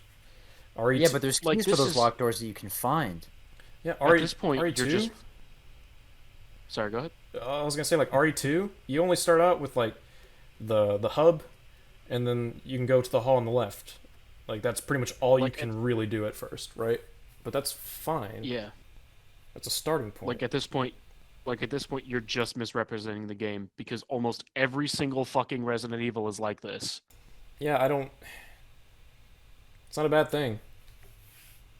That's. Yeah, it's not a bad thing to start out with a bunch of locked doors and have the player slowly unlock them. Isn't as that time the goes fucking on. point of exploration? Is to see a bunch of things and be like, oh, okay, I want to fucking, you know, I want to get those unlocked and see what goodies are behind them, and you do, and it feels good because you get stuff, and you progress. No, L. There's no exploration. Oh, I forgot, Just it's not none survival at horror. all. It's completely linear. Even though you can fight the second and third sister in either order you want, you can get them 2 of the masks in either order you want. Oh, by the way, one of the doors he talked about that like just goes back to the entrance. If you don't unlock that door and Alcina's chasing you, it can lead to some good moments. you're just throwing that out there. Yeah, you're. I know there was one moment in my second playthrough where Alcina was chasing me, and I was like, "Oh, okay, I'll just go through this shortcut to the foyer." Yeah. And I hadn't unlocked it, and I was like, "Oh no!" And then Yeah. she fucking murked my ass. It's fucking cool. It's amazing what you can do when you actually look at the game you're playing and analyze what happens, rather than just saying, "Oh, there's a bunch of locked doors. I can only go one way. It's linear." It's like, well, sure, you know, sure. just takes us back to the castle entrance. Upstairs, maybe? Let's go left. Door's locked from the other side. Okay. The wine room? There's a This holding fucking thing FOV here is where tripping you me can put out. a wine bottle, which we don't have. So I guess we'll go to the last door of this level, which is opened with the eyeball we were given earlier. This is what I mean when I But say you the had game- to. I said it. No, earlier. let's. Well, no. You have to figure out for yourself to get the eye out of the fucking ring. And you might be thinking, well, that's such a basic thing, right? It's like, well, okay, but that's the first fucking puzzle in the castle. Like, Let's Huh? let him finish his point. were given Just earlier. just in case. This is what I mean when I say the game is entirely linear. The castle itself is a big illusion of fake exploration. There is only one path to take. And as soon as we open this door, a witch shows up to push us forward on this path, which contains a locked door and only one door we can go through, which takes us to the one escape path in the wall, taking us down into the dungeon area, leading us through room after room of only one way to go. But you can explore the dungeon. There are rooms you can go into. Explore the areas that you're in. Like, I'm not saying the dungeon's like a fucking labyrinth or anything, but you can go in cells, look through... Whatever. It's like, oh, there was, you know, this big place starts off with one path, and then you go through sort of a set piece, in a way, and now you're down here in the dungeon. It's just so linear. It's like... That's just so fucking, dare I say, reductionist. He's just oversimplifying. Dare I say, insultingly basic. Oh, snap. One big problem I'm noticing with this video is just, hey, I'm gonna bring up this fucking point. Oh, no, I'm not. And he just skips and jumps to another topic. It's becoming hard to follow this video. Yeah, what was there like? It is. My brain is going fucking numb. Yeah, This is worse than the DMC5 video at this point. I'm sorry. Like, I don't know I'm about sitting that. here as a Resident Evil fan, just wondering what the fuck he was doing with like the FOV mod and like intentionally janking his fucking game up. That FOV slider or whatever it was has fucked his game up. I don't get why really he couldn't have has. just turned that off. Let me rewind it. What just- did we get into today? Way too much. We're only 12 minutes in, or 13 minutes in, and I already feel drained as fuck. Yeah, the EFAP fellas got lucky. We're digging into the fucking cringe now. They got off a little easy. Bless them. Wall Bless their takes us hearts. down into the dungeon area, leading us through room after room of only one way. He shot a box. Running around. No, I'm sorry. Video's over. Fucking I was actually gonna comment on that, fuck you. but Go then I back. was like, well, I He shoot shoots a boxes, box. but like that's because I have infinite ammo. Takes us I to didn't the see one this. escape path in the wall, taking us down into the dungeon area, leading us through room after room of only one way to go. Running around. He has enough ammo to do that. That's fine. I do that sometimes. I shoot boxes if I'm speedrunning, like, cause. I well, don't if you're wanna slow down speedrunning, my- yeah, but I assume this is his first playthrough, so Or at least it's a simulation. it's of the just first weird. playthrough. I'm not like This is I'm not his really 10th time giving him starting the game up and getting stuck at the castle. like I'm not really giving him shit. It's just something to poke fun at. Running around, picking up all kinds of items. Wacky. Items that go into your inventory. Oh, which you is mean massive, exploring and by the picking way. up items? If you aren't running Yeah. out of ammo, you might think that your inventory space is getting tight, and you'd be wrong. The trademark inventory management of the classics, of RE7, of the remakes, even of RE4 and 5, is gone in favor of a ridiculous. Hold up! Whoa! Let him finish. Let him finish. Let him finish. Because I remember this point. Let him just bear with me. Let him my finish God, this real quick. Fucking my blood pressure. I apologize for stopping you in your tracks, but you're gonna want to hear the rest of this. Yeah, let's. I do think we should, just as someone who doesn't know Yeah, what he's we gonna say. should. We should. Classics of RE7, of the remakes, even of RE4 and 5, is gone in favor of a ridiculously forgiving inventory that holds just about everything you could ever need. Even in Resident Evil 4, with its big starting inventory, there were so many items, many of them being large, that you still regularly had to make decisions about what you were going to pick up and what to discard. And that's a big part of the overall problem in Village. Decision making. Now, there is real no- quick. Oh, Okay. I was right to I- yell what? I Fucking made no sense.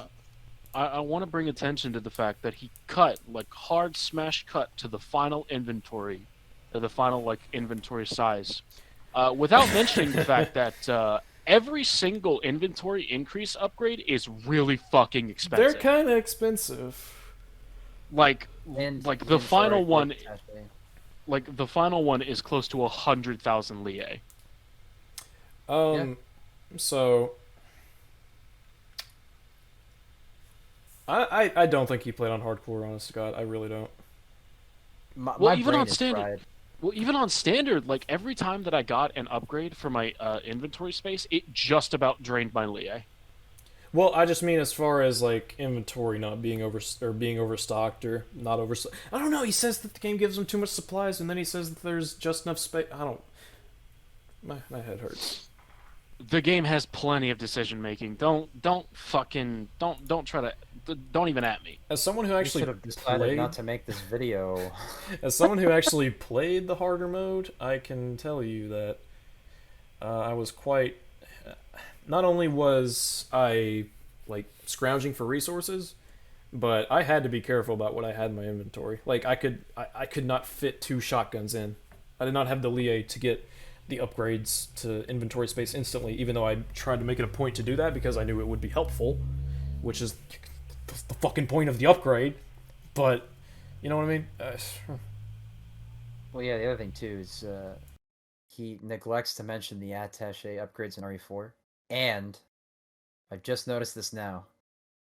This is fucking pitiful. He didn't mention that you can also change the orientation of the items. Like you can put them horizontally to like rearrange your inventory and fit potentially more items in that sometimes take up too much space considering your configuration. If you try to buy the revolver, it takes up I think 2x3, which is 6 cells, and if you don't have the space for it, it won't go in. You could move a grenade or a fish or meat around and make room for that like revolver. I don't know why he's complaining about space when he clearly has his fucking largest Ashate case a mess. If you go to the screen where he has his like final loadout from Village, take a look at his loadout real quick. He's got like several like independent cells that are open where he could like fit items if you move them around. He shows the like the full attaché case for Village.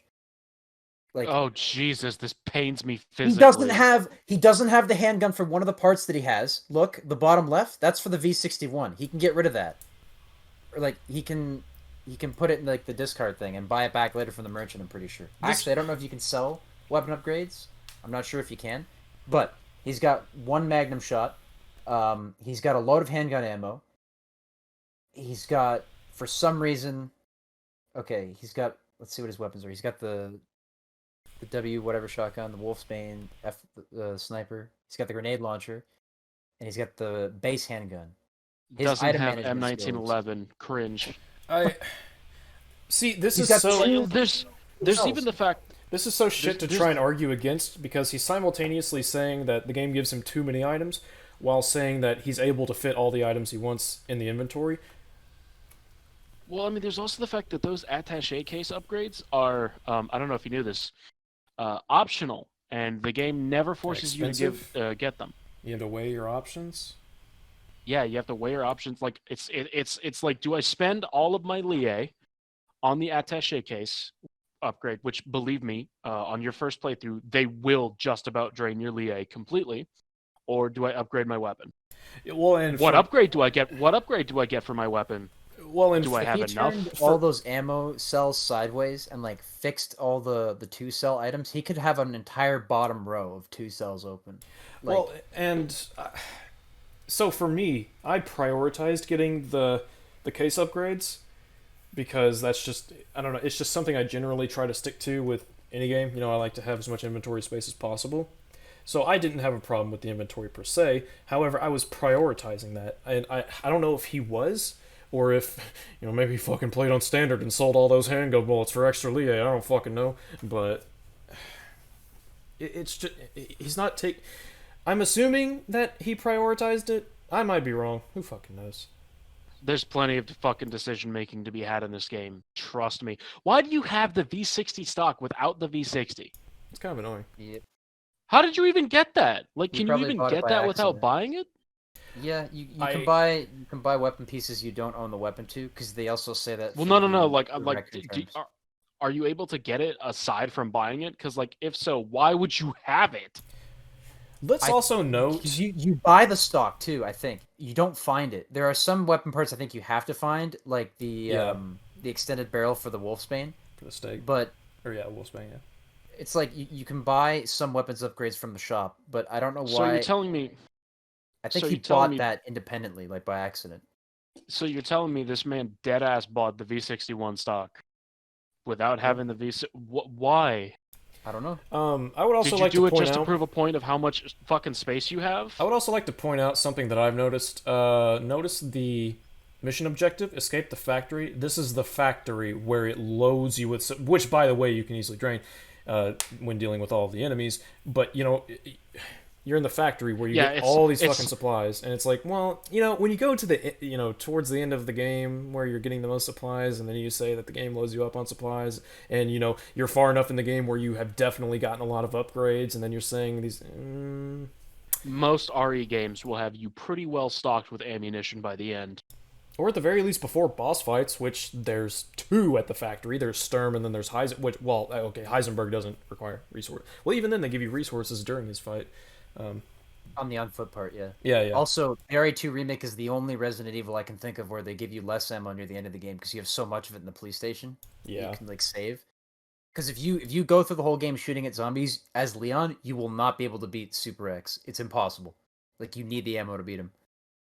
Yeah, because you need to be able to stop him from doing that fucking insta-kill attack, which is horseshit. But you're jumping to the final fucking area. No shit, you're gonna be loaded. Yeah. It'd be kind of like if you were to show New Game Plus footage and be like, wow, look at all these fucking supplies I got. It's like, well, yeah. I mean, yeah. And even on my first standard playthrough, I'll admit, I was pretty frequently loaded with handgun ammo, but that was because I don't know, explored every nook and fucking cranny that I could to get the ammo.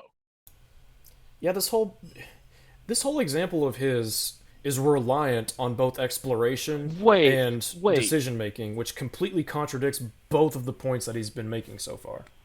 Hold the fuck up. Do you know what I just realized?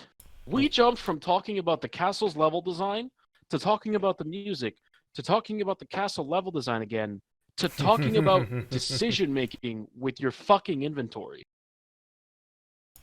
Yeah. This guy would be really good at writing suspense novels because he's just keeping me on the fucking edge every time. Oh my god. Inventory bro, structure your video. Ever need. Even in Resident Decision Evil 4, making. with its Decide not to starting make this video. inventory, there were so many items, many of them being large, that you still regularly had to make decisions about what you were going to pick up and what to discard. And that's a big part of the overall problem in Village. Decision making. There isn't much of it. Crafting materials don't take up any space at all. That means green herbs, chem fluid, metal scrap, and like I yelled, don't occupy your inventory and can always be picked up. They seem to stack infinitely in a separate crafting menu. RE7 did this. RE7 did this. I don't see. Also, there's almost no decision making in RE8. How do you guys feel about that point? I've decided to try and fix my brain. That's what I'm gonna do. Remember what I said? The last point he made about having an overflow of inventory in this big case and all that. How it's completely reliant on both decision making and your ability to explore and find things that will help you get those upgrades. This guy has or also the decision making of how, or even the crafting menu, because in the crafting menu, I don't know if you know this, but crafting one thing will prevent you from crafting another thing. Yeah. Because every single fucking thing that you craft requires the same item, chem fluid. So you have to decide. Do I craft a herb so I can get more health, shots. or do I craft ammo so I can kill enemies better? That's what we call decision making. Like the basic handgun shots don't require chem fluid, which I would almost sort of buy that as a criticism, maybe. Yeah, but they do. No, they don't. It's metal. Oh, right. They require gunpowder and scrap. But even then, bear in mind that. But chem fluid is required for all of the best crafting. What was that? He made 2 good points in this video, prior to before. He'll make a good point or two, and then it's just lost in this fucking sea of shit. When we got to the castle, when he got interrupted by the cutscenes, it's like, okay, I get that, that's fine. Or the earlier example when he felt annoyed that the game was opening up and wasn't. It's like, okay, yeah, sure, I feel that, but then he loses those fucking good points with just, hey, guess what? The inventory system, it's so shit. It's based on decision making. When he was just talking about the music and then the level design, and he still hasn't elaborated on the combat yet, which he brought up at the beginning and then dunked away from. Well, no, he said that the inventory didn't have decision making. you're always loaded with shit. There's no reason to make decision. But even then, like handgun ammo doesn't require chem fluid, but it requires gunpowder and scraps. So like making handgun ammo will prevent you from making your other types of ammo as well. Yeah, when you play on hardcore mode, you're kind of starved for those things, anyways. Just saying. I'll be fucked if I quote this guy properly. Like, what's coming out of his mouth? It's just like, I can't. I'm trying to remember what he said, and it's just so. Remember like, how we were supposed to be going really in depth and for a long time about how the castle is the worst level in any Resident Evil game? And His now we're tactic is talking to about make- decision making and inventory management. Like, what the fuck, dude? His tactic is to bully his audience into like submitting to his fucked up logic, so they just like It's zone like- out and don't question it. It's like I'm not against... My brain is melting. It's like I'm not even This against... hurts. This fucking hurts.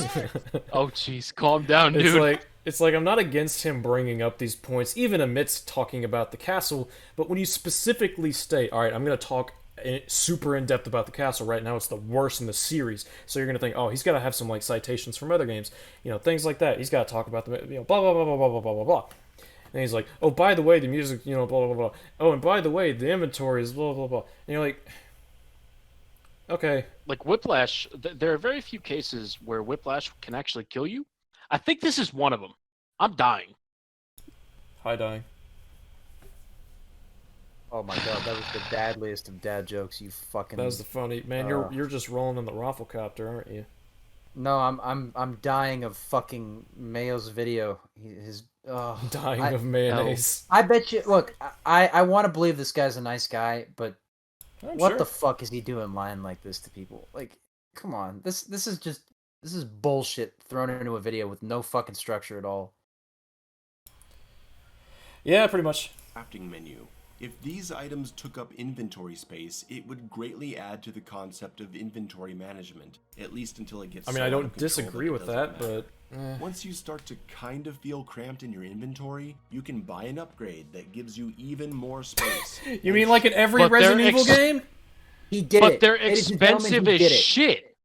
He did it. He bought an upgrade to help improve his gameplay. Now turn off the FOV slider, for fuck's sake. But like, it's like most of them are pretty fucking expensive. I don't know if you know this, Hey. but Lie is a resource you have to manage. Decision making, what are you gonna buy? Are you gonna free up It's your not inventory? survival horror because the enemies are bankrolling my fucking inventory upgrade. He's clearly not Like, fucking- exploring. Like almost every Resident Evil game has inventory upgrades. Yeah. Yeah. Yeah. Yeah. It'd be like if someone was to be like, I'm playing Devil May Cry, and I'm having to really think about these platforms. No. It's not a reference to what he said. It's something. It's a hypothetical. It'd be like if someone was like, "Oh, I'm playing Devil May Cry, and I have to really think about these platforming sections, but then the game lets me buy a double jump." It's like, well, We Yeah. should get Mayo to review Bubsy 3D so we can call it like the greatest masterpieces, fucking the Mona Lisa or some shit. I want to say the that game he. is a work of art. The tank controls remind me of classic Resident Evil. The lack of texture art, it's better than ray tracing. Also, these controls suck. What's with this game? Why? How do I play this? This made me Actually, shit I know how to myself. play this. This game is too easy. I'm Mayo. I'm the ultimate contrarian. Dude, he's a contrarian to his own fucking points. I mean, it's Dude, he would fight himself in an argument. and lose. He'd walk past the mirror and You get the impression. You know when birds see each other in like the reflection of cars and they shoot him? He's just fucking dunking on himself in this video. No. You get the impression that he's the type of guy who like draws a face on a jar of mayonnaise and then argues with it. Wow, that's just he's arguing with himself. What are you talking yeah, about? Use the jar. yeah. I can't. He- It's just, His oh my brain God. is hooked up to a jar of mayonnaise, just being The stimulated with electric Matrix, volts. the mayonnaise. Bro, no, Alright, his brain he's is hooked up to a mayonnaise. computer. Generate the most random fucking shit you can think of. Oh, the field of view in this game is really bad, so I turned it up. But the controls suck. What? That has nothing to do with anything you just said. Did he say You the can't. To be fair, he didn't say the controls suck. No, I'm making up a fake Mayo quote that's probably real. Okay. Yeah, whenever I segue off like that, it's like The attaché inventory system was bullshit. By the way, did you know the music is fucking absent in this castle? Anyway, look the at level design that. of this Look at castle. Let me tell you how bad this is. There's no music anywhere. Also, did I mention the attaché upgrades? My field of view is whack. Hey, how come I'm not blocking? Oh yeah, the castle. So I went to buy handgun ammo, and I couldn't find the Duke in the castle. I checked every room, but the doors were locked, and I got dragged into another cutscene. Oh yeah, by the way, there's no music. Want to know why the music's bad? Hang on, let me just buy some shotgun ammo. So in the courtyard, we found another area to explore, but the doors were all locked, and there's no music. By the way, I'm going to tell you all about how that music is bad. Oh, do you remember Uncharted when the camera was better? Man, shut the fuck up! Stop with this bullshit! It's blowing my fucking mind! You can't stick to a point. I'm on the verge of tears. I'm breaking down. The Italian in me is so sad. I don't get it. My heart is broken. This is the death of fucking journalism. The world is over. That's it. It's done. This guy sits on the fucking TV and watches the couch. I'm baffled. I'm baffled by this man's legacy. He's trying to. He was standing in the museum, examine an art piece, and go, I wish I could grab that art piece and throw it out the window. But actually, I'm gonna skateboard down an elevator. Like, who the fuck is this guy? He's like a living random number generator. I'm wondering what kind of stupid program to say next. It's like you look inside. It's like you take the lid off. You look inside the jar of mayonnaise, and it's a fucking Menger sponge, and you're like, "Whoa, where am I?" Are you implying that there's an infinite universe? Like, there's potentially infinite parallel worlds where we have a Mayo in every world, but they just say stupider and stupider shit. Or perhaps like in one world, Mayo's president. He's like, as president of the United States, I'm authorizing Greenland to have a party. Like, there is a world where this man is in control, and I don't want to see it. I don't want to live with some random intangible media thing thrown my way. This guy is a media terrorist. Get Vector after this guy. Oh man, go get him, Vector. He's got 14,000 Lie, and the fucking upgrade is 10,000. Like, bro, No, get there's the no fuck out of decision here. making. There's no fucking decision making. Oh shit. We should watch the video. Yeah, we should. Oh my god. Let's go. Let's fucking do it. We can do it. Cut that all An out. upgrade that Nope. gives you even more space. And shockingly, in my first playthrough, I only had 2 instances of not having enough space in my inventory to pick up something I wanted. So And you on did the well at the standard, game. Good I job. didn't run out of Wait, space once, he even though I- didn't pick up the knife. Oh, okay, he's going to pick it up. Never mind. Go I ahead. was about to say. I was like, what the fuck, really? I was about to say, that's the best fucking handgun in the game. Die. No, the V61 is, but the M1911 is the coolest looking. I'll give it that. Yeah. It's an iconic weapon. pick up I will something tear I your wanted. head off. And on my second playthrough, I didn't run out of space once, even though I picked up every item I found and explored many Hey. optional areas of the maps for even more. Switches back to the other I even handgun. have limited inventory space at this point. Just give me endlessly deep pockets and forget about it. If you're gonna treat me like someone who can't manage inventory space, just leave it out. You'll be able to afford these But, like- inventory upgrades and I'm weapons. going to treat him like somebody who can't afford to play a game. Wait, hold on. Rewind. I gotta hear this. I I'm just gotta like- hear this next part. I'm thinking to myself, I'm like, you did a good job, like, with your inventory management, and you're blaming the game for you not having done a good job with inventory management. Like, what the fuck? He's fucking punching the air. It makes no sense. Oh my god, let's hear it. Space at this point. Just give me endlessly deep pockets and forget about it. If you're gonna treat me like someone who can't manage inventory space, just leave it out.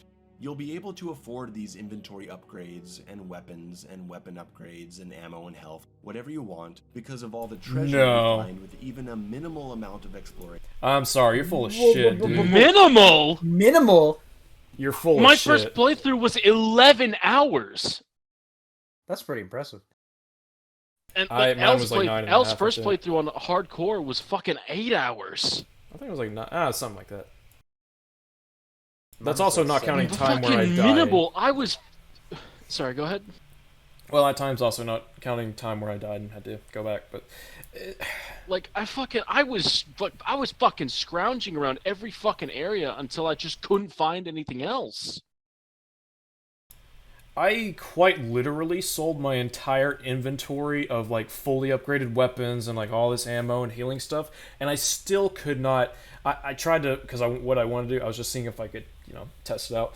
I was gonna buy the stake and fully upgrade it, and I didn't even come close. Like I had several upgrades left that I still didn't have. Wait, hold on. Rewind real quick. Okay. I gotta hear something.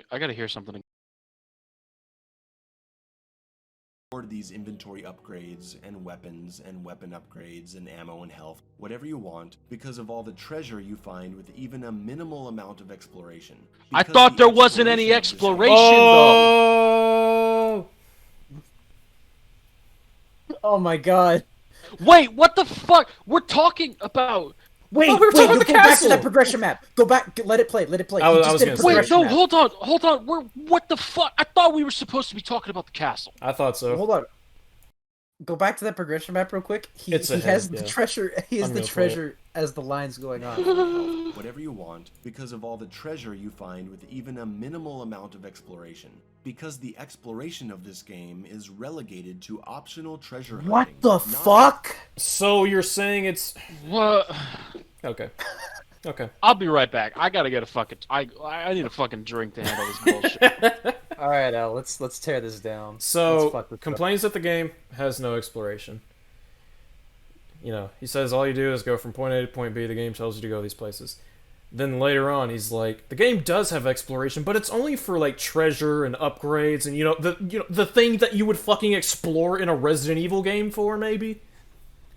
My guess is he misunderstood how the hub of the village worked. He thought he was probably being moved along on a linear level and didn't take the time to explore unless it was like on the because there is a path right before the Urias Cathedral where you can go fight that dude in the mill, and that's probably what he did. Mhm. He did that because it was like right next to it. But anything where he had to think about what he had to do, he probably skipped because he thought he was being moved along on a linear path. So again, he misunderstands the source material because he didn't explore, which is just hilarious. Well- He's trying to review a game for everything that it has. And then it's like maybe we're wrong, and maybe he did explore a lot, and then I would just be like, why the fuck didn't you talk about that, or are you just gonna ignore it? To be fair, at the end of this video, we'll go back to our points of contention, and we'll like quickly touch on everything. I'm sure as fuck we're never gonna figure out this guy's motive. Like he's got the fucking strangest modus operandi ever. I just don't think I really think that all of his videos he has talked about how he makes videos pretty quickly. Like he uploads videos once a week, which god fucking damn. So I'm just convinced that like by the quality of his script and by him saying that he uploads a video once a week, which I'm pretty sure he does. I don't know what his upload schedule is because I don't follow him, but I'm just like, dang, dude, you really just roll with the first draft and don't actually think about what you're saying, do you? Like, it's really hard for me to think that he thinks. And it's like, if you're watching the show and you're like, oh wow, these dudes fucking hate this guy. No, like, we're just in disbelief that what he said in this video is being accepted by people as fact. Fucking... Like, it's a fucking lie. It's a fucking lie. It's just misinformation. I'm criticizing the art, not... like, fucking... The Last Jedi's like a shit film. I don't think Ryan Johnson's a shit person or some shit. Oh, Disney. No, they're gonna copyright strike us. Mouse. Oh boy. Oh boy. Oh, bend over, fella. You're getting a cease and desist, you fucker. Copyright claim this, you piece of shit. I was here before you and well before the world wars, fella. I'm the head of the Illuminati, and I am the dictator of a fascist corporation. Yeah, that'll get us. Remember the fucking epic rap battle where Walt Disney comes in? It was awesome. He's like super evil. Yo, epic rap battles of history. Come on, Shaggy and Cease. Scooby-Doo versus Shrek and Donkey. I want it. Let's go. Ooh, Shaggy, Scooby-Doo, Shrek, and Donkey. I like it. Like, you're green, bastard. What'd you say? You stoner bastard? What'd you say? Friend Shrek. Ah, Donkey. Hey, what'd you say, mate? God damn, I can't. Je suis un ogre. And then Donkey's like, wee. You want parfait? Oh, my no, God. Donkey's black, remember? He's voiced by Eddie Murphy. No, I thought you meant Donkey. Oh, yeah, Donkey. He's our favorite black YouTuber, yeah. Shout out to Video Game Donkey. Please don't take our video down because you disagree with us. Yeah. I'll admit it. I'm a big fan of Donkey, but his dunk views, They're not good. they're just, he's dunking on his own views. I if you think know what his I'm saying. fucking, me and my ex would watch the goddamn Mario Maker videos. They were so fucking funny. Yeah, his Donkey influenced me with Donkey Kong 65. That is the funniest Flash 65. cartoon ever made. Oh, I'm man. gonna fix your face, airplane, if you don't shut up about the airplane. That is classic. And his Cuphead video is super good as well, where he talks about like the process of innovation and production and like how his Flash works weren't initially accepted. He he definitely deserves the success he has through the struggles he went through. I just don't want to see him act condescending towards I his don't like that it fans. goes to his head. And like what he'll do as well at some point with every channel that provides a legitimate argue about him, he'll take contextless clips and like use them against people. So like if we say something that he does is wrong and we don't like it, and then if we're caught doing it innocently or like out of context, he'll use that against us like he did with the EFAT fellas. Like I just don't like it when you know there's that saying. It's like, oh, don't idolize your favorite YouTubers or whatever. They could turn out to be shitty people, or that's just the internet mantra now. I don't care. Like if I'm watching a content creator, I'm gonna be somewhat interested in them. Like their personality is what attracts me as a viewer. I don't have to know everything about their personal life. I don't give a fuck. You want to put on entertaining content? Fine. If it turns out you're a piece of shit, whatever. Like I don't have to worry about that. I don't know this person. Why why do I have to feel the need to be so attached? Like other than if they're an influence, you know? And somebody could look up to Mayo as their fucking like muse, Oh right? no. And just be like, "Wow, this game is fucking bad." And then, just like Mayo, they're never gonna fucking get to the point. Like, Remember when we were talking about Castle Domitresque? yeah. Me amo el Bonte, el exterminador Stop speaking de French. demonios. Parliamo medonte, el exterminador de demonios. Fucking Anyway, I yeah, hate remember when we DMT2. were talking about Castle Domitresque in depth and why it's Parliamo- the worst area in Resident Evil history? Mi amo el So I don't. we were talking Mi about amo el Castle Vorgel, el Domitresque. Anyone exterminador de remember that? pregnancy. What was that, El? I said mi amo Virgil, el exterminador de pregnancy. Hey RX, remember when you played DMC? The reboot? Why do we Son keep of a bringing up bitch! DMC? Anyways, yeah. we were talking about- Internet fucking it's dying again. I So- apologize. you're good. Are you at 1502 or? I'm at 1506. I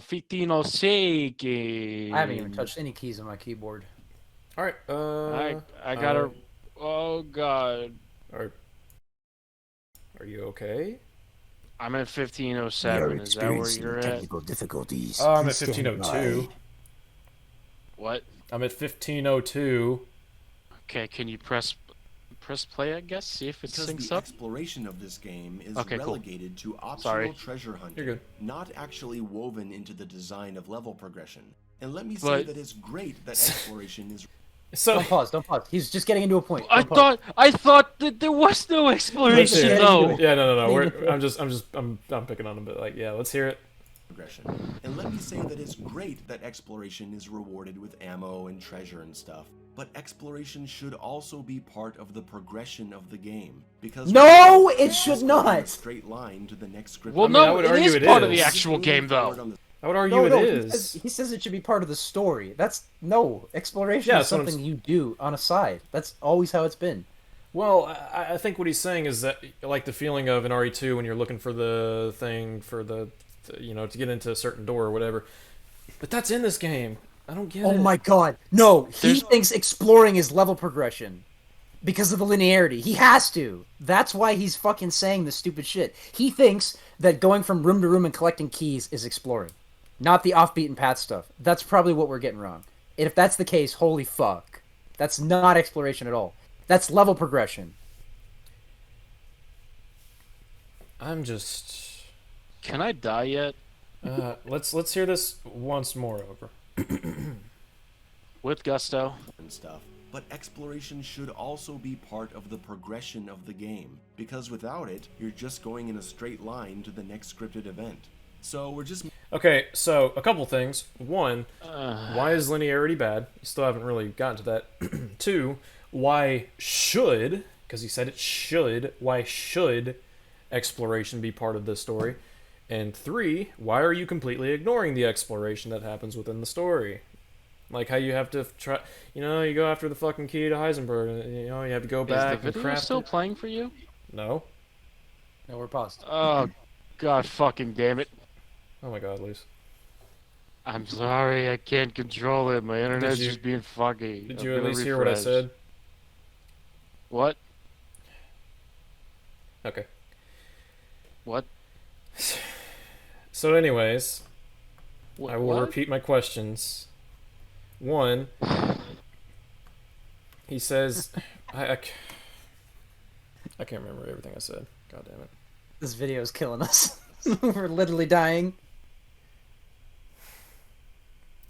Okay. I'm sorry about all the fucking internet problems. That's okay. This video is way worse. It's fucking bad. So I'm gonna play this one more time. Pockets Okay, and I'm forget loading about in it. now. If you're gonna treat me like someone who can't manage inventory space, just leave it out. You'll be able to afford these inventory I rewound a little bit upgrades too and much. weapons and weapon upgrades and ammo and health, whatever you That's want. okay, we because can of hear all the his lovely treasure you voice. We find love with hearing even him, a don't we? minimal amount Oh, of yeah. exploration. Because I mean, the you guys get to, exploration I'm of still this game is still loving the relegated to video. optional treasure hunting, not actually woven into the design of level progression. And let me say that it's great that exploration is rewarded with ammo and treasure and stuff, but exploration should also be part of the progression of the game, because without it, you're just going in a straight line to the next scripted event. So we're just moving forward. Okay, so my 3 questions. Luis, is it paused for you? It's paused, but Watch Together is still like loading the video itself.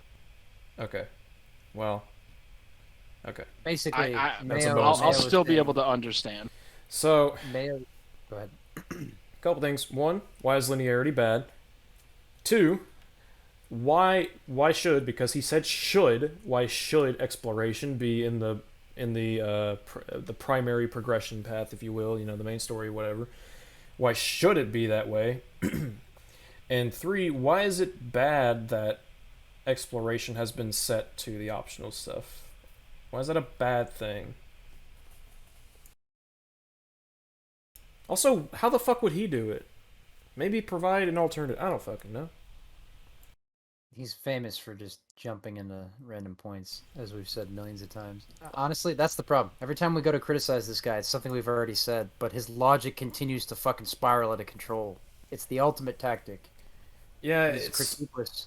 it's so weird. He starts off saying there's no exploration. Then, 20 minutes later, he's like, oh, there's exploration, sure, but it's only optional. And you're like, what?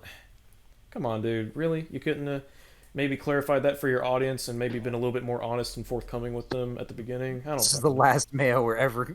we're not covering this guy anymore. We're covering him on the This season is a means of fucking torture. This is worse than waterboarding, right? This is fucked up.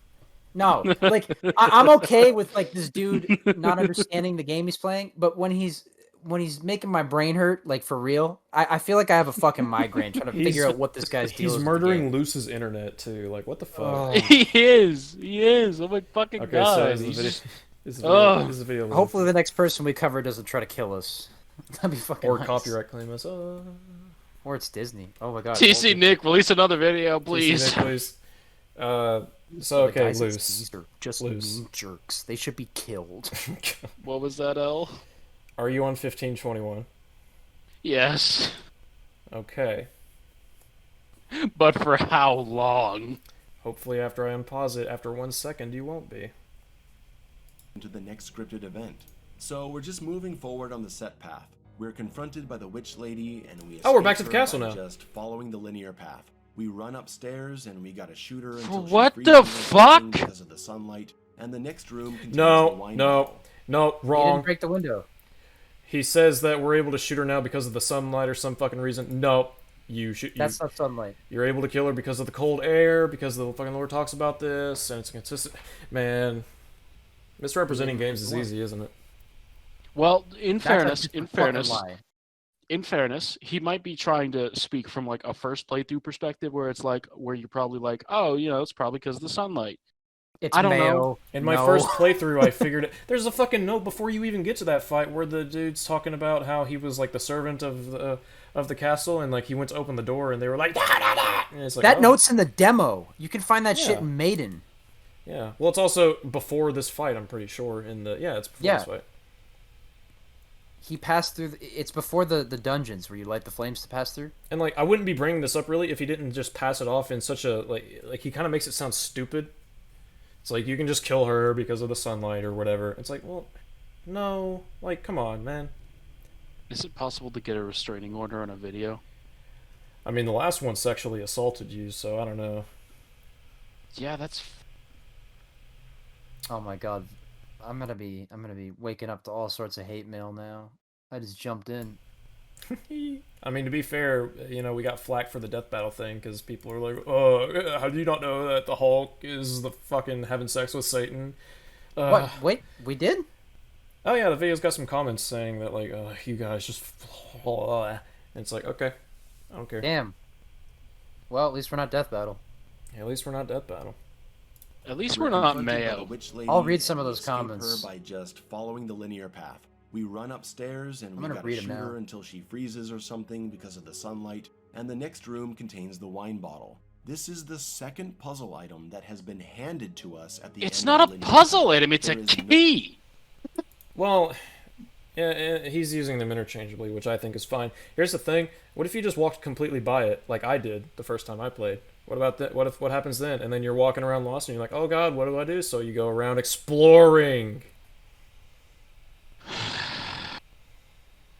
Or maybe, how about after this, how you can, you know, choose which of the sisters you want, you know, from the second and third one, which one you want to fight first, and which path you go down first to get the masks. Oh my god, it's like there's exploration or something in this video game.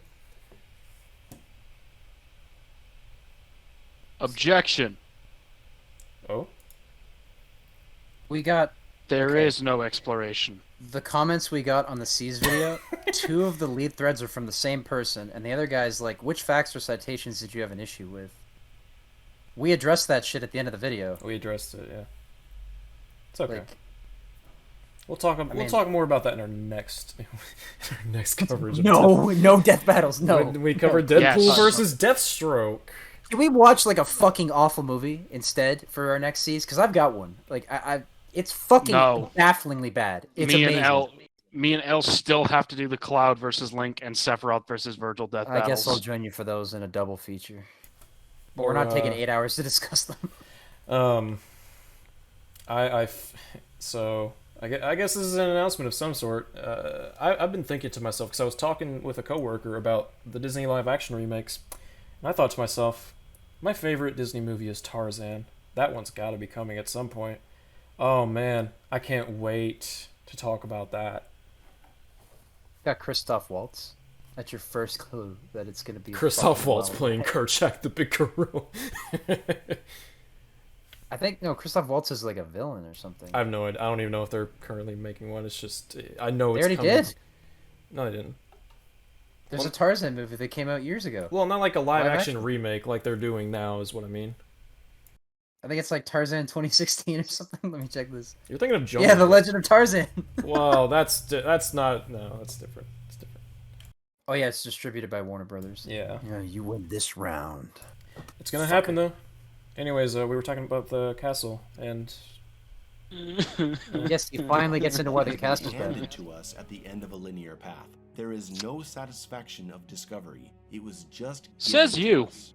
Remember in the RE2 remake when you found the valve handle that was in the office? Remember the RE2 remake when the bolt cutters are given to you after a cutscene? Yeah, remember how you just find the item and it's just given to you? Ugh, fucking cringe, RE2 make. Ugh. Remember in RE3 remake when you walk into a room and the fire hose is on the fucking floor? That one was funny. Remember in Resident Evil 4? The whole game had like one puzzle? Nah, that's a stretch. But he is stupid. I mean, you're not wrong. You're not wrong. At this point, like, again, we don't have any flaws with this guy, but I'm just like, how can you not think he's stupid after saying this shit? This is just lying. Like, it's disrespect. Let's continue. When you found the valve handle that was in the office, it was in this small part of the larger office. Well, the first time I played, yeah, you just walk in and it's given to you. That's not a puzzle. Cringe. Leaving without the valve handle, which led to me wandering around lost for a bit, till I decided to retrace my steps, think about what I hadn't checked. Oh my god, you literally said this exact thing! You mean like how literally the exact same fucking thing happened with me in the wine bottle? It happened with me on my second playthrough. Oh, but I completely forgot about it and skipped over it after I killed the first sister. Oh, but because it didn't happen to happen on his first playthrough, it doesn't mean it just doesn't count. Admittedly, counteracting his point with like a mistake on our own part isn't the best, but like, well, no, but he's citing valve. He's citing how he missed the valve as like, oh, hey, this led to exploration. Like, okay, if you miss the wine bottle, you'll be exploring. Yeah. Like, if you miss anything, you'll be exploring. Yeah, that's RE1 is that's the whole thing of RE1. If you miss an item, you're fucking. That's every Resident Evil game. You miss something and you're like, oh, hey, I gotta fucking think about this. That happens in every game. Except for, like, I don't know, 6 and 5, maybe? Yeah. It's so easy to just ignore.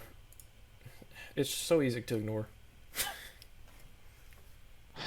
What's the use in fact checking, right? What's this? Pro Solo Gaming, another person that he zipped some fucking footage from? Journalism is dead. To retrace my steps, think about what I hadn't checked, and open my map to see what rooms still had something left to find. Shall we move on? The game allowed me to. We are moving on. It's playing right now. Son of a bitch! Click in the video again, and then don't touch the keyboard, because I think that's what happened before. If you click in again, it'll be linked to L's thing, like I did. Oh man. This is the Mayo will be the death of us. We're under attack. We're being doxxed. It's Mayo. He doesn't want us. He doesn't want this information. I'm being DDoSed. It's not Mayo. It's somebody else. No, but who it's could somebody it be? else. It's Viacom. It's Hillary Clinton. Oh fuck. Well, 2 bullets to the back of my head. Yeah, that's how you killed yourself. Yeah. I have information. Ah, that's a dead meme. Yeah, it's fine. It's fine. Sorry, Hillary Clinton. I don't think you'd really kill me. But Bill might. No, he'll just fuck you. Implying that I'd be did alive not to know. have sexual relations with that woman. She was dead when I did it. Can you imagine, like, Bill Clinton eating his food like an iguana? Like, his neck just stretches out and he's got scales. He's like, oh! Yep, that's right. Oh, man. I used to be the president of the United States of Iguana. America. Oh my god. Loose is a What video. a fucking awful joke. Loose video. What? 1607. Are you at Loose video? Turn the Wi-Fi off on your phone. I'm not using Wi-Fi on my phone, dipshit. Oh fuck. Oh great, Chrome's not responding now. Oh my This god. is just amazing. Oh dear me. Let's share the screen on Discord. That's not gonna help. No, I would have to completely redo the OBS setup. That would be a fucking pain in the ass. Actually, you're using OBS. Oh yeah, my fucking god, I'm gonna kill myself. Well, this has been episode 8 of S.E.E.S. Hope you enjoyed it. Oh man. Luis is fucking killing himself live. Shit self. I'm actually, like, my internet is just actually dying. Can you imagine if you heard like, a loud gunshot coming from his mic? And you're like, oh shit. My god. What was Kind that? of like that. I just banged my fucking hand on my table. Well, you know, at least Hillary Clinton can't find me in my remote Canadian hideout. I don't know any...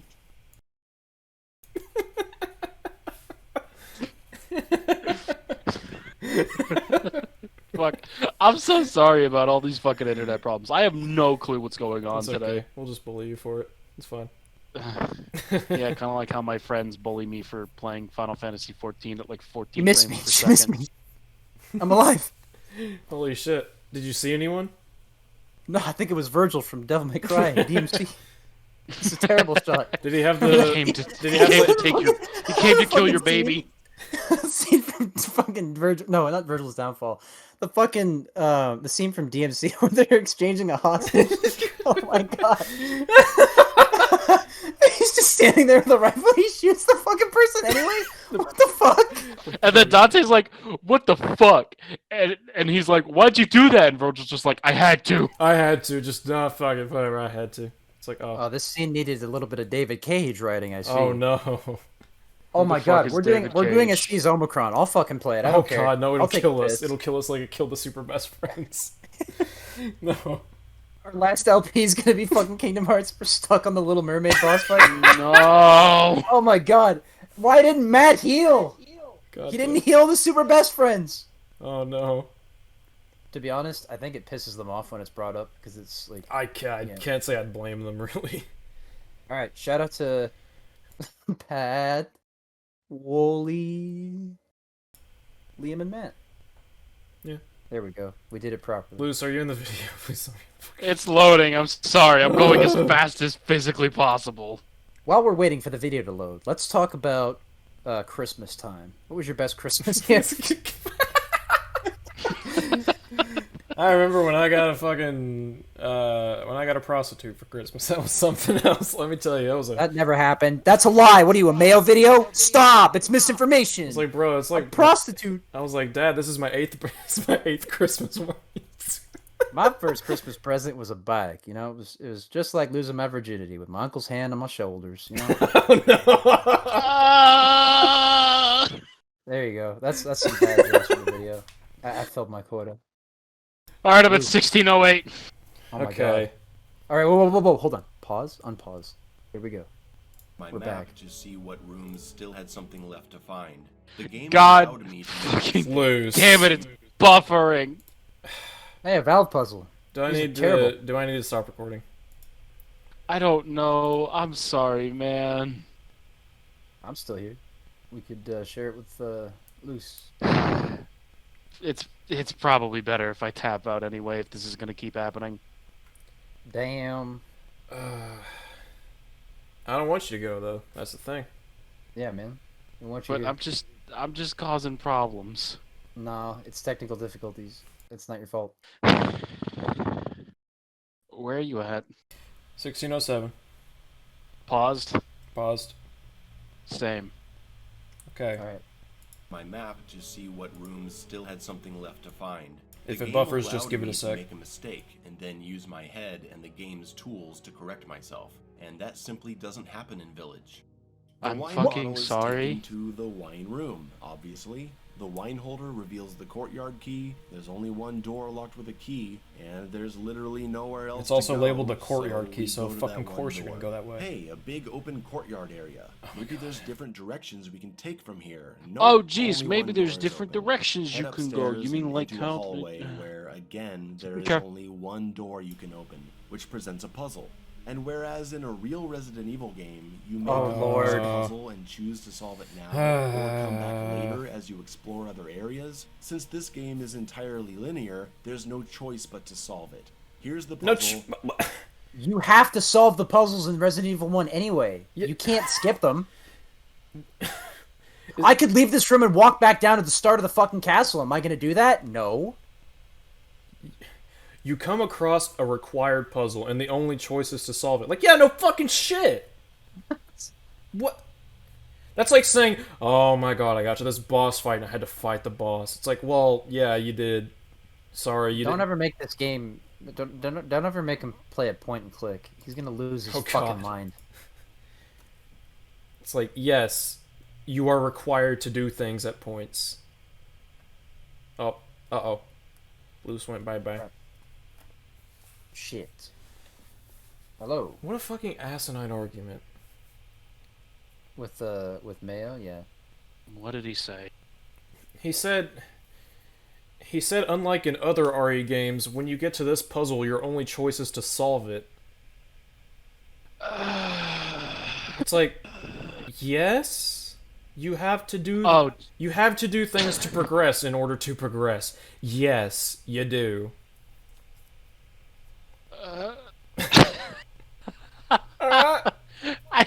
I just can't help but laugh at that. What the fuck? I'll even rewind. I'll fucking rewind it just so you can get it in full. But oh my god.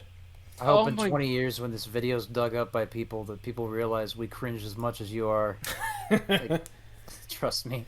So okay, 1643. Yeah. Okay, listen to this shit. Door you can open, which presents a puzzle. And whereas in a real Resident Evil game, you may come across Real. a puzzle and choose to solve it now, or come back later as you explore other areas, since this game is entirely linear, there's no choice but to solve it. Here's the puzzle, solve it now, or do nothing. I mean, Did you play Resident Evil 7? Yes, at some point. What a fucking stupid argument. I'm sorry. This is so Okay, stupid. but here's Go ahead. I don't even know how to fucking respond to that. We just continue the video and pray he doesn't say something as atomically stupid. Like, you just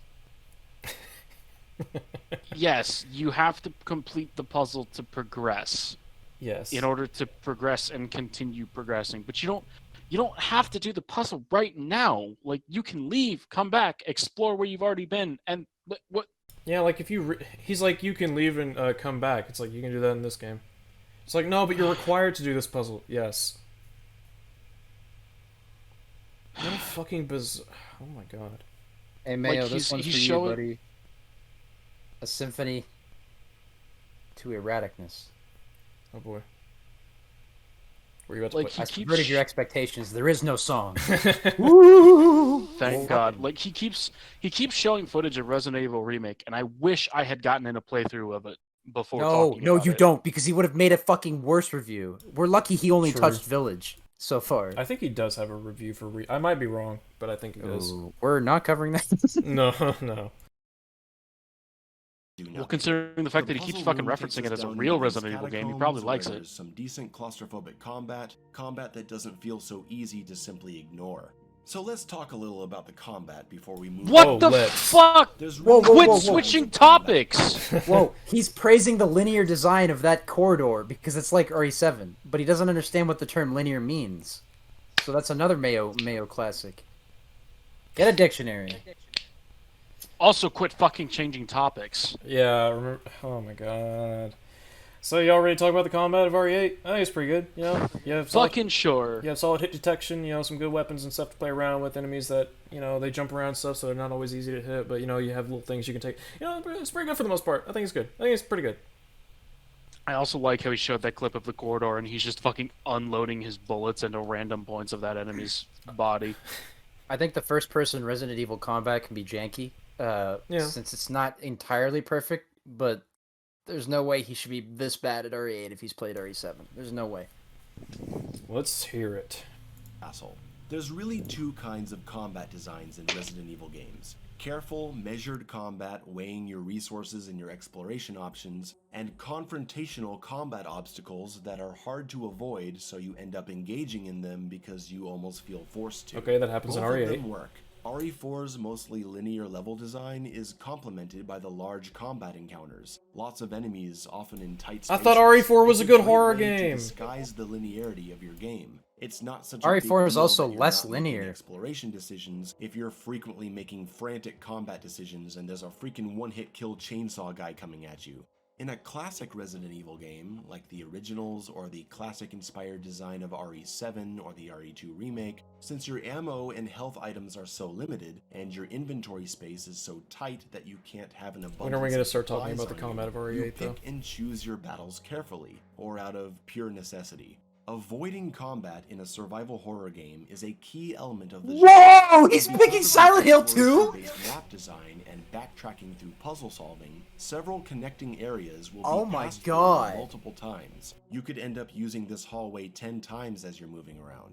So you're faced with a big decision. Do I save 20 bullets and just try to move around these zombies? happens in Or do I RE8. kill them now so this Most of room this isn't so gameplay from other dangerous games later isn't on, even at his. the risk of I moving skipped so forward many with almost encounters in no bullets RE8. left. If I screw up in trying to avoid them and I get bit every time I go through this hallway and I end up using 3 first aid sprays healing myself, maybe that wasn't worth saving the 20 bullets. That's the pressure that a real survival horror experience puts on you. You have to have one of the two, or a combination. RE2 You have Remake to. did this beautifully with the lickers. They were incredibly There's no other aggressive choice and with agile. game I would argue design. the They were lickers are the blood, worst enemy in so the if you game, but quietly okay. sneaked around them, you could avoid fighting them and save shotgun shells. That's risky in itself because you're You gonna can also pass through deafen these a licker with a hallways several flashbang. times. And if MK Mr. X is Ice and coming after Fire. you, There's you no have to way he run, got and permission. there are lickers in here, you've got a problem. Or maybe you're forced to defend yourself against a pack of zombies you didn't expect, and you alert the lickers. When are we gonna you talk about forgot were RE8's there, combat? And now everything's fucked. Why would you leave a Creative, licker alive? memorable, strategic combat decisions. That's what a Resident Evil game needs. Village, for the most part, only sporadically throws a handful of enemies at you that are pretty easy to... He's just said, go back to the part where he has the molded in the hallway. He said the stupidest fucking thing ever. I want you to hear it. He said something about a Resident Evil game needing something. He said that in... Okay. Is that like just a few seconds ago? Because I really don't want to fucking listen to all that. Just a few seconds. It's like when he's in the hallway with the molded. You forgot we're there, and now everything is fucked. Creative, memorable, strategic combat decisions. That's what a Resident Evil game needs. Are you kidding me? I'd say this game has those. Sporadically throws a handful Every Resident Evil has those. You have to be... Are you telling me you're going to beat El Gigante without shooting its weak points in RE5 in the turret? You have to focus on what you're doing. That's basic. Or, you know, like, failing to understand the sophistication of the puzzles. And then, like, he's bringing up that he loves the older games, but the newer games that are simpler and targeted towards a new audience, like, anybody can approach RE7 and play it, honestly. And same with Village. They're approachable games. He's trying to say, oh, these games need those decisions. They already have them. They do. Like, there's just, my whole experience fucking contradicts this entire thing, because I played and had so many instances of like, oh shit, should I run past and run the risk of getting hit, or should I, you know, expend some ammo to ensure that happens so much. I mean, play the harder modes. I don't know what else to tell you. Again, he hasn't said what difficulty he's playing on, and I just... Because, like, I have criticisms of... Me and Luce both had, like, major criticisms of standard difficulty for just... It seems like they're just kind of... It's just kind of action-oriented, where you just get so much ammo and blah, blah, blah. There's still... Go ahead. They really do just... Like, it's not even necessarily all ammo types. Like, they fucking overload you with specifically handgun ammo. Yeah. But it's like... If he was to specifically state, like, that he was referring to standard difficulty for doing this, I'd be like, yeah, I mean, I can see it. But he's just like, no, the whole game. It's like, really? Have you played this game more than once, and have you played it on a harder difficulty? Because... my experience... Like, I'm hearing this, and I'm like, what game did you play? Because the game I experienced was just, like, nothing like this. You mean just like his Devil May Cry 5 video? Oh... Okay, like, we're stuck in a fucking time loop, I feel like. We watched a few seconds of video. Oh my god, something foul! I'd say we actually debate it, and then we get sucked back into this loop. Every video, like, is just... they're like WarioWare minigames, but they're all bad. Well, no, I think we did a good amount there, because he was just talking about the older games for so fucking long. It's like, okay, cool, we can kill a few minutes just fucking listening to that. Killing a few minutes between forgetting about points. Yeah. Oh my god, we're only halfway through this fucking video. Oh my god, we've been in this podcast for fucking 5.5 hours. Damn. Oh, let's go. To be fair, we only started watching the video at the 2-hour mark, so we've been at the video for about 3.5 hours-ish. Yeah, let's get this done, fellas. Let's do it. Throws a handful of enemies at you that are pretty easy to avoid, whether you're luring them around geometry and running away. Didn't he just compliment this part for a shotgun and running away? So we don't have the high-pressure combat of RE4 to disguise the linearity, and we are able to avoid enemies without the risk of running into them again through backtracking puzzle solving, because that doesn't exist in this game. Yes, it does! Combined the combat encounters of OG Resident Evil and action-based RE4 and RE5, but completely missed the point with both of them. The inventory is just... Shut up. Shut up, you fucking... You also didn't explore, buddy. You can't say that. I'm fucking lost. What the fuck just came out of his mouth? Yeah, it's gibberish. Like, he praised the exploring. Oh my god, I'm losing track of his fucking... I legitimately have... You know, when you mod your game to play differently, it's almost like you get a different experience. Can someone start typing down his points? We're gonna do a fucking continuity check in this episode. Oh god, you want continuity in a Mayo video? Are you kidding me, bro? No, we'll do this. Like, we'll set the bar down right now. This is flat out gibberish. This is like radio transmission that turned English. I don't understand this shit. It's like no, like legitimately, Al. Can you please rewind? There's a fucking fridge clue in Arizona that's trying to talk to us. Like some kind of weird shit's going on. All right, I'll just rewind it a little bit more. Even my jokes are going fucking ape shit. I To don't even avoid, know what I'm saying whether you're anymore. luring them around geometry and running away, or shooting them once with the shotgun and running away. So we don't have the high-pressure combat of RE4 to disguise the linearity, and we are able to avoid enemies without the risk of running into them again through backtracking puzzle solving, No, you're because not. that doesn't exist in this game. Yes, So it they've does. combined the combat encounters of OG Resident Evil and action That's not a RE4 combat and encounter. RE5, That stairway is just a fucking room that you can go back to the save room from. The save room is right under those stairs. What the fuck is this word salad I'm listening to? I'm lost. Like, what the fuck? So essentially, he's trying being the keyword to wrap up his points by saying essentially RE8 the exploration is optional, therefore he just doesn't count it. Basically, therefore, it doesn't have the exploration of the original games, and it doesn't have the sophistication, I guess, or the complexity of RE4 combat because it's easier. He's just repeatedly saying that the combat's not like tense or you don't think it out, but it's like, no, it is. You're playing on fucking casual difficulty. What can I say? This guy has weapons of mass destruction. We've done it, gentlemen.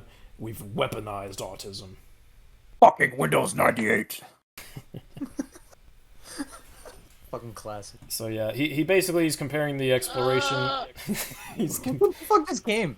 He's comparing the exploration to RE1 and saying it's not as good, and then he's comparing the combat to RE4 and just saying it's not as good without actually really substantiating it in any actual way. Except in the ways that he fails, like saying the castle doesn't have any fucking exploration, then completely ignoring all of the options of exploration.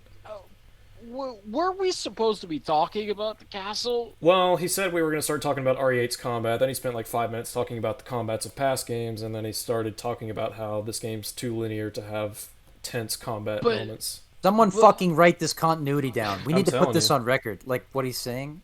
Like, I'm just so we can impressed. analyze what he's jumping to. I'm Maybe there's a impressed that I pattern to remember this this much. fucking insanity. But yeah, that's whatever.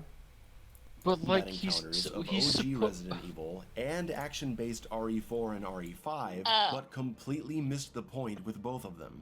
The inventory is just packed with multiple firearms and explosives, healing items, ammo. It's like they want you to be an unstoppable killing machine, but the game doesn't throw On the enough easier enemies difficulties, at you to yeah. justify it. And since your inventory is so large, you'll have plenty of ammo, especially since the crafting system has been busted as well. It's been completely dumbed down from RE7.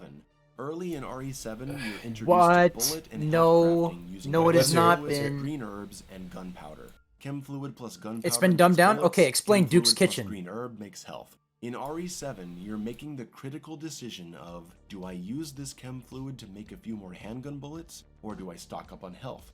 Again, asking the player do to the make exact important same thing. decisions that impact their survival. Village removes the entire thought process by adding metal scrap, which combines with gunpowder to make bullets, and then Pause. chem fluid goes with the green herb. So I don't know if y'all are aware of this, but there are other things to craft. This dude. I is said saying- it before. I said it before, but crafting one thing will take away your ability to craft something else. But I just realized I was muted. God damn it. but I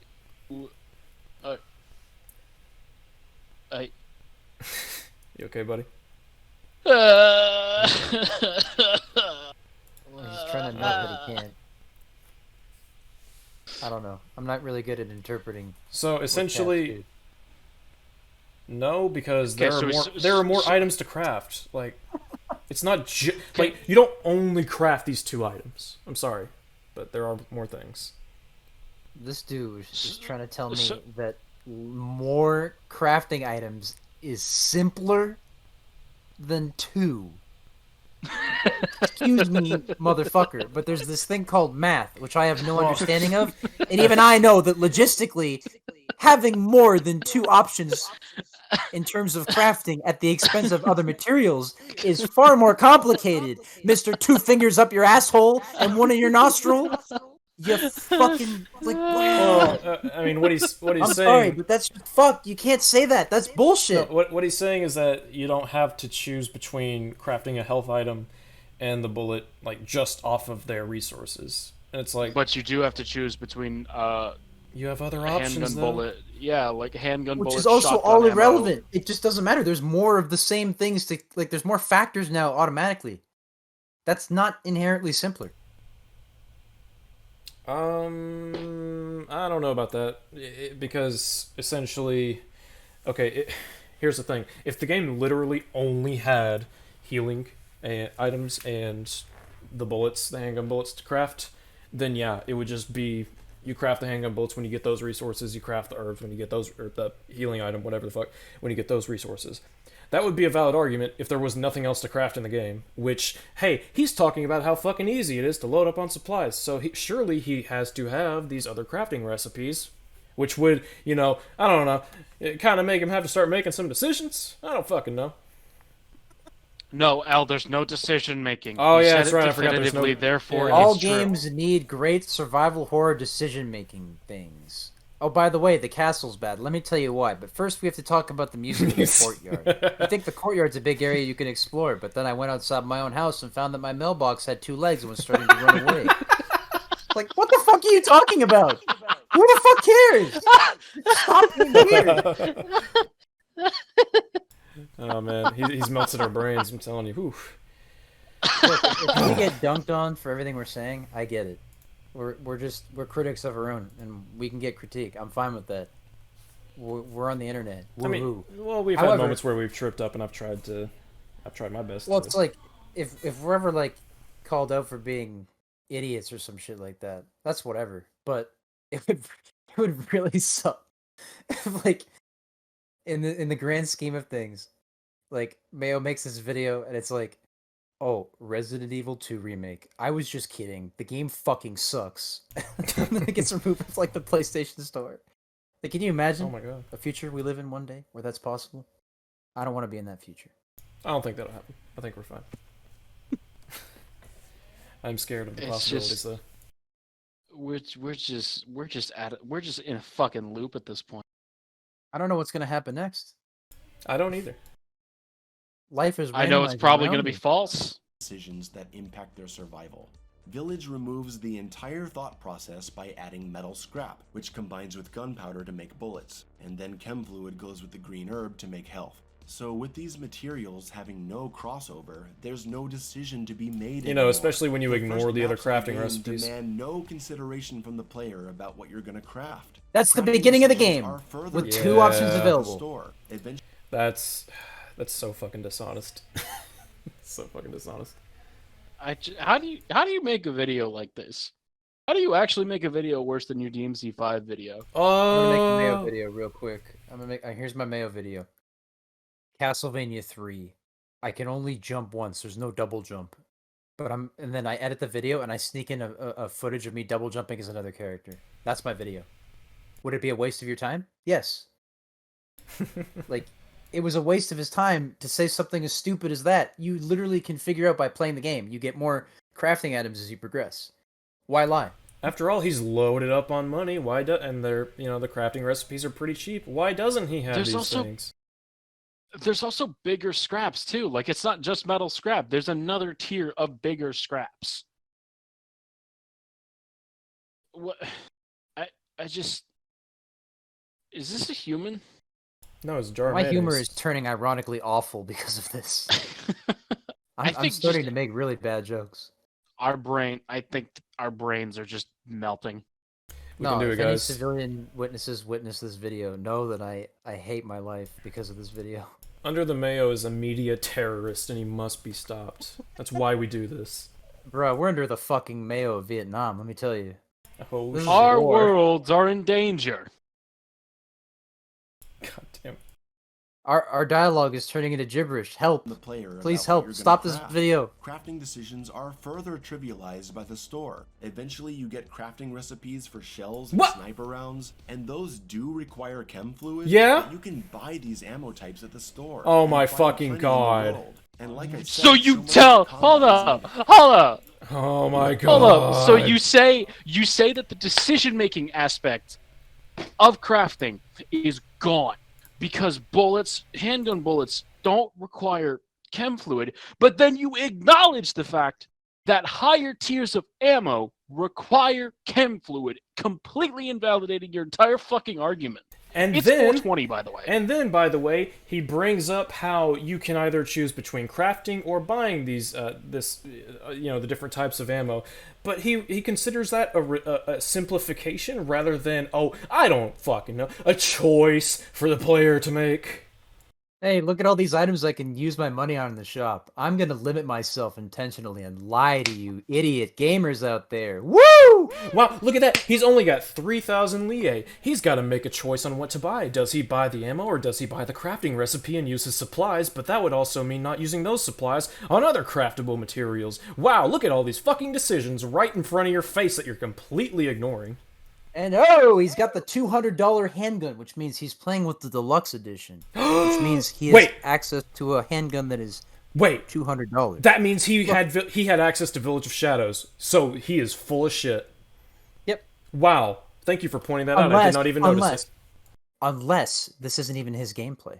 I mean, well, it's, Yes, Queen. Yes, keep spreading misinformation. Yes, Queen. I love you. Yeah. So, wait. Under the Mayo. Under the Mayo, who renowned for his love of choosing the highest available difficulty, has Village of Shadows, doesn't play it. Huh. We need clarification for this, and don't lie to us. We're not... Well, I know for a fucking fact that he did not play on Village of Shadows. Like, we're only ironically idiots, as far as I know. Yeah, it's up for debate, but we're fucking Einstein compared to this fucking jar of mayonnaise. If we can make people laugh and enjoy life a little bit at the expense of our integrity, I'm sure there's far more humble. I don't know about that. Here's the issue. I ate some Parmesan.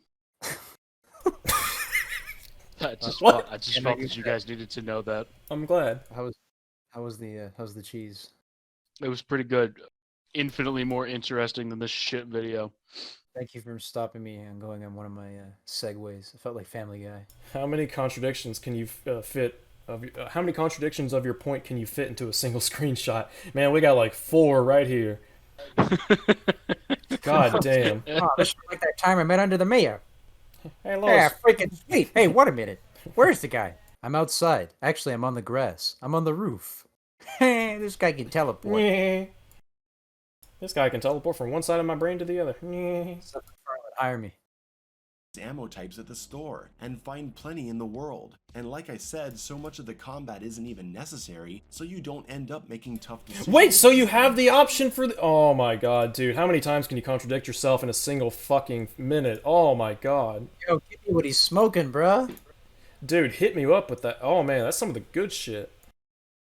He's smoking... moongrass from Demon So Souls. much of the combat isn't even necessary, so you don't end up making tough decisions on making advanced ammo types over making health. Lockpicks are also trivialized by having too much ammo and health in your inventory. In RE7, you'd find a lockpick and wonder which of the 4 locked boxes should be opened. And because of your limited inventory space, keeping a lockpick on you could mean that you don't have room for something else you really need. RE1 had this going for Chris as well, who needed to find small keys to open optional drawers and rooms. A small key took up an inventory slot, so you had to plan carefully as you explored.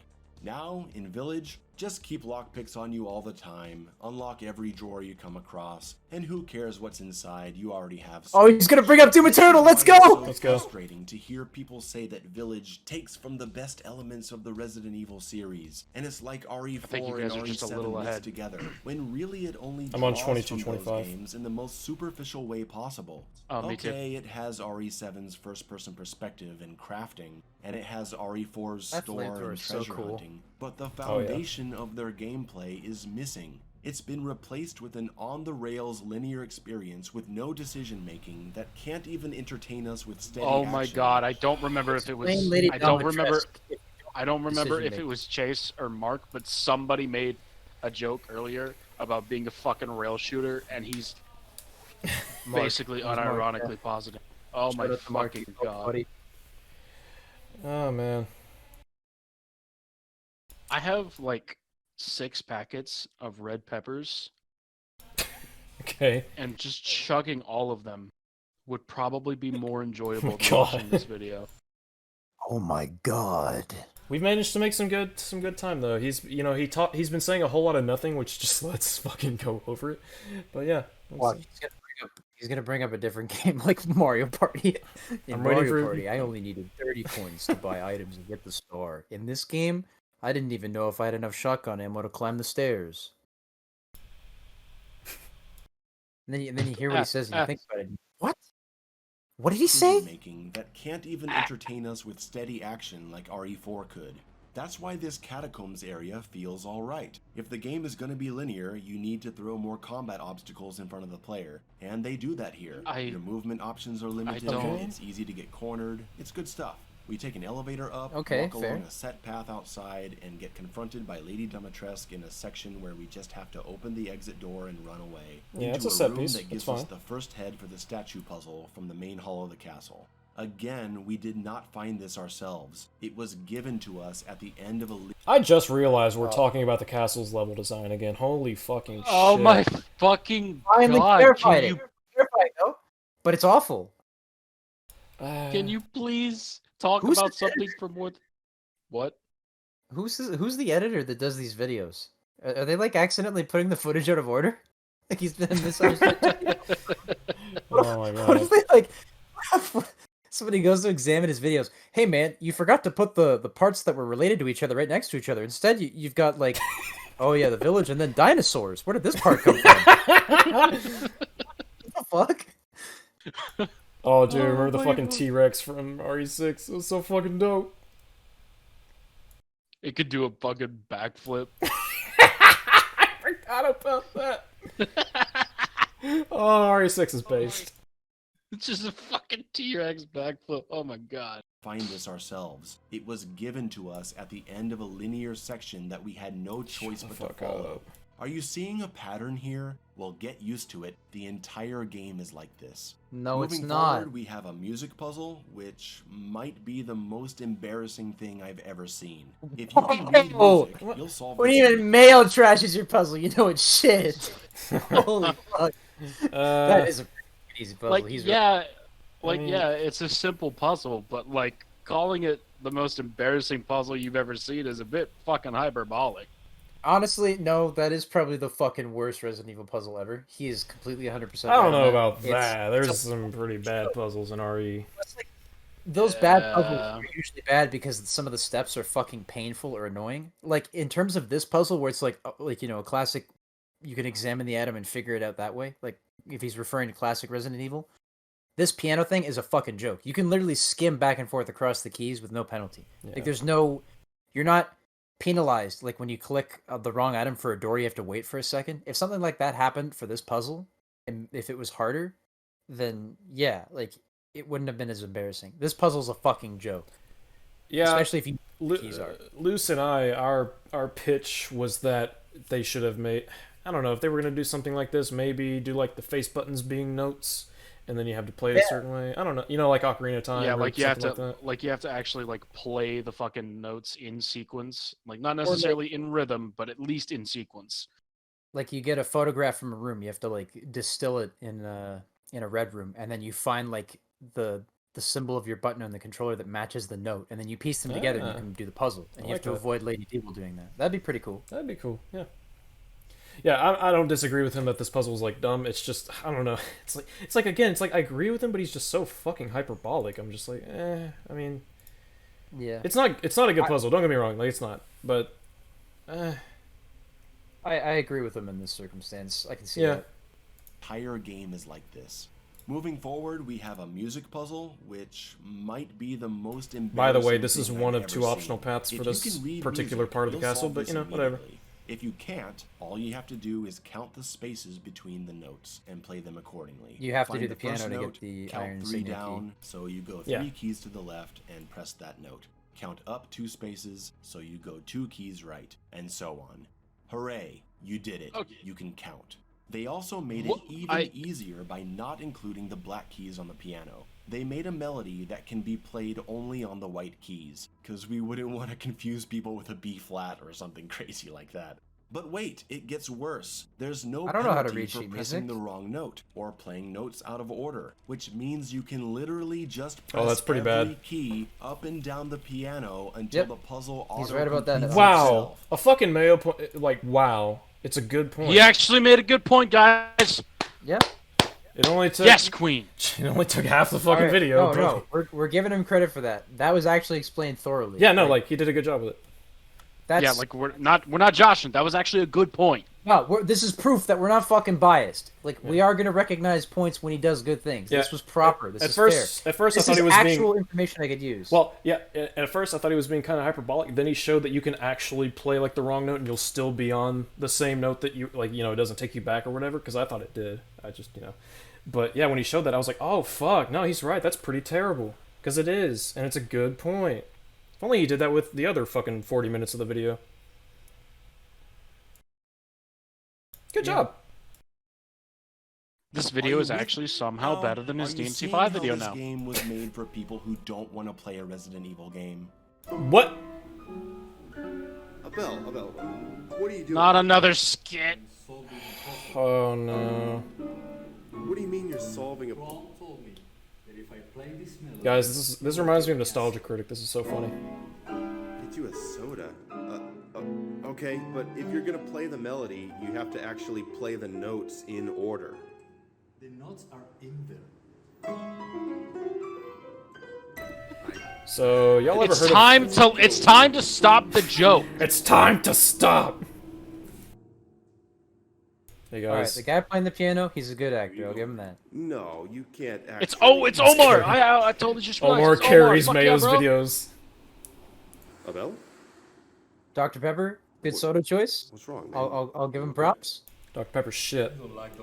What the fuck? Oh, Omar doesn't like Dr. Pepper. Gee, Omar's the best thing about Mayo's videos. No one cares what you like. Oh my god. Wait, what did he just say? I He couldn't said- hear over your he fucking looks at- cackling. What did? He looks at Mayo. He says, "No one cares what you like." Based. Omar is the best part of Mayo's videos. Based Fucking Omar hard is carry. Oh, based. he told him to say that. Based Omar is based. Omar, come on, C's, Omar, please. please come on. Omar, please. Fuck Mayo. We want Omar. All my homies love Omar. Oh, look at them both. Fuck it. Oh my I'm gonna make a god. We'll fucking challenge him Omar in Mario emote Party. now. If I Here. can beat them at Mario Party 2, I can win life. Here, the game forever. I'll rewind it just so you can hear it. No one cares what you like. Oh, Lucha based Bros keeps Omar. on blaring. He takes us to the staircase. Oh, we're back to the where he video. confronts us Shit. Again, and wouldn't you know, there's a Aw. convenient circle right outside that you can loop There you go, around, it's still so going. you can Look at this dude. He's Oh back. shit! Hi, Chase. Oh my god, thank god you're back. Finally something to stop the monotony of this bullshit. Dude, What we've had a happened?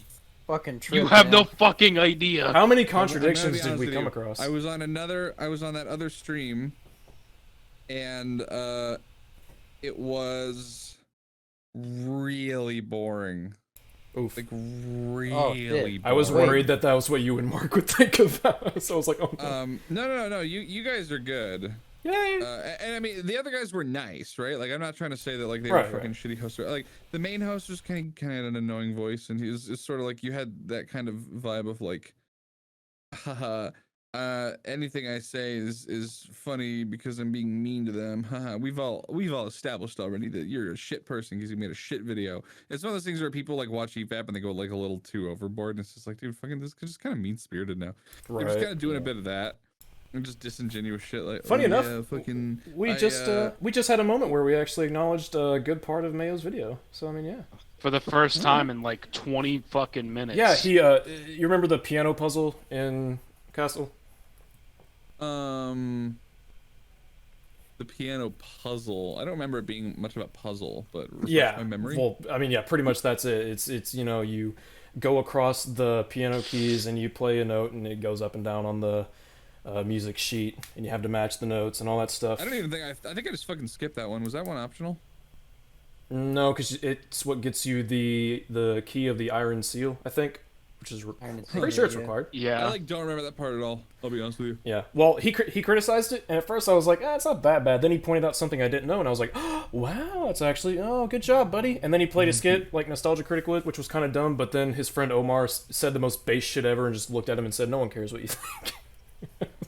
Hey, Yeah, that other fucking that other call with those other guys was just like, it was one of those situations where like I've decided to myself, probably after today, I'm just gonna stop accepting like other FAP type podcasts. I mean, obviously I I'm get enjoying that. yours, it's fine, but like thank just you. in general, like it gets to be.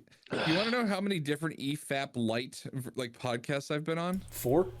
Like fucking 9. Oh my god. There's like a lot of them. I knew about Chase. I knew about Chase, Southpaw Chase, and we're the Thump. best. Oh, Listen, we're only ironically retarded. I promise. Okay, whatever you say, big boy. but yeah, no, I mean, you're obviously welcome back whenever you see something. It's you just one of those things where I'm just like, I'm sorry, I'm just exasperated. I'm using this spaced event. You're probably still recording, aren't you? Yeah, I'm recording. It's fine though. I don't care. Hey, jump back in if you want. publish it, I We're don't. digging on Mayo. Yeah, we can... Hmm? You can jump back into the video feed. We've got the link up in the Discord. I'm okay. I feed. just wanted to vent. I'm actually just gonna fucking leave and probably like grab a bath because I just need to like wash myself of Yeah, these go for it, sins. buddy. Vent. I totally get that. But but yeah, no, I appreciate you lending your ear. And yeah, it was fun earlier. Hope you have fun with Mark. Sorry I had to bail when I did, but I wanted to be fair to all parties. Very good. And I figured Mark deserved to air out his thoughts. And did he just like have to run, or what happened? He said Yeah, that he something has he some- was expecting to happen in a few days ended up happening at the moment, so he had to go. But he was, he was lovely to have, and we had some great conversations and some good laughs. So He's a very Isn't he nice lovely? guy. Yep. Mark's probably one of my closest friends, especially in the EFAP group. He's like my #1 best friend, and then I think a monk is #2, and then Moriarty's #3. Moriarty seems great. Well, actually, I mean, like Mahler is probably the one I'm closest to out of all of them, just because like that's how he and I met. I mean, just you'll notice whenever we're on an EFAP together, and like I'm just doing fucking stupid voices or some shit, he's always just like chortling and like really dumb, easy jokes. And that's just because like we're on that same retarded wavelength sometimes. So like I do feel a definite kinship with him. Everyone else can fuck off, but you know He seems like a Chad. He's a Chad anyway. But I'll let you get back to what you're doing. I just wanted to kind of come in and announce that little epilogue. Well, we were happy to have you. Thank you for coming on the show. We appreciate it. Yeah, thank you for having me. It was fun. And you are all good boys. And Thank you. I also Jay. wanted to say that your persona avatars with the different health amounts and everything was a nice touch. I think they're a little I don't think they're all. Are they symmetrical? Are those all the same? The health bars look a little warped in some pictures. I more think than we're others. cropped different because Right, yeah, that'll do it. That'll Yeah. do it. Okay. I Get apologize. your shit together. Get your shit together. See God, what loose. you're doing. Oh shit. Okay, have a good rest of your day, boys. Have a wonderful Take care, day. man. Or goodbye. Mwah. Mwah. What a cool guy. What a Chad. Now back to Mayo. Well, time to die. Of cringe. Oh god. And continue a set path that takes you to the next witch fight, which is definitely the worst. All you do is I can agree with that over actually. and over to freeze Yep. her, and You It is- just, I talked to Luce about it. I'm like, you can literally sit on that fucking crank and just shoot her from it. Like, there's no. You can run past her and touch the crank and kill her with a magnum in one shot. It's possible. Yeah, like it's kind of laughably easy.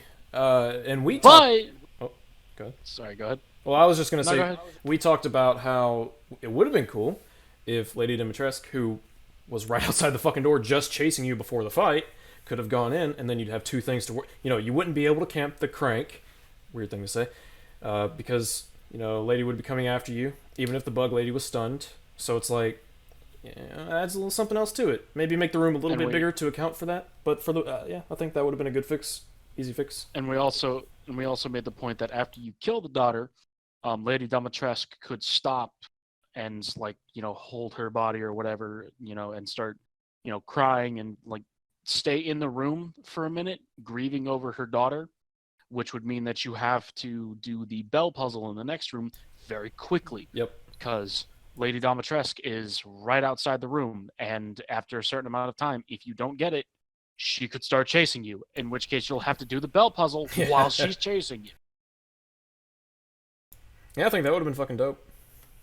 Now, of course, that means that there'd have to be a way for you to get off of the balcony without having to go down the stairs. But, I mean, that's probably just a simple geometry fix of getting rid of the railing at the top so you can jump down. Yeah, just adding an extra path or something.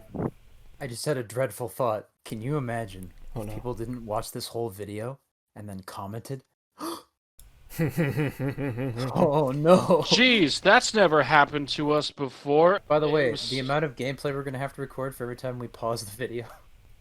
Oh, no, it's just the discussion. Our people in the Discord server are fucking based. wonderful people. We love you. Shout out to everybody I don't know. Yep. Shout out to all those in the Sierra Madre. Yep. Let me rewind just a snippet. All you do is pull Yeah, the I agree, lever this boss over fight's and kinda over poop. to freeze her and then shoot her. There's so much open space that you'll never get hit. A far cry from the RE8 I wouldn't Nemesis go where you that actually far. have to get Nemesis close to the I mean, top she's of pretty those easy to pipes dodge. and hit the valve with the right timing. mean, But This is the okay, hardest he's Nemesis to fight, and he's it's not comparing even a his fucking gameplay. he's comparing a fucking mini boss to the final fight with Nemesis. Like, really? My dog, my diggy wiggy. Like, This is the hardest Nemesis fight too, and it's not his gameplay. I had to say that again just because of how stupid that comparison is. Why is he jumping to Nemesis? What does this have to do with anything? it's because like you could compare this to another mini boss in Resident Evil, and it would make perfect. You could even compare it to like an optional Nemesis encounter, right? Like one where it's not even a boss fight; it's just kind of he shows up. You could compare it to that, an instance where he comes in, but it's like no, you have to compare it to the final boss of in fucking Nemesis. Like really, it's just so like you don't have. That's what we call cherry picking. Yeah, well, like you can. It's so easy to criticize this boss, and he found a fucking. I even was agreeing with him at first. Now it's like, really? It's so dumb. Imagine fucking. Imagine having a good criticism and then fucking it up. Imagine with your I comparison. can't imagine anything anymore. My brain's turned to fucking mashed potatoes. Imagine no. Imagine fucking you're talking about DMC5, right? And you start talking about Gilgamesh, and it's like, wow, this boss is so easy to criticize. Like you don't even have to fucking. It's so easy. And then I start best saying, boss in the game. well, yeah. And then I start, and then I start saying, yeah, fucking Virgil 3 and DMC3. It's like, no, you don't have to do that. You don't. Why? Yeah. Like fucking. Let's compare Gilgamesh to Virgil 3. Yeah, let's fucking go. You know. Let's compare the final boss of Super Mario 64 to a fight in Fury. Let's just do it. They're the same thing. It's a video Never game. played It's a Fury. video game, so it's the same thing. Devil May Cry 2 and Devil May Cry 4. We should never bring those up again. I feel like we're gonna have a debate over DMC4 at some point. Oh god. We might even watch a video that's speaking positively about it. Oh my god. Who knows? But in the meantime, we're gonna talk about. I think we're talking about the castle, probably, maybe. What the fuck? Back to Cringe World we go. Luce, what are you doing? Sorry, I was jingling change in front of my mic because I was bored. What was it, like a fucking good luck charm?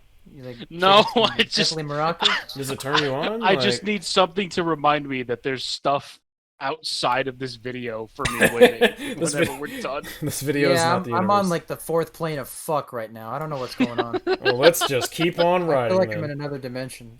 This is like it's like Mayo's Janimba, and he's just turning hell into fucking bubbles and gumballs. You know. My body is positioned at a 952-degree angle. I have transcended fuck? time and space in mathematics. I am 4 parallel universes ahead of you, Mayo. I've turned. I into, traveled back in time just to be in the future. I've turned into a Cat, living what are you doing? paradox. All right, let's go. Raised Miho. pipes and hit the valve with the right timing so he gets hit. You know, something that requires effort. She dies and we get a statue head for our troubles. The next Okay. room No, you is have a to solve it. puzzle, Oh, whatever. which Fuck it. lies Okay. to you about the solution. Let the 5 bells of this chamber ring out. The 5 bells of this chamber in this room. Oh my god, really? 1, 2, 3, Are we doing this? 4, and bell number 5 is outside after breaking the What the wind. fuck is he saying? He's criticizing the bell puzzle, which Wait, you know, so you desynced again, Luce? Yeah, I desynced again. It didn't unpause when you unpaused. Okay, well I got it paused now. It's on 2620. Okay, so basically this is the definition of a nitpick. I'm not going to give him too much shit for it. But like he criticized the bell puzzle because it says the 5 bells in the chamber on the note, but the ones outside. It's like, okay.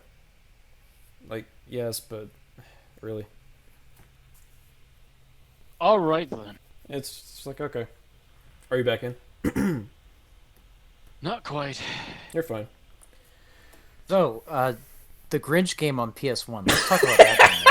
Basically, in that game, what you do is run around collecting presents and beating the Oh my shit out of God. children. Any thoughts? Based. That sounds pretty based, not gonna lie. I hate I children. would- That sounds great. Oh my god. Okay, we got it then. Kick a baby through a window. You know, I hate women, you hate children. We- Yes, I absolutely. I don't like childries. Oh, okay. Anyways, Luce, are you back in? No, it's still fucking. This dude. Yes, I have shitty internet. We've been over this. So, Duke Nukem 3D for the Nintendo Switch. A classic, acclaimed only for its merits. This is under the Mayo coverage of Duke Nukem 3D. The gunplay in Duke Nukem 3D is bad. Let me tell you why. But first, there's no music. I jump down this shaft, I walk down a hallway, and suddenly, I'm in a bathroom. But yeah, I forgot to mention I only have one gun at this point. The game is too easy. Then I get killed by an enemy around the corner. Bad level design. I'm just playing with Shuckle. Playing with the Shuckle on screen. Hey RX, Shuckle's just chilling on your rainbow. What the Get the fuck out of here! Never. Shuckle is. You can catch the Okay, rainbow with just one I'm at tap. 26-22. All right, epic. Oh shit. Let's go. 3, 4. If it and buffers, bell just give it a number sec. 5 is outside after breaking the window. Someone needs to be fired. We find a hunting God. rifle, I'm but sorry? I think he's joking. I think he's we joking. haven't even upgraded our inventory yet. Run around Someone outside on needs a to be set path fired? as birds Your fly editor. from above. Oh. Here, have another statue head. The elevator takes okay. us back to the main hall, and we head upstairs with our key to the locked door because, say it with me now, there's literally nowhere else to go. That's not true. Literally Here's the last nowhere head. else to That's go. a fucking lie.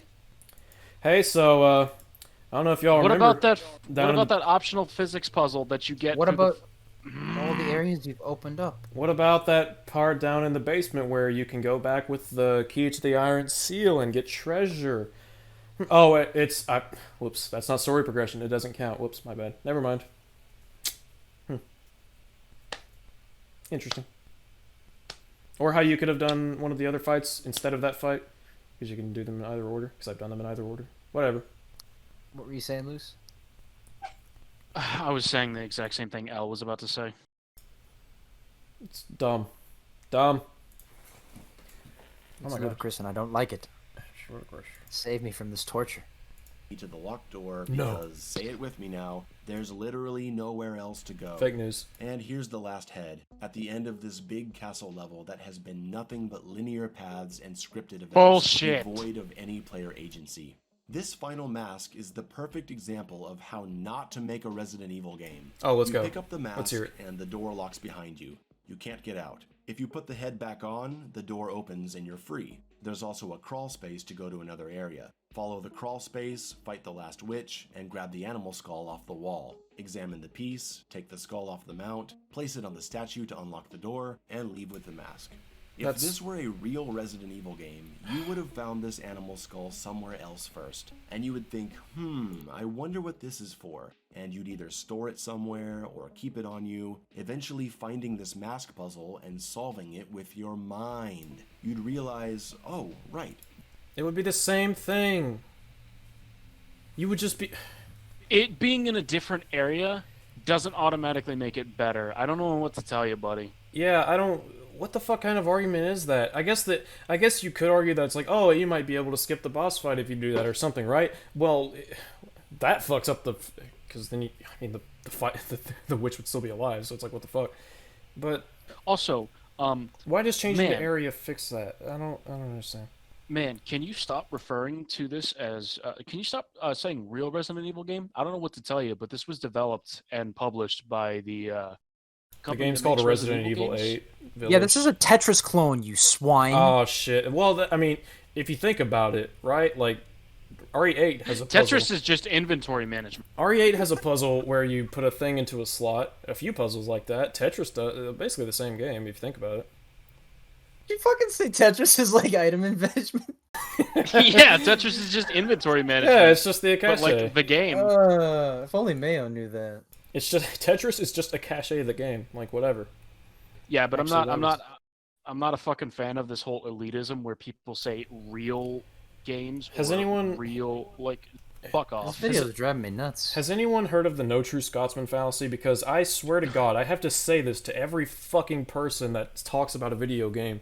They're like, "Oh, it's not a true." Like, no, shut the fuck up. Yes, it is. Like, fucking, I'm not gonna say like, "Oh, It's got the title. It's developed by the developers that own the IP. You know what this? Get over yourself. You know what this might apply, and I say might very, like, it's something I think would need to be debated, but this might apply to reboots, right?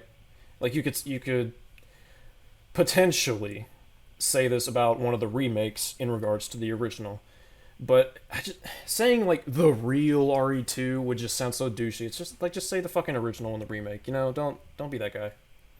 Yeah, his definitive opinion is not gonna be fucking taken seriously if he can't even keep it straight the whole video. It's like, I just realized oh, we're 27 minutes into his 43.5-minute video talking about why Resident Evil 8 Don't is jinx so it. Just disappointing unpause. and It'll buffer scary, again. No. and Just we've unpause. only talked about one fucking area in the game. Just well, go. we talked a little bit about the opening section. And the factory a little bit. He was Very saying that it briefly, had yeah. better design. Yeah, a little bit. That's fine though. Let me just clickety click. It with your mind. You'd realize, oh, right, that animal skull from like an hour ago. Maybe I can put that in its place. And then you'd backtrack through the castle, passing through dangerous combat encounters that you may have avoided to save ammo, risking your life, going there and back to solve the puzzle. Or you find this puzzle first and it traps you inside and you can't figure out how to escape with the mask, so you leave it to come back later. By the way, And when other you RE find games the have done skull this somewhere exact thing else, he's you put it describing, so together he's in just your talking head about that you can recycling. take The this fucking back to broken the mask shotgun. puzzle and Yeah, maybe you'll the broken shotgun and RE7. He's literally just 7. yeah. It's the same thing. How did he get the sculpture in the village house? How did he figure out that puzzle? Yeah, if he were to, if this were to be the puzzle that existed, he would just criticize it for being the same as RE7's shotgun puzzle. I'm pretty sure there's a sculpture in one of the tapes in Resident Evil 7, which he clearly did because he said they weren't skippable. I think in Mia's gameplay segment, when you get the sculpture, Yeah. I don't know, splice it in if I'm wrong, but like, I think you have to do one of those, like take an item and then get it later things. I'm not sure though. I know there's definitely one with a broken shotgun, and then there's a notable one in the original Resident Evils, like one of the gems, or like the shotgun on top of the fireplace that also locks a door. The Yeah. crusher room too, like Yeah. the Jill sandwich room. I like that it's called that. Yeah. Some of my examples are probably me not remembering properly, but I remember That's fine. specific ones. Yeah, it's just, yeah, he's just getting this idea from past Resident Evil games, and then if that were to have been the case, you just know he'd be criticizing it for copying the real Resident Evil games. So, I'm gonna call horseshit. this back to that mask puzzle and maybe you'll be able to escape. One of those two would be an appropriate way to handle this. But just saying, hey, this is a puzzle, you need a puzzle piece, okay, here's the piece, is not the way to do it. I didn't see that at Solved, first. big lady. By the way, I don't know. Again, the wine bottle. Yeah, thing. I didn't actually catch it at first either. Yeah, it took me a second. Like it's. To be honest, I saw it right away because like after the fucking torch in Domitrescu's room, I was like, okay. I actually that took me a second to find. I know. I was Yeah. a little incompetent there. And the ball However, puzzle took me a bit. it's like he has a valid point in saying that the solution to the puzzle is too close to the puzzle, because in classic Resident Evil, you didn't always have the means to get that item moved. But like if he's saying, like if he was saying that you're gonna ignore a puzzle item in a game for later in a linear game, I don't know what to tell you. That's just gibberish. Yeah, it's like in RE2, you know, you have to get stuff from one side of the station to the other, and sometimes, you know, it takes a little bit of effort, and that's perfectly fine. I think that's reasonable. Like, I don't necessarily, again, I'll just, you know, I think there's a crux, well, a nugget of a point, if you will, in this. It's just, oh my fucking God, his only alternative he's provided is just recycling an old puzzle, and I'm just like, well, I mean, what's really the difference, if you ask me? Because either way, it's just easy, right? Like, you either make the puzzle easy, or you just recycle the old puzzle. Why not pitch something different? I don't know. Yeah, it's again like sometimes he like makes a coherent point after we stop every second, and we're like, okay, we can see it from this point now. But then, like, if we let it play for just a little longer, he'll like contradict himself. It's like, oh shit. Yeah. Wow. Like, I hate getting false expectations for this guy's logic. There's so many holes and only like 2 or 3 good points. It's suspenseful. It's like watching The Room. Oh no. Oh, yeah. hi, Mark. Tommy Wiseau's a professional storyteller, by the way. Just throwing that out there. Let's go. Not the way to do it.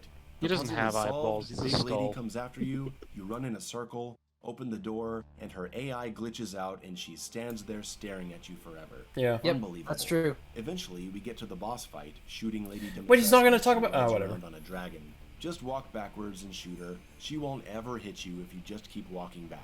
She dies, and the village meme character is now gone, likely to the disappointment of many. And we're Not done really. with the castle. A sick perversion of what a Resident Evil map should be. Okay. A big fat lie. Let us never discuss it again. He's so hyperbolic. Leaving the Okay. castle, We'll we never talk return about to the the castle village again, and just like try you to never find talked our about way it for to half the next video. objective. Oh! And here's where it maybe feels like we're Burn! getting some free exploration, but again, it's all an illusion. Oh, you gotta okay. get to the house with the red chimney, and the map is laid out in a way for Sorry, you I have to have reload. take What did he one say? specific path from. So basically, he's like, okay, now that we're out of the castle, we're back to the village, and it looks like it's about to open up to exploration, but it's all an illusion. Oh, is it now? Do tell us, This oh was one wise of condiment. Many sections in the game where they allow you to explore. This is actually more open than the original village prologue that he was praising earlier. Actually, I don't know if he was Holy even praising fuck, that. look I'm at the- losing track. Look at the Holy text. fuck. Look at those textures where I've paused. Holy shit. He said he's running this game at 1440p on a PC, which means he's got a moderate gaming rig. This game does have taxing requirements for some older hardware, because it's a newer RE engine game. Wow, you're just gonna insult him by insinuating that his PC is not fucking amazing. How dare you? How dare No, you? don't 2906? paraphrase me. I never said that. 2906, yeah. All he said was he Cool. was running in 1440p. Yo, Luce, look at these fucking textures. Wait. I have a retort. Oh, you got me there. Birth to a frog? No, that was a burp. You're Okay. a frog. Well done. Also, telling me to look at these textures doesn't really mean much for me because the video is really fucking blurry for me. Fair So enough. sorry. Fair enough. It's all good. It'll look really good on YouTube. Sure.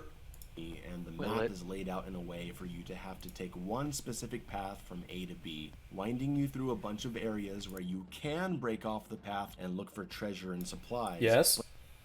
What? What the fuck? Straight line. Watch together. Did you just say what I think he just said? Wait, hold on. Watch together like blipped out for me. That was fucking weird. So I'm gonna rewind it. I'm at 28:56. Is everyone else there? As am I. Okay. Epic. This video is gonna take some editing. Nah.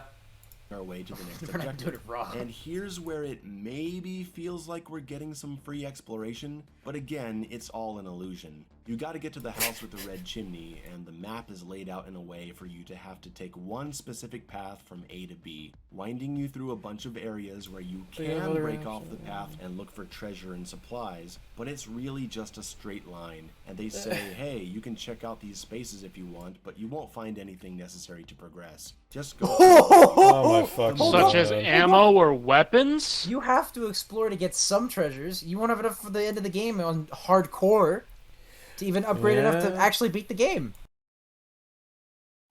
That's a total fallacy. You're telling me that you don't need fucking those treasures? You need some of them. You're gonna need the fucking Magnum. The Magnum and the grenade launcher, maybe. Like, if you don't want to get those, that's fine. Dang, casual difficulty really is pretty fucking easy, isn't it?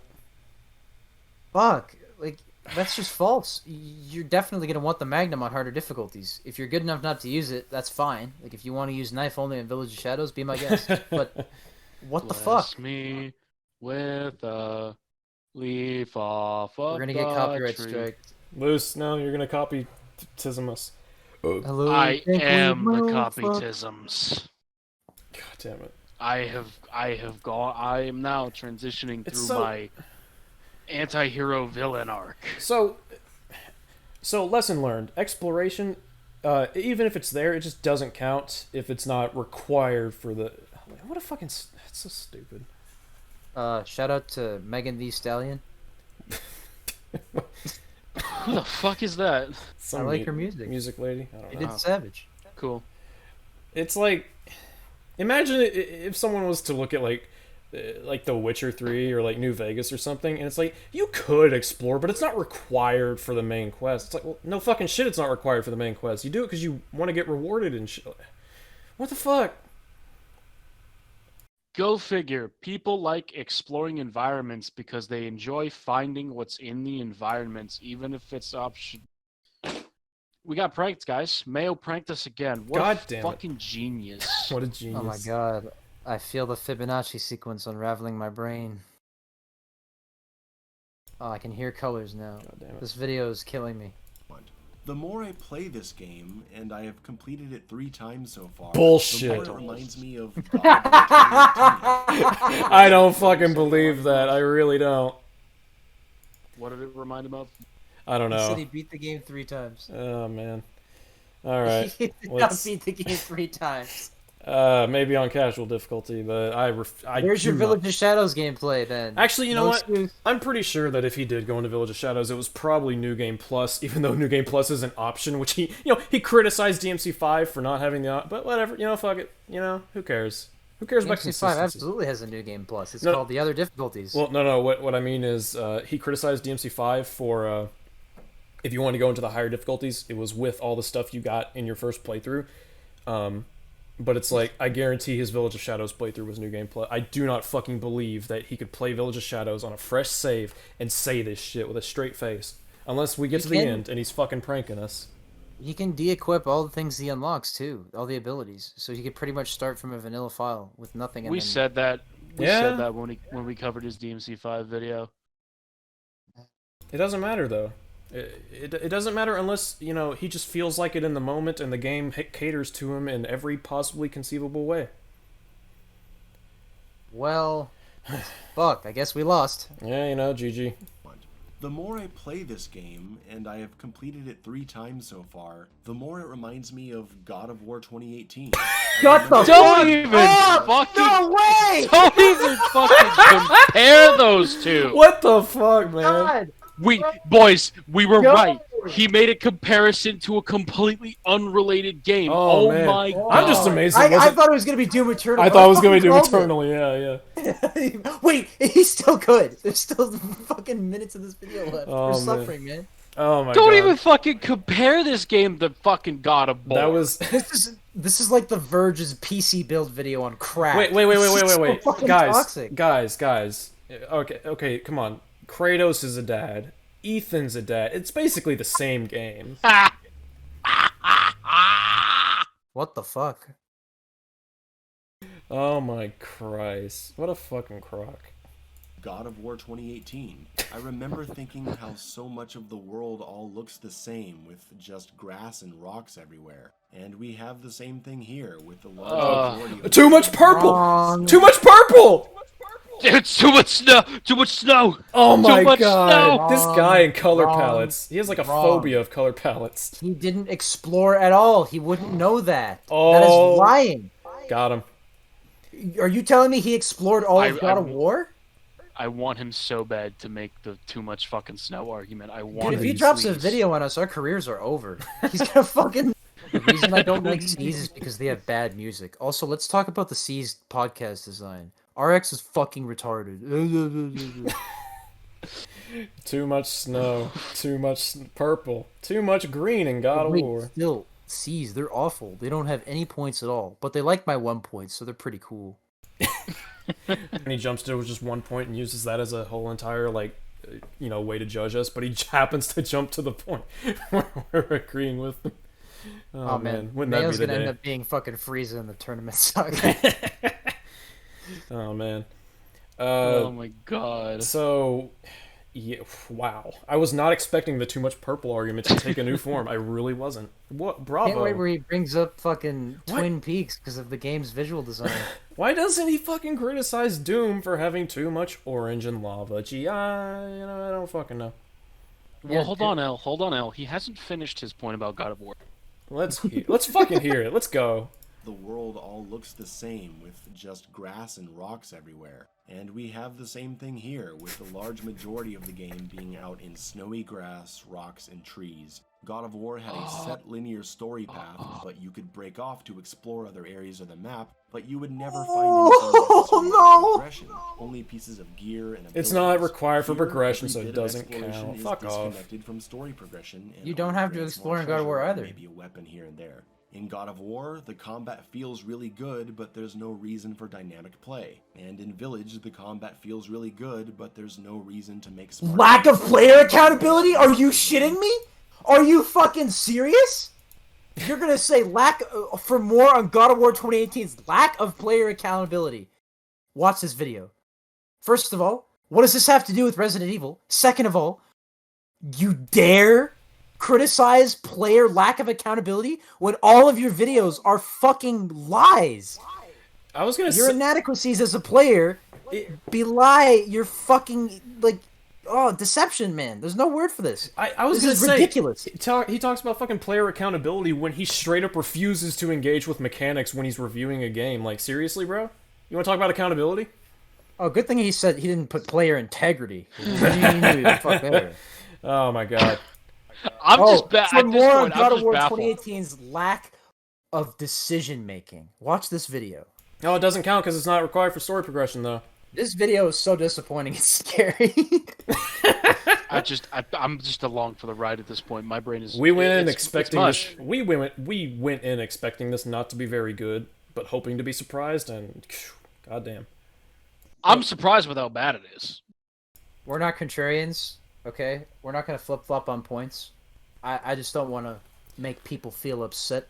Well, I We have mean, a right to express our views, but I will tell you this: as far as flip flopping goes, I mean, if someone reveals information to me that like sheds light onto something that I was unaware of, then I'll be like, oh, okay, yeah, that makes that's sense. not flip flopping. That's like That's- discovering. Yeah, it's discussion. That's just how it That's works. player accountability. You know, Oh. exploring every aspect of social commentary. Oh, this person has information I know that can give me context on something I didn't know about. I'm gonna skip on that shit real quick. Anyway, This is back to fascinating. this fucking war crime. God. Media terrorists. Make smart gameplay decisions around your resources and inventory. Yes, the God of War effect is in full force. Oh my here. god, shut up. Moving on, No, your it's weapons not. are taken from you in God your of War spooky effect, house, a and you're fictional gonna term. Spend 40 minutes to an hour just walking. No? around. So all tension is gone because Wait. you know this game isn't going to throw any threats at you that What? you got to strategically avoid because you have no way to Bullshit. But it This game does! doesn't trust its players enough to challenge them while they're Go ahead unarmed. and mention You've the got a fucking mini boss slow here. Go doll ahead. Puzzle, which I can't say I liked very much, but I like the film puzzle in concept. I just Because wish it's it were more easy. complex. And the answer is right next to you. It just gives it away. Oh, yeah. I mean, I consider the Benevento I thing... swear to God, if he doesn't mention the fucking baby. I considered it a single puzzle, but like, first of all, he said you spent 40 minutes to an hour here. I'm like, what the fuck, man? Like, Did he actually say that? Wait, can we go back? and yeah, check yeah, he that said out? 40 minutes to an hour. Let's rewind. Let's do something that we don't normally do, which is fact check. Right? Just making sure. No, don't say that. They'll figure us out. Copyright strike again. All right. Oh, this is. I believe this is where. Yeah, right here. An inventory. Yes, the God of War effect Alright, is don't in pause it. full force here.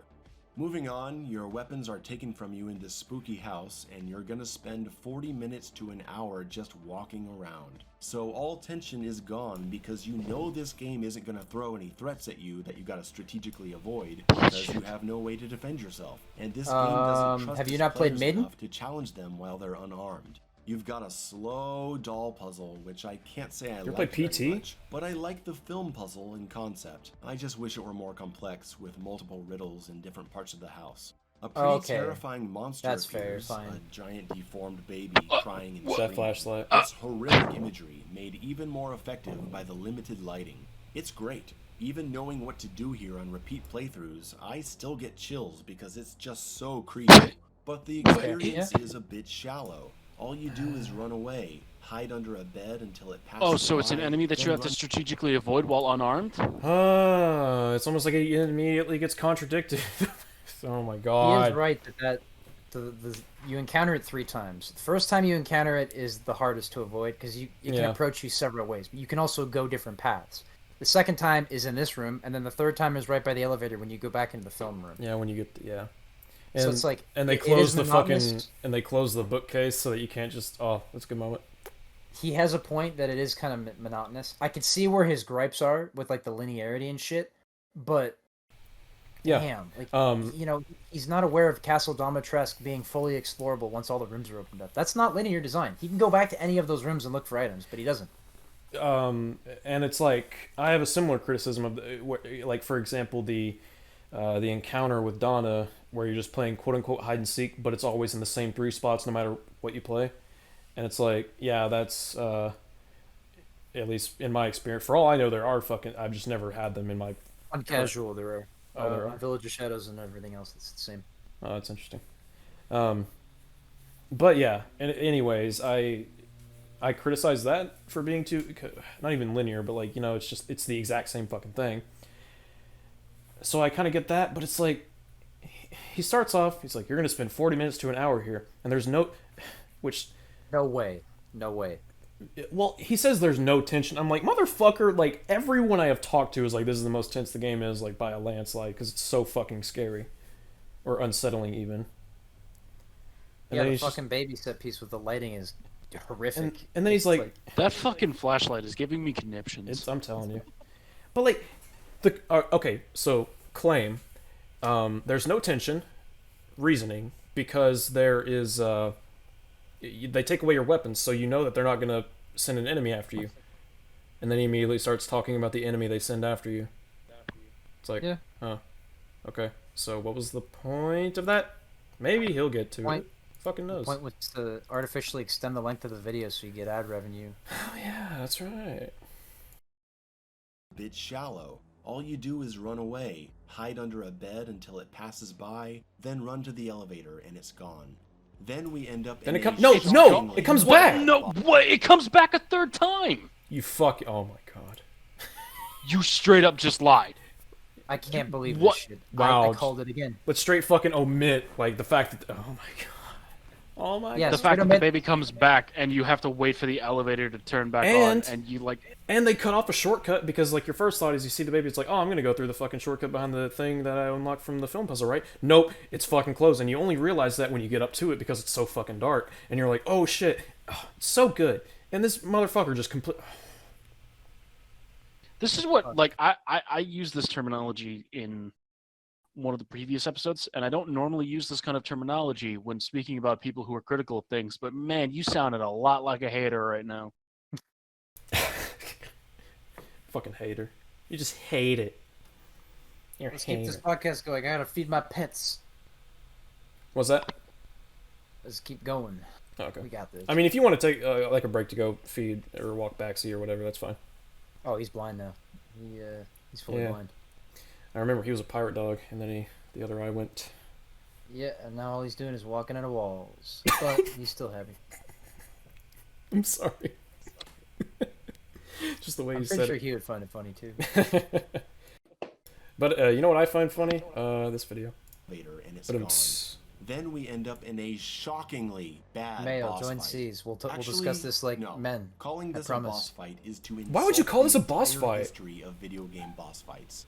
This could have been really interesting, fighting a possessed doll. Lots of cool stuff could happen here. Instead, the entire thing is just running around and hide and seek, finding the doll and clicking the action button to watch a cutscene of Ethan stabbing her. And then she runs away and hides again, and you repeat that 2 more times and you win. I don't know what to say, but I tell you what, after the dragon fight and now this hide and seek nonsense, the Ancient Gods Part 2 Dark. Oh my god, he did it! He found a way. He found a fucking way. He fucking did it! Oh my god. Doom Eternal, man! Doom Eternal, everybody! Doom, doom, doom, doom. He doom. fucking did Doom it. is the best game ever made. I love Doom Eternal more than my own son. Ah! Fuck. Oh He my actually did it. cares? I'm flabbergasted. I'm Holy truly shit, amazed. you were right. As soon as alright. he said like these bosses so far, I was like, oh no. Oh no. No, please God, no. What was it? Hacksaw Jim Duggan?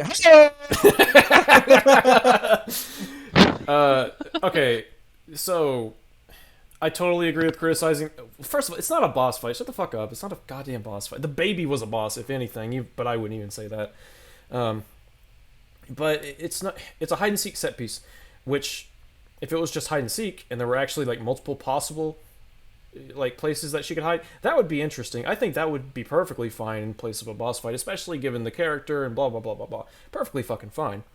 But it's not. It's you know, it's just you go to this spot, you go to this spot, you go to this spot. It's the same on every difficulty except casual for some fucking reason, and that's it every time. Which, bleh. Doom Eternal is the only video game with strategic decision making ever invented. It's the best game ever made. The best game ever made. It's like the thing from earlier. It's like you don't have to bring up this other thing. Like it's so easy to criticize on its own, man. Like what are you doing? Like, the only game I feel like you can compare this to is Resident Evil 4. Because they're basically, like... Basically the same game. They're basically the same game. You go examine one and you go crazy. Oh my god. He found a way. He found a way. He found a fucking way. Oh, next thing he's... Okay, next prediction. This is why I wanted the bingo card, because I would have marked the fuck out. Alright? No, because last night I was like, we should make a bingo card to see if he's going to start dropping these things. Because I figured at this point in the video, we'd lose all of our, like, hope. We're just like, okay, well, this guy's legitimately lying. We can't defend this. Like, this is bad. Like, you know, I'm sorry, you might be a great person, but fuck, dude, you can't be putting shit like this on the internet. This is wrong. We're not gatekeeping. We're telling you, dude, this is lying. This is fucked. Criticizing is not gatekeeping. Moose is nutting over this shit right now. I've got hiccups. I am come. I've got the I fucking am hiccups. manifested into a Semitic being. Oh my fucking god. Doom Eternal, everybody. I knew it. I knew it. I knew it.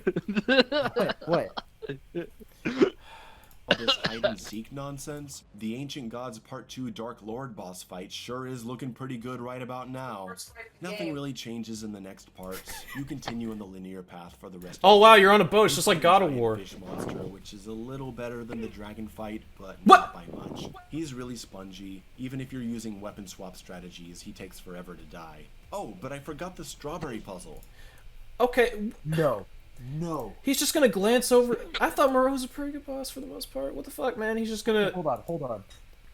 But like, okay, if he's about to rip into a puzzle that gave him the solution, I want you to remember, not even 4 minutes ago, he was just talking about how he liked the film puzzle, which has the answer right next to it. I want you to remember that.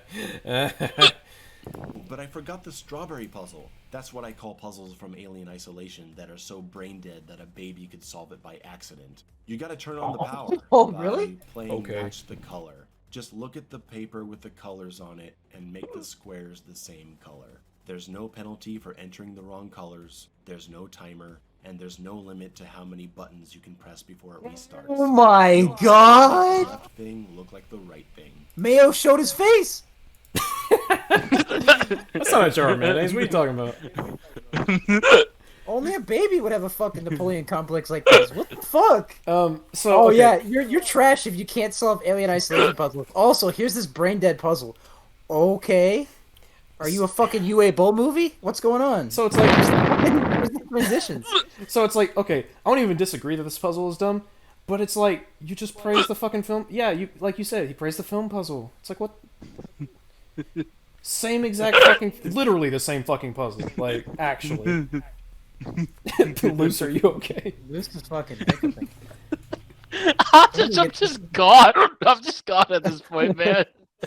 Yeah. I don't know what to say that we haven't already said so many times. Boy. No, please, no more laughing. I don't need more Oh man. Devil May Cry 2, fuck. This was like literally like. This was something that I never wanted to happen. Was me having fucking hiccups while recording because my hiccups are really obnoxious. I apologize. I'm sorry. You have to fucking deal with this. You're good, man. That's why you got push to talk. Oh man, fucking Mayo's video is so bad it gave loose hiccups and internet tisms. Dude, God we're, damn. we're experiencing de-evolution. We're turning back into Neanderthals. This video is fucking with my T-cell count, man. I'm turning into a fucking tiger, my guy. I'm de-evolving. I'm de-evolving. This video is causing evolution to die. He said de-evolving. Oh, shit. This is a blessed moment. Can I fucking shoot my eyes out with a nail gun yet, please? Only when the video ends. Your Hey, we're skull. watching the video. Let's Yo, go. we're 3/4 of the way through. Let's fucking go. 3/4. The left thing look like the right thing. You did it. After the fish fight, you. This walk game away is with only made for strong fucking vibes. babies! Surprisingly, things pick up a bit, and from this point on, Village actually gets kind of fun. In a dumb RE4, RE5 kind of way. They start throwing larger numbers of enemies at you in rooms where the exit is not clearly marked. In this Stop section shooting here, boxes! You have to make your way up to the left side and the right side to pull two levers which You know, lower the no. main gate. Actually, at this point, I wouldn't be surprised if he fucking knifed an explosive barrel. I really wouldn't. He's gonna like the Miranda fight, I'm telling you. Finally, the game he's got gonna good. like The it. one good moment of the entire game no, where I could move around the room and no, freely dodge the boss's attacks. No. It didn't feel linear. I felt like there were multiple ways I could explore my strategic decision-making skills with this one boss fight. God. By the way, did you know that Frogger 2 has bad music? Also, Pac-Man World on the NES was great. It's not as good as Devil May Cry 4 or God of War 4, but I'll tell you what, I walked down the street the other day on a skateboard, and I flipped upside down into the street.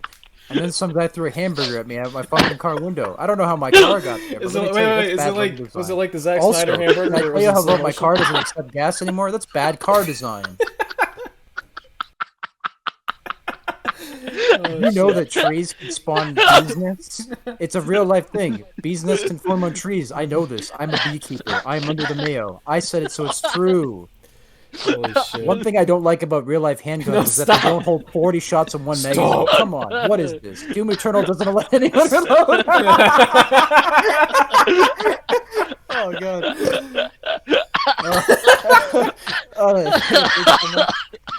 God, In Loose. Doom Eternal, you can hold 90 shots in your handgun. I don't think anyone has suffered more than Loose during this whole fucking. What? What was that? I don't think anyone has suffered more than you during this episode. So we had Wait. moments of cringe earlier, but I think this podcast is going to be the best episode of the show so far. I don't know. Episode Maybe 7's before? pretty fucking great. I can't lie. Oh man, we still have the fucking Miranda fight left, man. I This could be can't like wait. Please, mate. your Mayo, I want you to do something for me. I want you to defend the Miranda fight, please. one choice. God Give damn. Miranda a review or leave YouTube forever. My dad works at GameCube and he'll fire you. God damn it. Okay, let's fucking, Back to death. fucking shooting fucking just knife and explosive barrel, why don't you? You're in rooms where the exit is not clearly marked. In this section here, you have to make your way up to the left side and the right side to pull two levers which lower the main gate, which takes a little while to come down. The whole Boy, I time hope you're these two defending switches yourself pay from my a bunch mortgage. of lichens. Yes, that's what I'm talking about. If you're gonna give me an inventory big enough to hold 7 weapons and all the ammo I want, put me in these situations where I need to Wait, fight wait, my but you life. don't have to fight them, so it's not really doing it, huh? Isn't it? You don't have to fight them on standard mode, my guy. You don't have to fight them at Yo, all. so the Hey, Yo, so, like, I think this- you can review this game on one difficulty. Like, if you want to review it, okay, standard's fine. But if you're gonna have Village of Shadows mentioned a few times, like, oh, you've beat this game 3 times. Where's the Village of Shadows playthrough? Did you play 3 times on the same file? Knowing him, he probably did. I'm legitimately I'm curious if he's going to talk about the differences in difficulties. I really am. so like You this plus- uh Your shit on a higher file difficulty too. So it's like, you know, you can start Village of Shadows with a fucking Magnum if you wanted. Bro. yo guys, this arena has multiple levels and stages and is really big and open. It's just like Doom Eternal. Oh my god. I'll bet $5 he God damn compares it. it to that somehow. One thing Resident Evil needed was an ice grenade. Why couldn't I dash and double jump? What am I, Virgil? Oh shit! Shut up! Quit making fun of Virgil. Give him a Oh, double shit. jump, please. All right, let's fucking go. Situations where I need to fight for my life. The next section is equally good. It's a multi-level room with But you can run narrow past combat them areas all. that box you in. Oh my god, I've literally never fallen there. What the fuck, dude? Hey, Luz, did you fall there? No, I didn't. Oh my even know I God. could. Nope. I guess that's the lack of player accountability for your orientation. Yeah, but no, you can run past all of this, so it doesn't count and your inventory's still full. I win, bye-bye. So he must be playing on Village of Shadows, where you can't run past all of this, right, guys? Right? Well, if he was playing Village of Shadows, there would be a fucking jet sold in that area, but I don't think I'm gonna see it. I don't think so. Oh god, they do fucking bring one there. That's It's so fucking random. I was running through, I was like, oh fuck! Mercenaries is fucking dope. We gotta talk about that later. He might not even bring that up. He might not, honestly. Mercenaries is pretty good though, gotta say. Not the best, but it works. Yeah, Let's it's Situations where I need to fight for my life. The next section is equally good. It's a multi-level room with narrow combat areas that box you in. You're using explosives to clear the way, enemies are surrounding you. It's great, in a Resident Evil 4 kind of way. The game has desperately needed this kind of action to distract from its lack of exploration. Wait, but I thought you wanted it to be a survival horror! But there's not a lack of exploration, you fucking ding-dong. I mean, to be fair, there are so many areas you can explore before getting here, and he has talked about none of them. Wait, does he have... The boat parts, the fucking going back to the village. Yes, Magnum! He explored! Huh? You have to fucking use the crank on the door walking by. That's the only reason he found that. I don't know. Oh well. Does he have the grenade launcher? That doesn't require exploring. I think he has. He had it in his case earlier. I mean, it requires you to have. He does have the grenade, the key, and go back to that area. But see how long we. Yeah, it requires you do like 2 seconds of exploration and using the iron insignia key on the door. Yeah. That's optional. Yeah. Here we go. Let's go.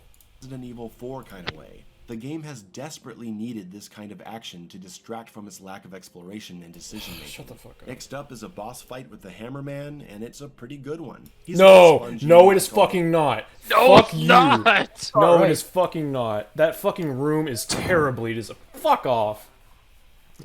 Also, yeah, he does have the Magnum, so he would have had to explore an optional area. But there's no exploration. No, but it's not required for the story, so it doesn't count. Loose. So he got the Magnum, which means he definitely has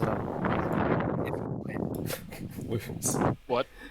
Loose just entered like a wind tunnel. What the fuck was that? He entered. Sorry. He fucking has the Magnum. I'm getting less conscious of how I'm interacting with my mic as time goes on. All right, let's get this video rolling. Fuck you. Fuck this fight, and fuck you for saying it's good. It's a pretty good one. He's a bit spongy like all the bosses, but it's a decent fight. He throws pillars at you, other enemies spawn in. I like it. It's fine for this a analysis Resident is so Evil good. boss.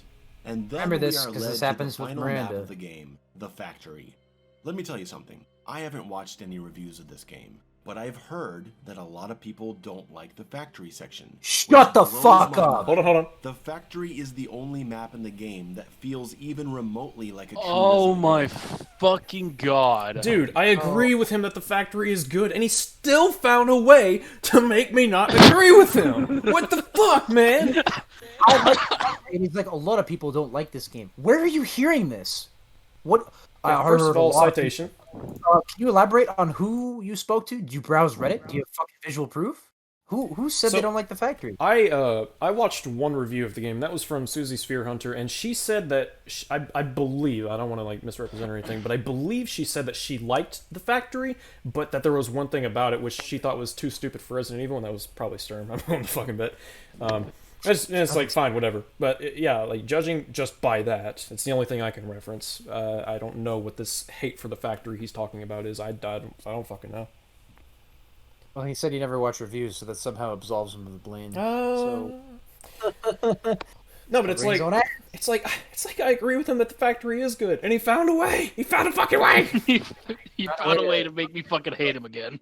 He's like, oh, I think it's this way, but I've heard a lot of people that don't like It's this. the one part of the game that feels like a shut the fuck up. Yeah. Cringe.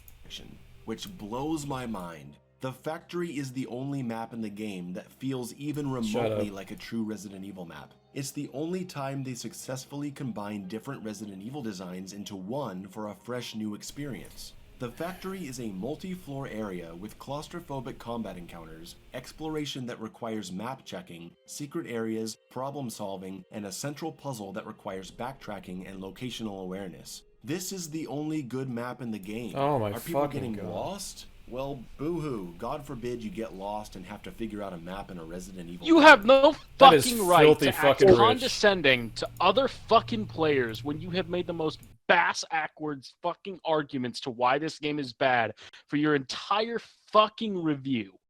Get off your high horse. Notice how thanks to his FOV, his hands stop at his wrists. I'm convinced we're gonna see him like fly off at one point like spaghetti. Something's gonna happen.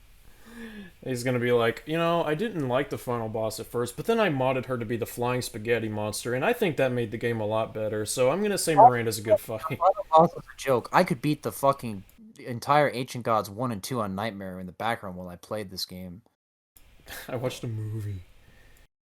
Oh my god, this guy's gonna fucking this guy's gonna fucking say boo-hoo to people who got that he assumes they got. He doesn't even actually fucking know. He's just assuming that they got frustrated and got lost. Which, first of all, what? Fuck off. Go ahead. You know what? Boo fucking who that this game was so disappointing that it was scary for you. Boo fucking who that the game supposedly has no exploration that's required. Boo fucking who. I'm so sorry. Boo for fucking you. who that every puzzle wasn't, oh hey, go to this side of the map and pick up this item so that you can go to this side of the map and use it. Like, boo fucking who that not every puzzle was that. Boo fucking who that you can't press one button and win the game automatically. That's bad level design. That's pretty bad, if you think about it. Also, like, the whole condescending nature to me, just because you're good at Doom Eternal, doesn't mean that you could beat me in Red Dead Redemption, or I could beat you in Tetris. Like, being good at one game does not make you a fucking great gamer. There's no such thing as a great gamer.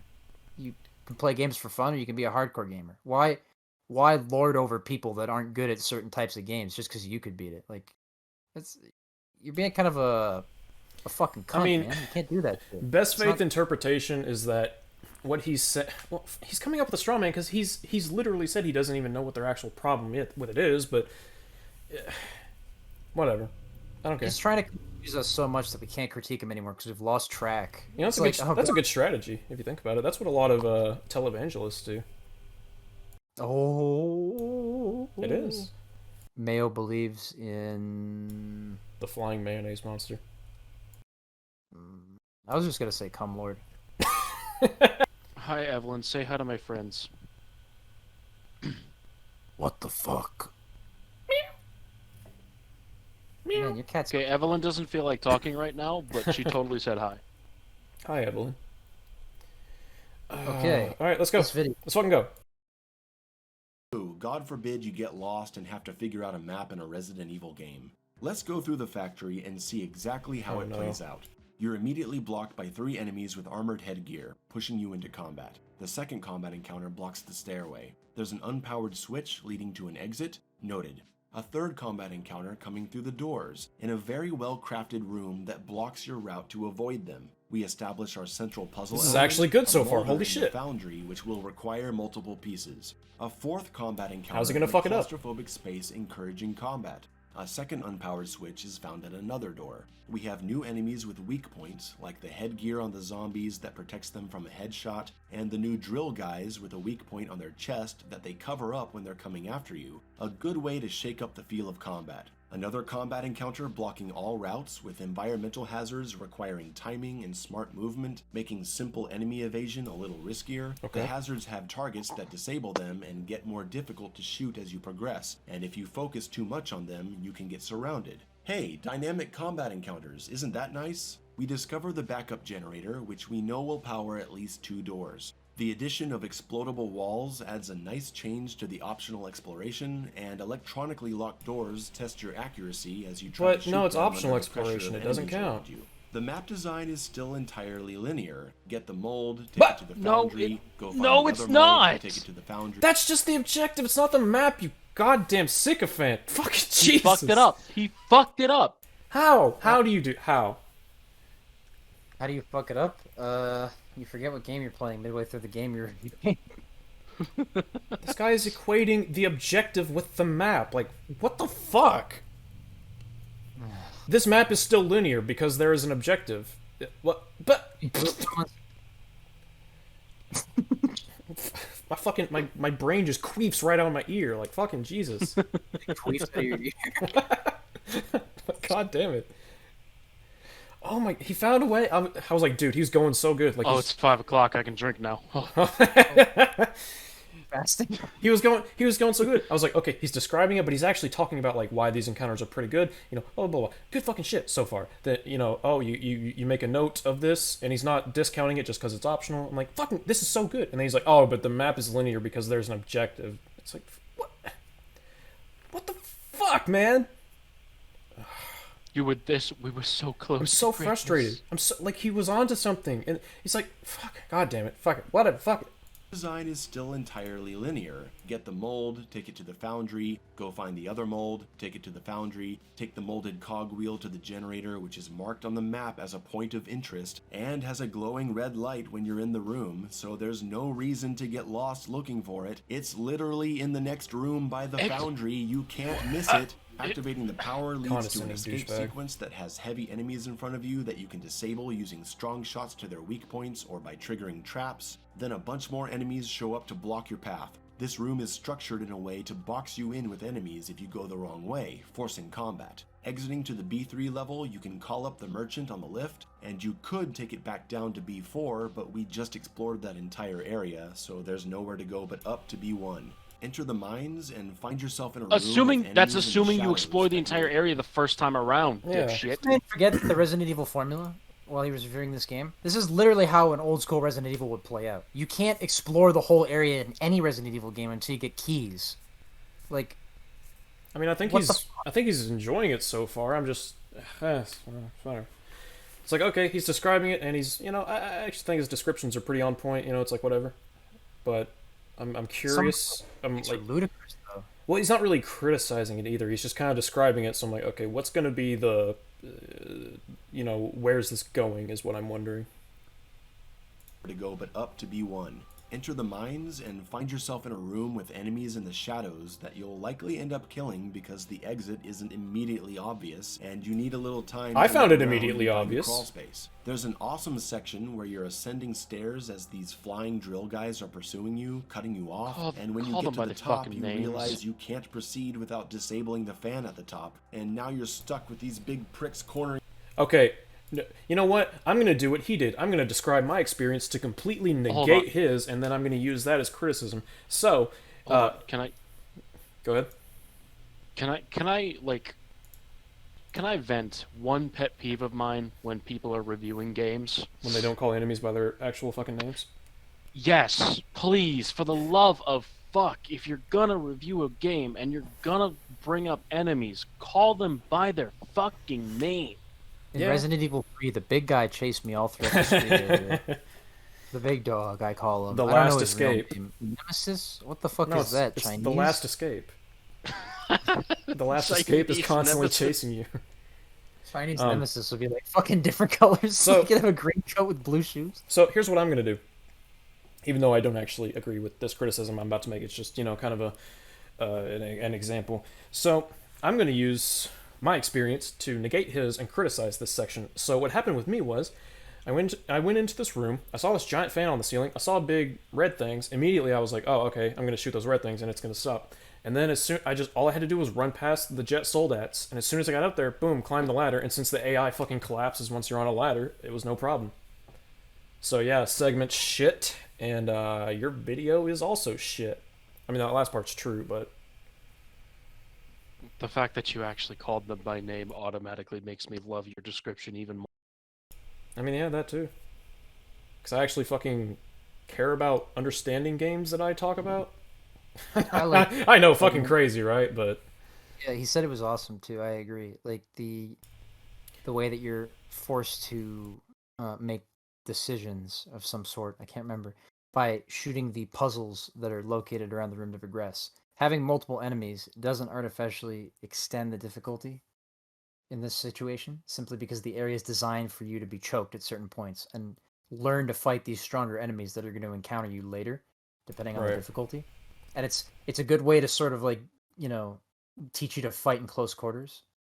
And I think it is a great area. Yeah, like I think the the way it played out with him, I think that's really cool. Like I think that's a cool experience that you can get from this area, and that's like I did the whole disregarding what he said for my little hypothetical, but in all reality, I don't disregard it. Like I think that's cool that it happened, and I totally get why he would think it's a good area. But it's just a shame that he wasn't able to look outside of his own fucking experience when looking at other. Well, even with just this one, but generally speaking, he just doesn't seem capable of looking at other possibilities for things to play out. Wow, going back to that, like, yeah, Mark was completely right. Yeah, he just can't. Yeah, prophecy. His experience is the Resident Evil 8 experience. That's the problem with this review. And like his initial thoughts, without he just jotted them down on a fucking script. Didn't proofread. Didn't go beyond a first draft. Made the video in a week. Made the fucking 43.5-minute video in a week. Which, god fucking damn.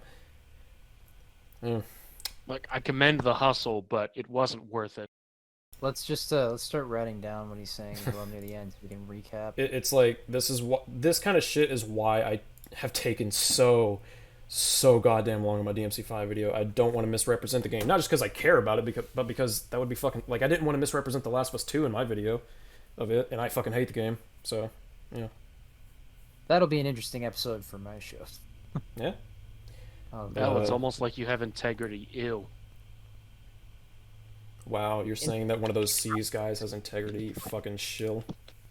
It's like you can have integrity, but you don't need integrity to tell the truth. Yeah. Pretty much. Where you're ascending stairs as these flying drill guys are pursuing you, cutting you off, and when you get to the top, you realize you can't proceed without disabling the fan at the top, and now you're stuck with these big pricks cornering you, and damn it, I'm gonna die. So you try this section again, and this time you're identifying the spots to disable the fan before you ascend too far. Then you find the last mold, which makes a key for the door at the top of level B1. So what are we gonna do? Not true. The last mold actually makes the ball for the puzzle, so get fucked. I'm nitpicking. But yeah. There's also a door that you can. It's either on B4 or B3. There's also a door that can be opened with the Heisenberg key. So get fucked. Oh, but it's optional, so it doesn't count as exploration. Oh yeah. The molds are they're for the relief on the door, the cog, and then the last mold is the key because you go up to B1 with it. I don't know if there's 4 molds unless there's an optional mold you find. The mold for the ball. Oh, okay, it's the last one because you get it after. It's like after. Fucking when is it actually? Oh, fuck, I forgot. I want to say it's after the mines. Oh, bye loose. Uh oh. Here you go. Hey. Burp. The editing in this video is gonna be. I'm not editing this. Bruh, we're gonna have to. No. I never edit these. Well, okay, I edited the fucking episode 2, but that's because it was early on, and I was just kind of experimenting with how we wanted to do it. But, no. This will be just a good old long video. We're at 7 hours so far, holy shit. Fuck! No wonder we're making retarded jokes. Hey, Luce, how you doing? Also, PSA. I know that word's offensive. Don't worry. It's fine. I mean, we're dealing with some serious shit right now. I ask for your patience. Look, I'm suffering, so if someone's gonna get mad at me for saying it's like, fuck you, leave me alone. I'm joking, of course. I'm being silly. This video is pain. Yeah. So, anyways, let's continue the pain. Top of level B1. So what are we gonna do with it? Take the elevator down to B4 and go to the foundry. This is where I think players get lost. There's a drill Oh my guy God, is blocking the most direct. he really? He's protecting. He said earlier he didn't even know for sure. He just assumed that players got lost, and now he's gonna actually talk about it. Like, are you fucking serious, dude? Well, he said this is where I think players got lost. Oh man. Fuck off. There's a drill guy blocking the most direct route to the foundry. Sold that. So they run through this left door, and now they don't know where they're going. Well, too bad, buddy. Either kill the guy and take the easy path, or look at the map and find your way around. Get to the foundry, make our mold, What a and now we have the key. condescending We can dick. go directly back up to B1, taking the elevator that's just a few rooms away, or if we remember that other key door, we can go grab all the goodies in there before we head up. We can also check out that second powered door that got activated by Oh, but the it's generator. optional, it doesn't There's count. some good combat with heavies blocking your path, high pressure situations. What run an away from a big idiot. guy at the risk of Why would you losing run place on past the it? map, or do you take him out so you can continue on a more direct route? The decision is think to yours, stun him and and then isn't it run. nice to be able to make decisions in a game like this? He used a This is a flashbang decent on a section of the fucking game. armored I'd even panzer? call it fun. From the first Lycan Horde section with the gate all the way through the factory, I finally felt like I wasn't miserable all the time. And then Good it for all ends you. in a pretty good boss fight, where killing the boss requires smart movement, baiting him into chasing you in certain directions. Okay, drawing his you know, he likes Sturm, so I'm gonna give him a pass for this whole video, even though the whole video is shit. He likes Sturm, so you know it's okay. He Okay. likes my pet. I'm cool with him. You know what? It's fair. He recognized Storm was a great boss fight. That's fine. Like he's recognizing good game design. This is one of the best fights in Resident Evil. Like the way you can Well, I pretty don't much know about create that, your but- own arena. Well, I see it as this: when the propeller guy charges through the walls, you're basically creating your own area to fight him. So you can, Oh yeah. like, you can make whatever arena you want. It's fun to experiment on multiple playthroughs, like leaving one section of the wall open, trying to bait him back and forth down a hallway. Yeah, yeah. It's fun. Yeah, no, I think unironically, like, it is a really good boss fight. Let me just rewind just a snippet. you in certain directions, drawing his aim to keep him from burning too much of the room and creating hazards for you, quickly aiming at his exposed weakness when he runs past you, and setting mines in his path if you feel like he's about to run you over. Good fight. But you know what isn't a good fight? Oh no. Heisenberg. No! Why is this guy called No! Motherfucker, no! What the fuck are you talking about? Heisenberg is sick. Like, that fight's awesome. We agreed with you. He was You on such a had roll. it. He was on such a roll. Okay, well, let's hear him out. Let's hear it. Fuck it. Called Heisenberg. It's way too soon after Breaking Bad to be calling someone else Heisenberg. Oh, shut the Even fuck another- up. Fuck off! Shut the fuck up. Oh my god. It's not like it was a name before Breaking Bad, was it? Didn't Breaking Bad end years ago? It ended in Breaking Bad- 2014. 13. Fuck off! Oh, sorry, El Camino was only a year and a half ago. Oh, yeah, that's right. No, okay, someone's gonna be like, dude, he's joking. I'm like, I don't fucking, like, shut up. I don't care. I don't care It's at this a dumb point. joke. It's a dumb joke. It's either a dumb joke or a dumb criticism. Either way, it's fucking dumb. He's gonna beat this boss with his feet. Oh, God. Please get Omar. Please bring back Hey, Omar. If I get to see Omar again, I don't care. Yeah, bring back Omar. He's fucking based. Mars based. After Breaking Bad to be calling someone else Heisenberg. Fuck off. Give it another 15 years. Chris comes along Okay. and gives you this absurd tank which you drive around. in Oh, while now you shoot mention Chris infinite bullets Redfield, at Heisenberg's who's been giant in metal several monster scenes before with red this. weak points. Just hold the trigger on him and move around a little. No. That's all there is. Okay, standard No. difficulty, fucking casual difficulty. No. Run you. You have to guard against them. Wait, he didn't care. Okay, so he doesn't. He actually likes the Soldats, despite the fact that they have big glowing weaknesses. But he criticizes Heisenberg for the same fucking thing. Are you? I guess shitting me? I guess his argument is that you just have the infinite machine gun, whatever the fuck. Here's the thing. Okay, when I played on Hardcore and Village Shadows, it's fucking holy shit. And we talked about this in our coverage. I was like, okay, so there's not a lot of depth to this fight, but like the mechanics they give you, they actually do a surprising amount with. Like, you know, hitting his glowy spots is actually a good way to sort of parry him if there's enough distance between you. If there's not enough distance between you, you either want to defend yourself and take a little bit of damage, or you want to use your rocket to create that gap while also stunning him. Like, there's a surprising... Not only are there player decisions, but, you know, there's actually a decent amount of difficulty to it. And it requires the player to... I know I know Under the Mayo hates doing this, but engaging with the mechanics. Yeah, player accountability. You have to learn your game that you're reviewing. Yeah, it's amazing. Admittedly, Who I fucking love figured? it, but I'm not gonna review it until I do. I don't even review games. I just talk about them. Fuck. It's like, so basically in this fight, like, you know, generally speaking, unless you're on casual difficulty, what you want to do is you want to create as much of a gap as possible. You want to stun him as much as possible to create that gap using the rockets. I mean, fuck me, like, the fight's good. Like, I'm actually pissed, because, like, I think the fight's pretty good, even though it only has, like, a handful of mechanics. I like big rocket shooty go boom kill guy. Chris Funny is a gun. boulder punching asshole. Let's settle this mano a mano. Alright, let's hear it. Let's fucking hear it.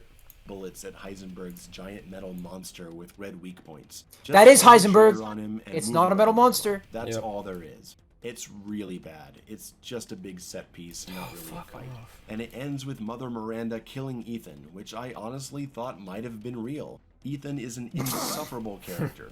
No! What? No, blasphemy. Fucking blasphemy. No! You motherfucker. No Just fucking way. It's madness.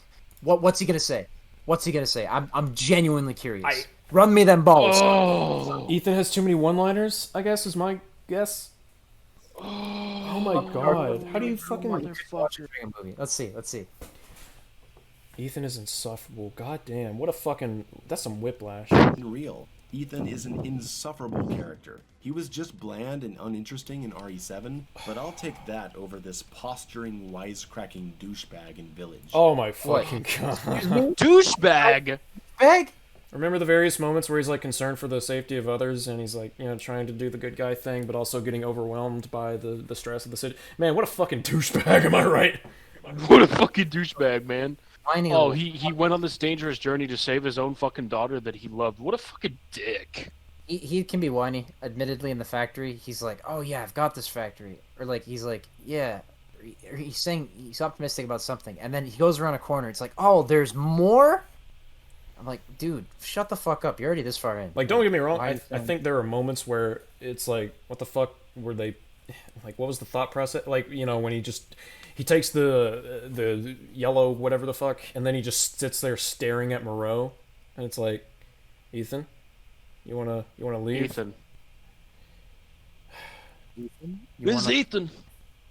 Okay, let's hear. We're almost done this video. We're almost done. Let's just get. This Let's hear over the with defense and from see what- Miranda, please. They tried so sympathetic but also cool. It's really cringy. I hate him. I really thought he was dead because the next part of the game has you playing as Chris. The game Yay! finally just gives up and says, you know what? Enough with all this. It's- just run around. Wait, no. Rewind. Okay. Pay attention to his aiming reticle.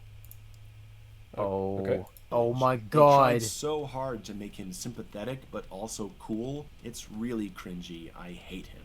I really thought he was dead because the next part of the game has you playing as Chris. The game finally just gives Ew. up and says, you know what? Enough with all Oh my this. god, did Just you see run that around." snap? The- Did you see the snap from the reticle? It was I very subtle, saw but him- it went from one lichen and snapped quickly to another. That's probably just mouse movement. I think it He's would be aiming mouse down movement. sight the whole time. Yeah, I So think he's it's- hitting- Fair enough. yeah. It looked like he had aim assist on for So- a second there. Oh boy. So okay, Chris Redfield, kind of a more actiony character, wouldn't you say? I mean, at this Well, point, I'll be right back. Just feed my face. you're good. In fairness, he hasn't quite gone into why it is that the section is bad yet. He's just like made a statement, but oh boy, I'm not ready for whatever the fuck he's gonna say about it. Well, he's saying like the game gave up on the horror and just went into action, and I'm like, dude, like, do you know who Chris Redfield is? Like, honest to God. Well, here's the thing: most fucking Resident Evil games, like, finish off with action segments. I don't know Yeah. if you knew this, pal. If this was Ethan, well, you know, outside the story at least, like, you know, if this were Ethan in this type of segment, then it would just it would be I would call it a trope almost of Resident Evil at this point. There's always that one action set piece, whether you're running or if you're gunning or if you're running and gunning. You know what I mean? Yeah. fucking lord. What a pretentious, condescending dick. Oh my god. We've had some. I got some whiplash, just from so many. Man, how do you not like Ethan? Like, Honest to God. Jesus, one fucking hot take at a time, dude. How do you not like Ethan? He's so cool. Like, I actually find Ethan annoying, personally. Like, I understand that. I'm used to the fucking cool protagonists like Chris Redfield and Leon. Ethan took a while to grow on me as a character. I'm not fully there with him yet. He has his moments for me. But I think what really turns me off about him is that we've never really seen his face as well. I think that would provide, even though it's in first person, I just want, like, more relation to the character. hold on, no, we've seen his face. I'm gonna pull up his face now. Oh, God, no. I gotta scroll up a bit. Uh-oh, I'm being fact-checked. Oh my, I hope I don't copyright strike this man. Oh no. Alright, let me pull up the Hope you don't. original. his fucking sunglasses and shit. I love that picture. Oh boy. Anyways, so yeah, Resident Evil. I mean, I'm not even necessarily defending it. It's just like the game gave up and started going action heavy. I'm like, okay, first of all, it's Chris Redfield. Second of all, segments like this exist in I don't even know how many of the Resident Evil games. So many. Most of them. How does he not know this was going to happen when there's literally other moments in the game where characters show up and you switch perspectives? I remember namely the R3 remake. I remember before the game came out, I thought that well, I was because like there were quote unquote leaks and stuff going about, and one of them was that you would play for Chris for half the game. So I was kind of expecting it, but I'm glad that it was just one segment because it's like you just get to fucking have a blast playing as Chris for 10 minutes ish. That's fun. It's nice for him to be back. Yeah, I'm glad that he's still like the most recurring protagonist. Yeah, I think it's cool playing as Chris in this archetype of Resident Evil games. Like 7. Yeah, it's cool. I like it. It's a good way of showing the difference between Ethan and Chris in terms of skill and finesse. For sure. Because like fucking, a Lycan jumps on Ethan and he like shoves it off kind of sloppily. A Lycan jumps on Chris and he fucking explodes its face with his fist. Bro, fucking in Resident Evil 7, Chris could straight up just punch the heads of molded so hard that they explode. It was awesome. He's like Uncle Joe. R.I.P. Uncle Joe. Chris Redfield versus Omni-Man. I don't think Omni-Man's winning this one, bud. Can Omni-Man punch boulders? I don't think so. Omni-Man would punch a boulder like careening at Chris Redfield at millions of miles an hour, and Chris Redfield would turn around, do a Virgil pose, and the boulder would slice through him, like just around him. Oh my God. He'd kill it with a pose. He's Chris Redfield. He's mastered the art of rocks. He's a rockologist, right? He's rocking on, man. Just the sheer testosterone is palpable. I'm sorry for these dad jokes. What about I really am. What about Chris Redfield versus The Rock?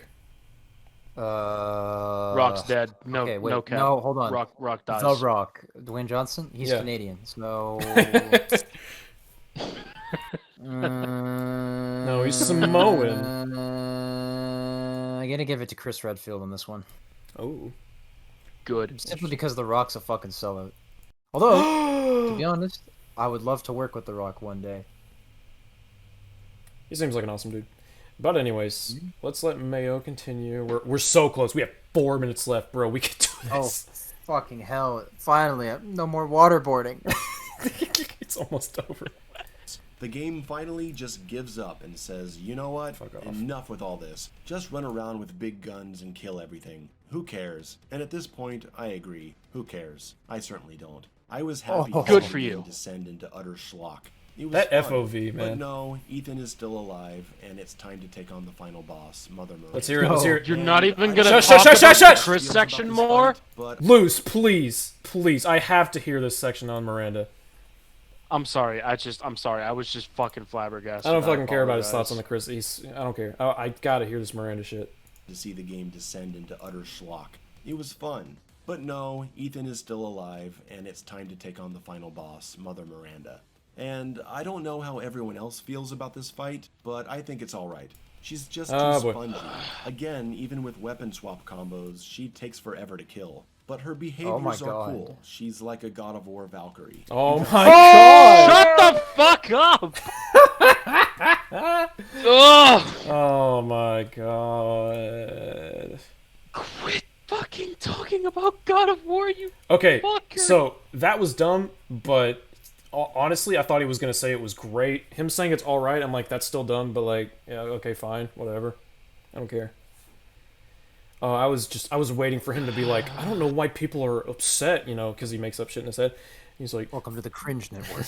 I was expecting him to be like, this is such a great boss. It tests your ability to dodge and, you know, fight a boss that you can barely even look at most of the fucking time. Like, yeah, great shit. But I thought he was gonna say this boss reminds me of Doom. Doom Eternal, because baby. there's a lot of things you have to pay attention to. I love Doom Eternal, man, but it's not the best game ever made. Yeah. But yeah, let's hear what the rest of yeah.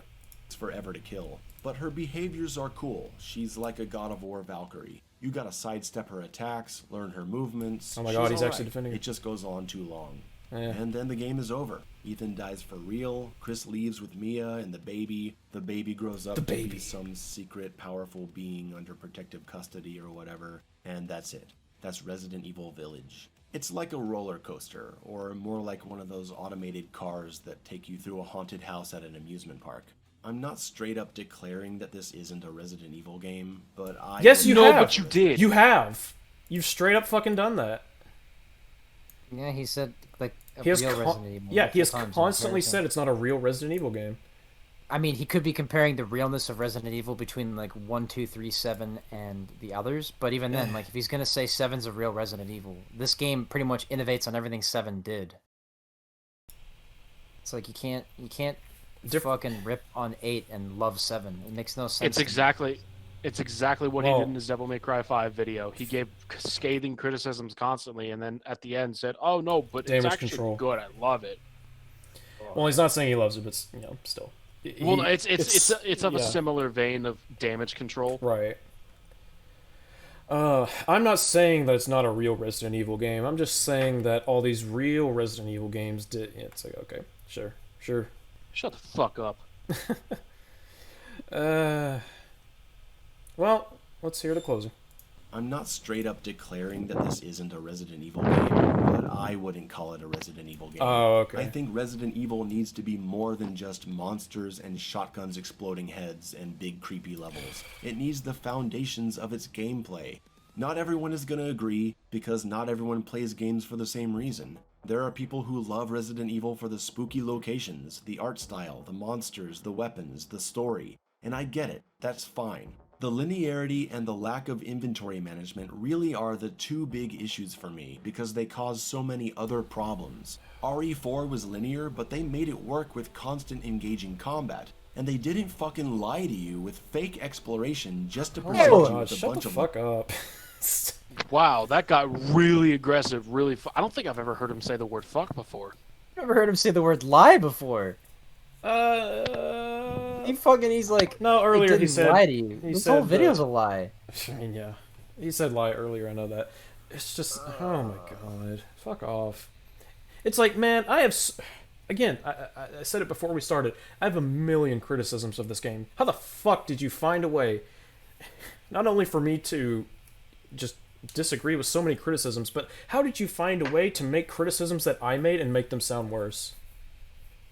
Oh, yeah. Fucking jeez, man. It's like we agree with some of his points, but a lot of it, 98% of this is madness.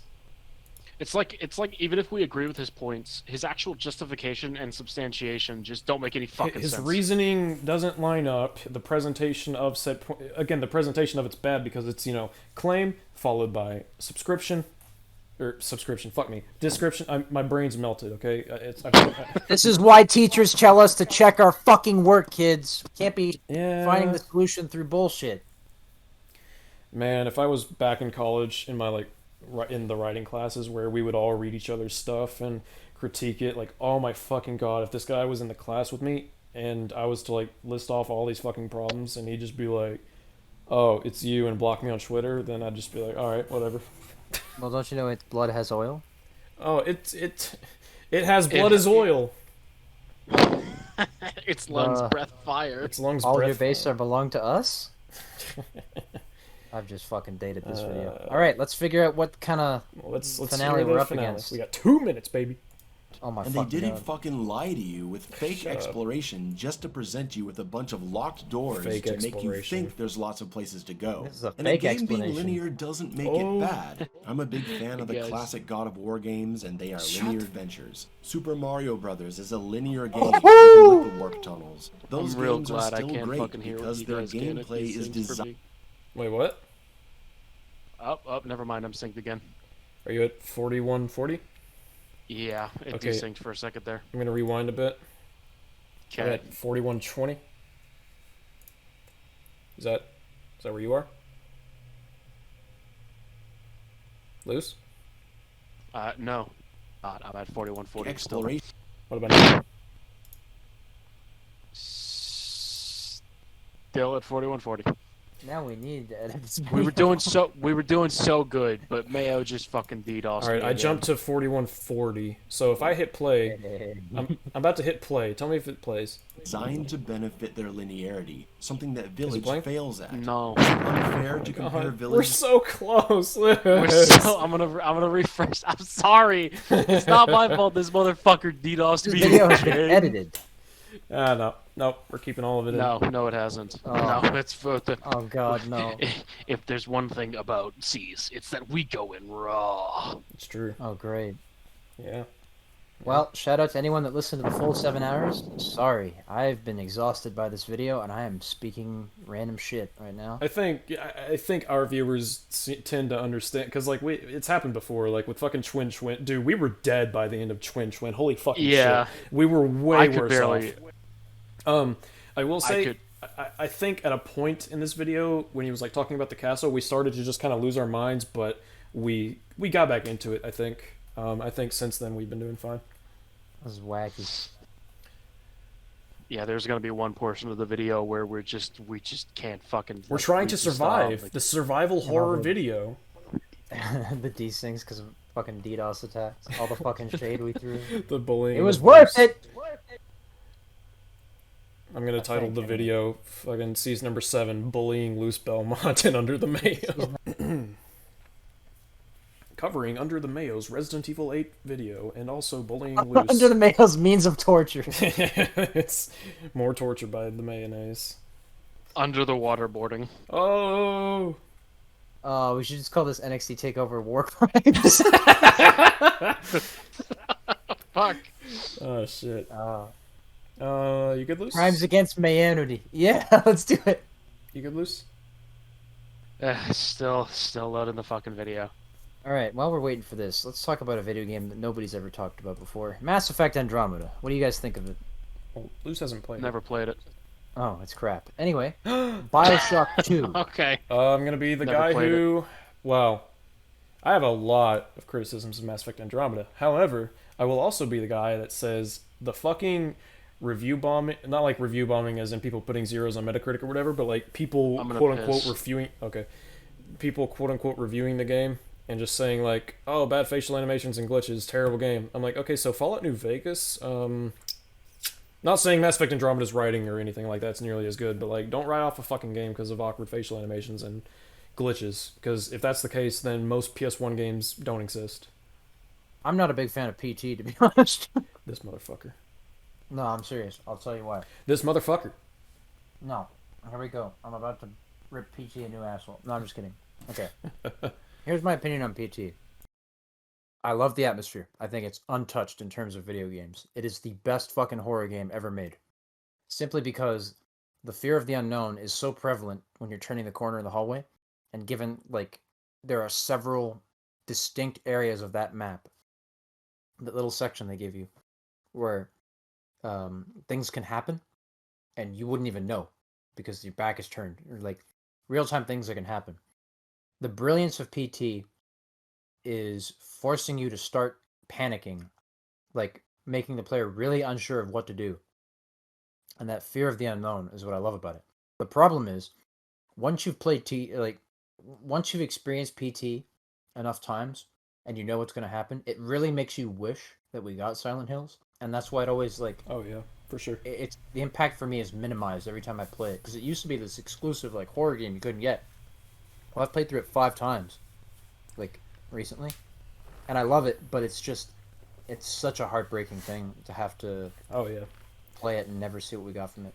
I'm still amazed. When I was working on the fucking PT video, I was still finding new things. Like, it was insane.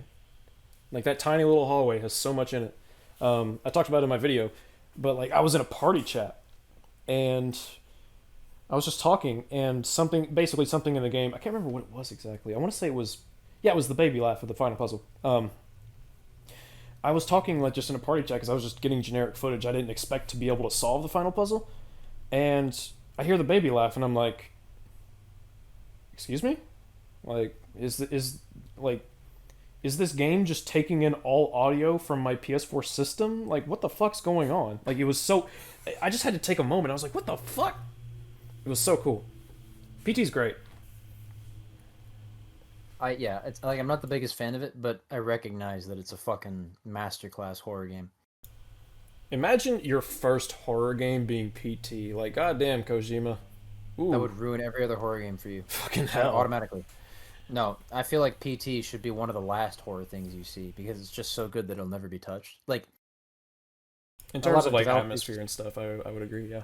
Well, yeah, like because it really is the pinnacle of horror. I would say. Have you played PT Loose? I played a little bit of it and never actually managed to do much of it, to be honest.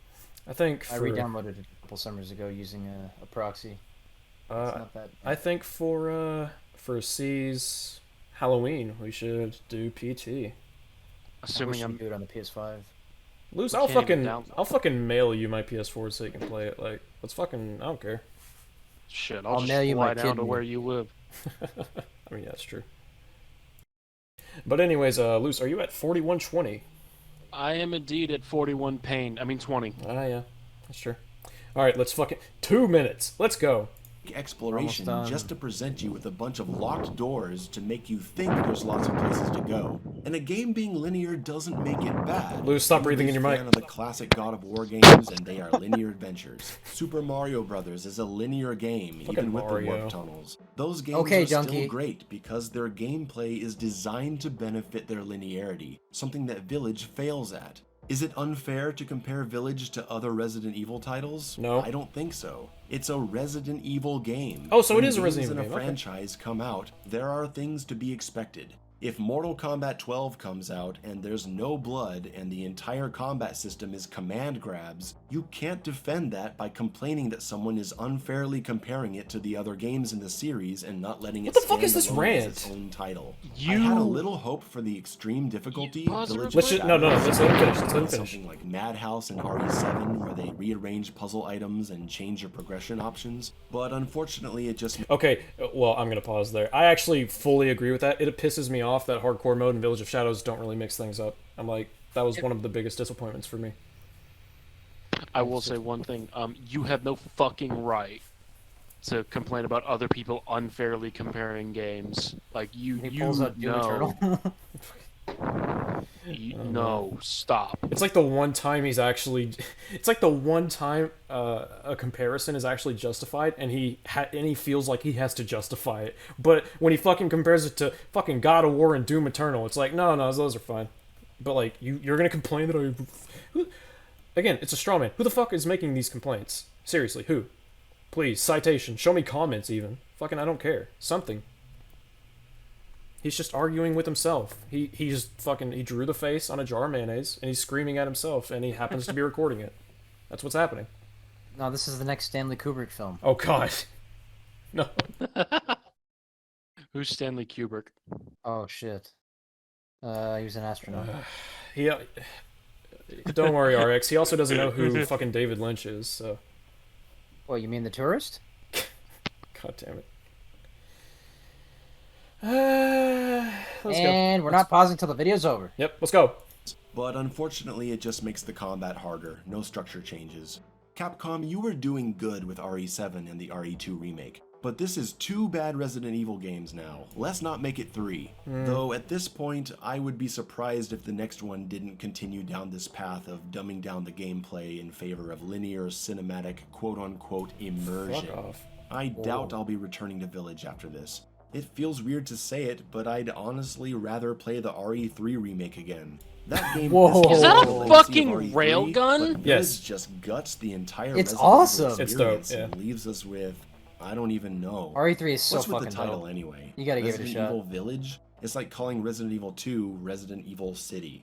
Whatever. I'm just Okay. glad to be done with this one. That was funny. Like, Rafflecopter. subscribe, Patreon, Twitch, leave a comment saying I just want this game to be Doom Eternal. Alright, that's it. I mean, Oh. You Look at that literally clown make a icon. comparison. You literally make a comparison to Doom Eternal. Like, fuck off. he quite literally said he missed the bosses of Doom Eternal, and then he's gonna fucking again. He's straw man, but whatever. Fuck. Here, If you Adam didn't- Kozak, Adam Linkisi, Andrew, Anthony, Ben, Bohub, CJ, Dan, Danilo, David, Drew, Eric, Xavier, Inspector, Jack, Jared, Jeff, Barbie, Josh, all those people. You made this You're happen. wasting your money. This I mean, mistake is your what? fault. Heyman, Kirk, Leo, Lucas, Mislav, Rafael, Renee, Riley, Saf, Sheckleberry. Sheckleberry's a good name. That Trav guy, Toby Hendricks, and Tyler Mitchell. Listen. I got Ethan's fucking goofy face app smile aviators wearing ass face on the screen now. I'm tired of Mayo. Anyway. Wow. Those probably are awesome people, but they're making lies happen. So just pay attention. It's bullshit. Oh my god. Wow, we did it. He attacked my fuck. patrons. What an asshole. By the way, did you know that cars can start when you put a key in the keyhole? You'd have to be stupid not to know that. What's fucking going on anymore? Under the Mayo's videos are becoming real life. No. My sense of humor has been on par with Under the Mayo's sense of humor this whole night. No, your sense of humor is comparable to his video structure. They're both insane, basically. Wow. Oh my god! What a shit video! Sheckleberry. I don't fucking Sheckleberry. Thanks for making me spend 8 hours on this, man. You're welcome. Well, that's 7.5 so far, but This is the last Mayo video we're covering, unless he makes one so dumb. Except for the anniversary. Actually, you know what? If we actually had him on S.E.E.S. and we didn't interrupt him and he explained his thought process and I don't know. if he, well, I mean, I'm not gonna fucking jump down his throat if he says a hot take or says something ignorant. Remember that in video editing, it's different to have something that you're writing down at the time. You might make the video later and go, man, what the fuck was I thinking? Or you wish you could elaborate on that point. He did that. Having a dynamic discussion with this guy would probably let us know if he's okay. If he's being ironic, he's a fucking mastermind. He's a fucking creative genius. I was waiting. No, I was actually waiting for us to get to the 38-minute mark and for him to be like, okay, so those are all my criticisms of standard difficulty. Now let me talk about how great hardcore and Veils of Shadows is. I would have been like, oh, wow, okay. I get that he's frustrated with how the game sort of herd you along, but he didn't explore and do anything. Also, he forgets that in order to progress in linear games, you have to go to certain spots. I don't understand how he confuses linearity with level progression. If there's an objective that you have to solve to progress, that's not the game being linear. It's you have to go there. You can't ignore that certain route. Can you imagine trying to beat the game without getting the fucking dagger from the cathedral? There are video games that require you to do certain tasks to beat them. I know it's fucking insane to think about, right? But, oh man. Yo, you have to fucking use the analog stick to move? What is this, Fucking PlayStation bullshit. 2? Fucking bullshit. Fucking, they want me to use my mouse and keyboard?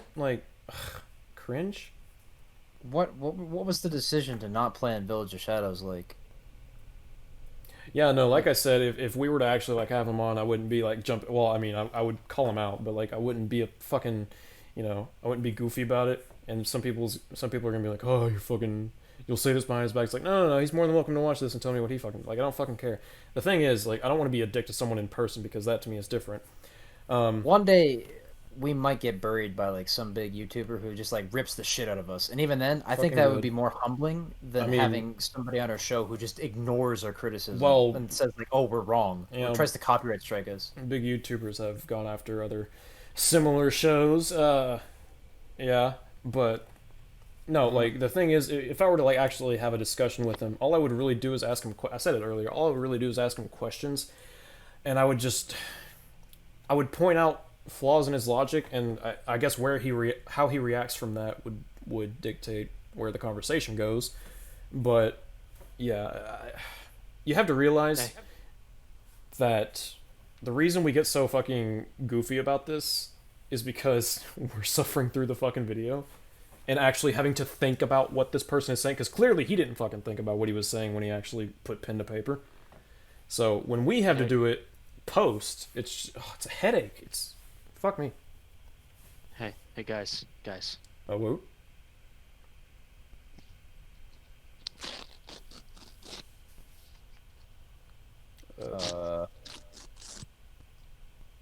That's the sound of people wasting their money to support Mayo on Patreon. I hope that wasn't real money. It was. It was just a dollar bill. Base. It was just a dollar. Base What are loose. you hating on poor people? Yeah, Luz, someone really could use that dollar bill, you fucking disgusting degenerate. I Yeah, could buy like me, for the 1/3 sake of a of a gas joke. liter. Oh, true. You spent $1 on that joke. Was it worth it? It was worth it. It made you guys laugh, didn't it? Oh, yeah. Got me. We're finally done. Wow. We did it. Hey, anybody in the comments section? By if the you way, were- real quick. I should also point out, we were requested by multiple people to cover not only Mayo, but this video specifically. So... Oh, were we now? Thank you to all you Yeah. fucking jokers out there. We love you. Yeah, no, like, go to the first season episode where we cover Mayo. There are several comments being like, oh, are you going to cover him again? I was like, maybe. And then there were fuck me, my brain's mush, man. there were comments saying, there was one comment, like, right after Mayo posted the fucking RE8 video that was like, dude, are you going to cover his RE8 video? I was like, what? No. Great, you fucking heathens. I just want to clarify two things. One, this is not a witch hunt. Two, yes. Like we said before, we're critiquing the video aggressively. If you have any problem with it, copyright strike us. That'll usually solve the problem. Also, we don't actually have a problem with the person. We just have a problem with the content they make. There's a difference. If you want to talk about Mayo and, like, have a giggle and, like, make memes and shit, come to our Discord server and have a good old time. Don't fucking go to... If you want to go to his video and, like, comment about something specifically that you wanted to talk about, fucking fine. That's obviously your own prerogative. But generally speaking, I'm not gonna... Like, don't just fucking go dislike bomb. I said the same thing about Vector. I said the same thing about Mboss Mufasa, TC Nick, even Simply Dad. Don't fucking just go try and shit on their channel or whatever. Just, it's discussion. It's okay. We're not being contrarian by giving that disclaimer either. This is basically like, hey, this is our opinion on this video. Well, we say this every video, so... Well, yeah, like, we're reinforcing this, because there are some people that are probably going to eventually say, wow, all they do in this video is dunk on this fucking person. You expect us to believe this shit? And then we can clip all of these instances where we make it clear that's not what we're doing, so... Yeah, because there are times where he has good ideas and we praise them. Yeah. Like, we're exacerbated at the stupid shit that's coming out of his mouth. There's a difference. Yeah. Like, if it's for a video, and if it's, like, if he's being ironic, as we've said multiple times, he would have been a creative genius. Well, but... And it's worth also saying, again, this is casual discussion amongst some friends. Like, if I were to actually make a video responding to this, like, where I script it and want to properly, talk about the various points, I wouldn't be as goofy as we are here, where a lot of this is us...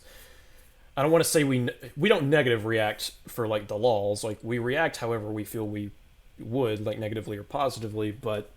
obviously when fucking RX goes on a rant about opening up a fucking jar of mayonnaise and it's a manager sponge that leads to the Donkey Kong dimension, obviously that's being done for fucking laughs.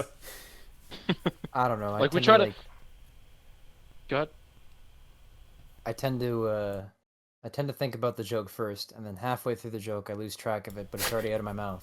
So you gotta roll with it. We try like a choo-choo train. We try to have some fun. Yeah. But, like, that's part of the casual discussion. And there will always be people who comment, they're like, oh, you're just being so negative, you just want to disagree, blah blah blah. It's like, no, we don't. Please roast us in the comments section, please roast us. Yep. I need this. I need attention. It's actually, you know what? If somebody did a S.E.E.S episode on us, wouldn't that be fucking funny? Like a meta episode. We could do a S.E.E.S episode on their S.E.E.S episode. I would watch it in my own S.E.E.S episode. Oh my god, I would. If someone were to, like, dive bomb us, send us that shit so we know. Because if we find out about that, we'll laugh with it. Because, like, if someone's like, "Oh man, these guys are fudge packers, man. They're fucking stupid." It's like that cat boy is clearly getting spit roasted by the skeleton and the other guy. Who's right though. Or if they were like, man, this cat guy is really fucking annoying and his voice sounds stupid and I hate him. I'd His be like, fucking internet, dumb. Hey, if we get labeled as toxic people, that's fair. I don't fucking That's fine. care. If we reiterate certain points, just remember we're in disbelief that they happened, so we Yeah. have to repeat them at We have- times. So we're just processing so we it. ground ourselves in reality. Like I can't believe this fucking shit. Like It's also tell worth us- saying, real quick. It is worth saying we're not open to crit. Like if someone were to do the exact same thing with me, like make a fucking EFAP style, 10-hour whatever coverage on like my PT series or my Last of Us 2 video, whatever the fuck, I don't care. And if there was a moment in the video where someone called me like accused me of wanting to swim in Godzilla's gallons of cum, I'd be like, ha, that's funny, Like I don't fucking care. Like it's not a whatever. There's a difference between. That's right. Go ahead. Go ahead. No, you first.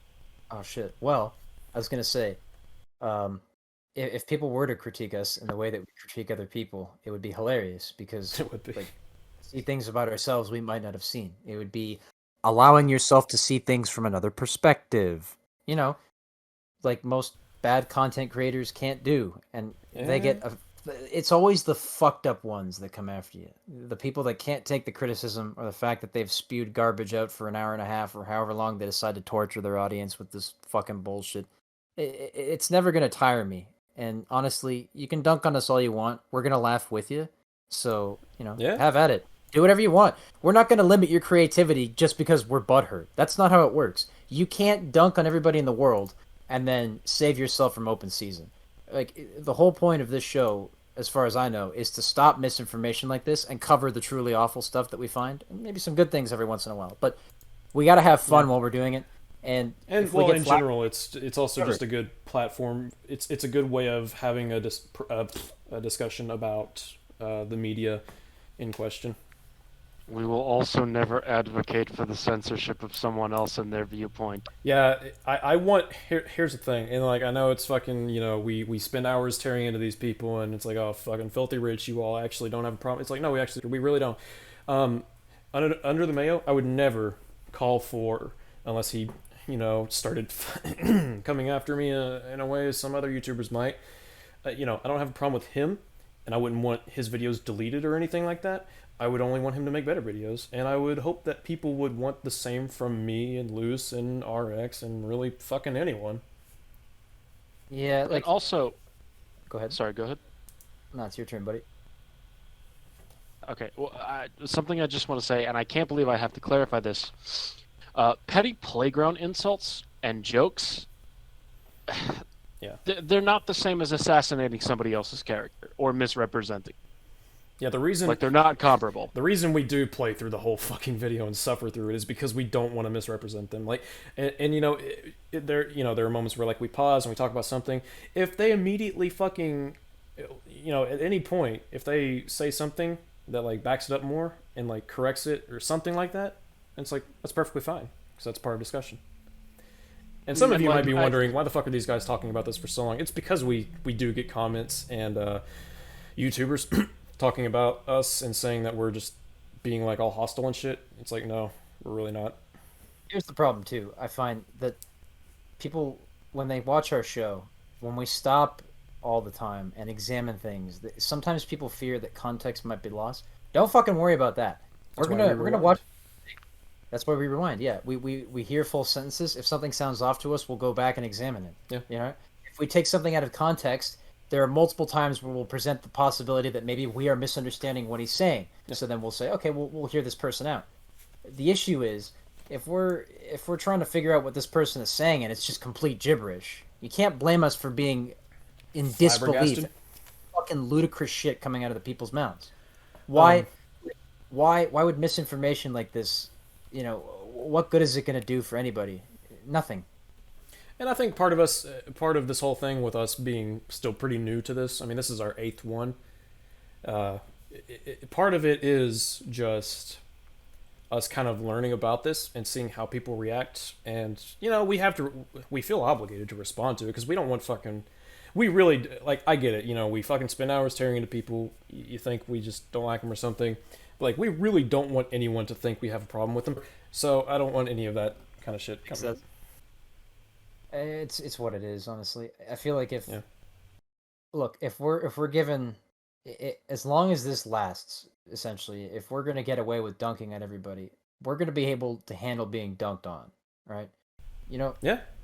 we're not doxing these people. We're not fucking revealing anything about them that you wouldn't already know. We're critiquing their videos. This is not a personal attack. And if you're mad that we're attacking their work and want us to do something more productive, I'll tell you what, stopping lies and bullshit is way more productive than, letting this slide. We're not gatekeeping. Well, we're just finding videos that spread lies and saying, hey, this video is full of shit. We're fact checking it, essentially. It's also worth saying that, I keep saying that, but like it really, these things are worth saying. So, okay, let's say we made like a 10.5-hour criticism of, fucking a movie. And people are like, oh, that's, it's long, but like whatever, you made a criticism of a movie. That's perfectly fine. But then it's like you do it on a YouTube video and suddenly it's like, oh, what the it's like, why would you do that? It's like, well, don't you respect their ability to create content? Or are we saying that, are we saying that like YouTube videos are in this weird in between of like you're going to respect them but you're never going to criticize them? Like, is that what we're doing? Because I don't agree with that. I have criticisms of my own fucking videos, so I have criticisms of Luce's videos that I've talked to him about, and he's talked with me about criticisms of my videos. That's fine. Yeah. I don't have a fucking problem with it. I mean, he's a little shitty little cat, but it's fine. Yeah. Again, title's gonna say we're bullying you. It's okay. Cool. Well, I specifically request that it say that you guys spit roast me for the entire video. Covering under the Mayo and spit roasting Luce Belmont. Yes. Fuck Mayo. Also, Luce, you have a weird dick. Thanks. Yeah, what's with the Bowser shell at the end of it? What the fuck, dude?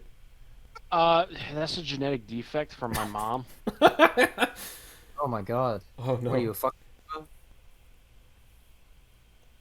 See, I'm actually like a warrior made of light, summoned by a goddess to fight a war. What?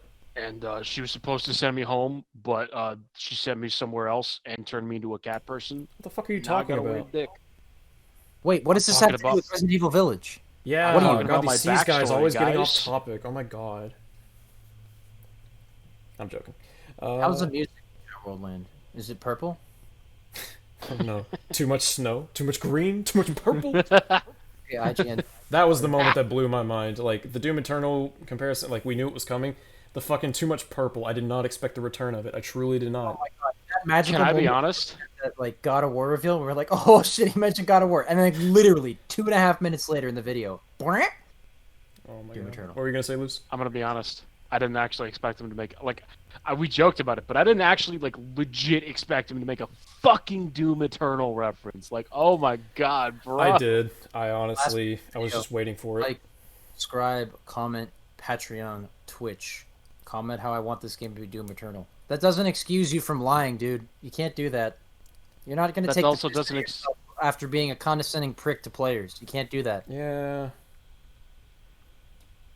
Remember when he was like, okay, so, a lot of people don't like this, and I guess it might be because they got lost, and then he proceeds to, like, condescendingly talk down to people for getting lost, and it's like, you don't even know if that happened. Like, what the fuck? It's, So that was not a good video. I guess... Fuck that video. I guess... I give this video a 1 out of 10. It's pretty generous. I wouldn't even put it on the number scale. Oh. I give him... I agree with certain things.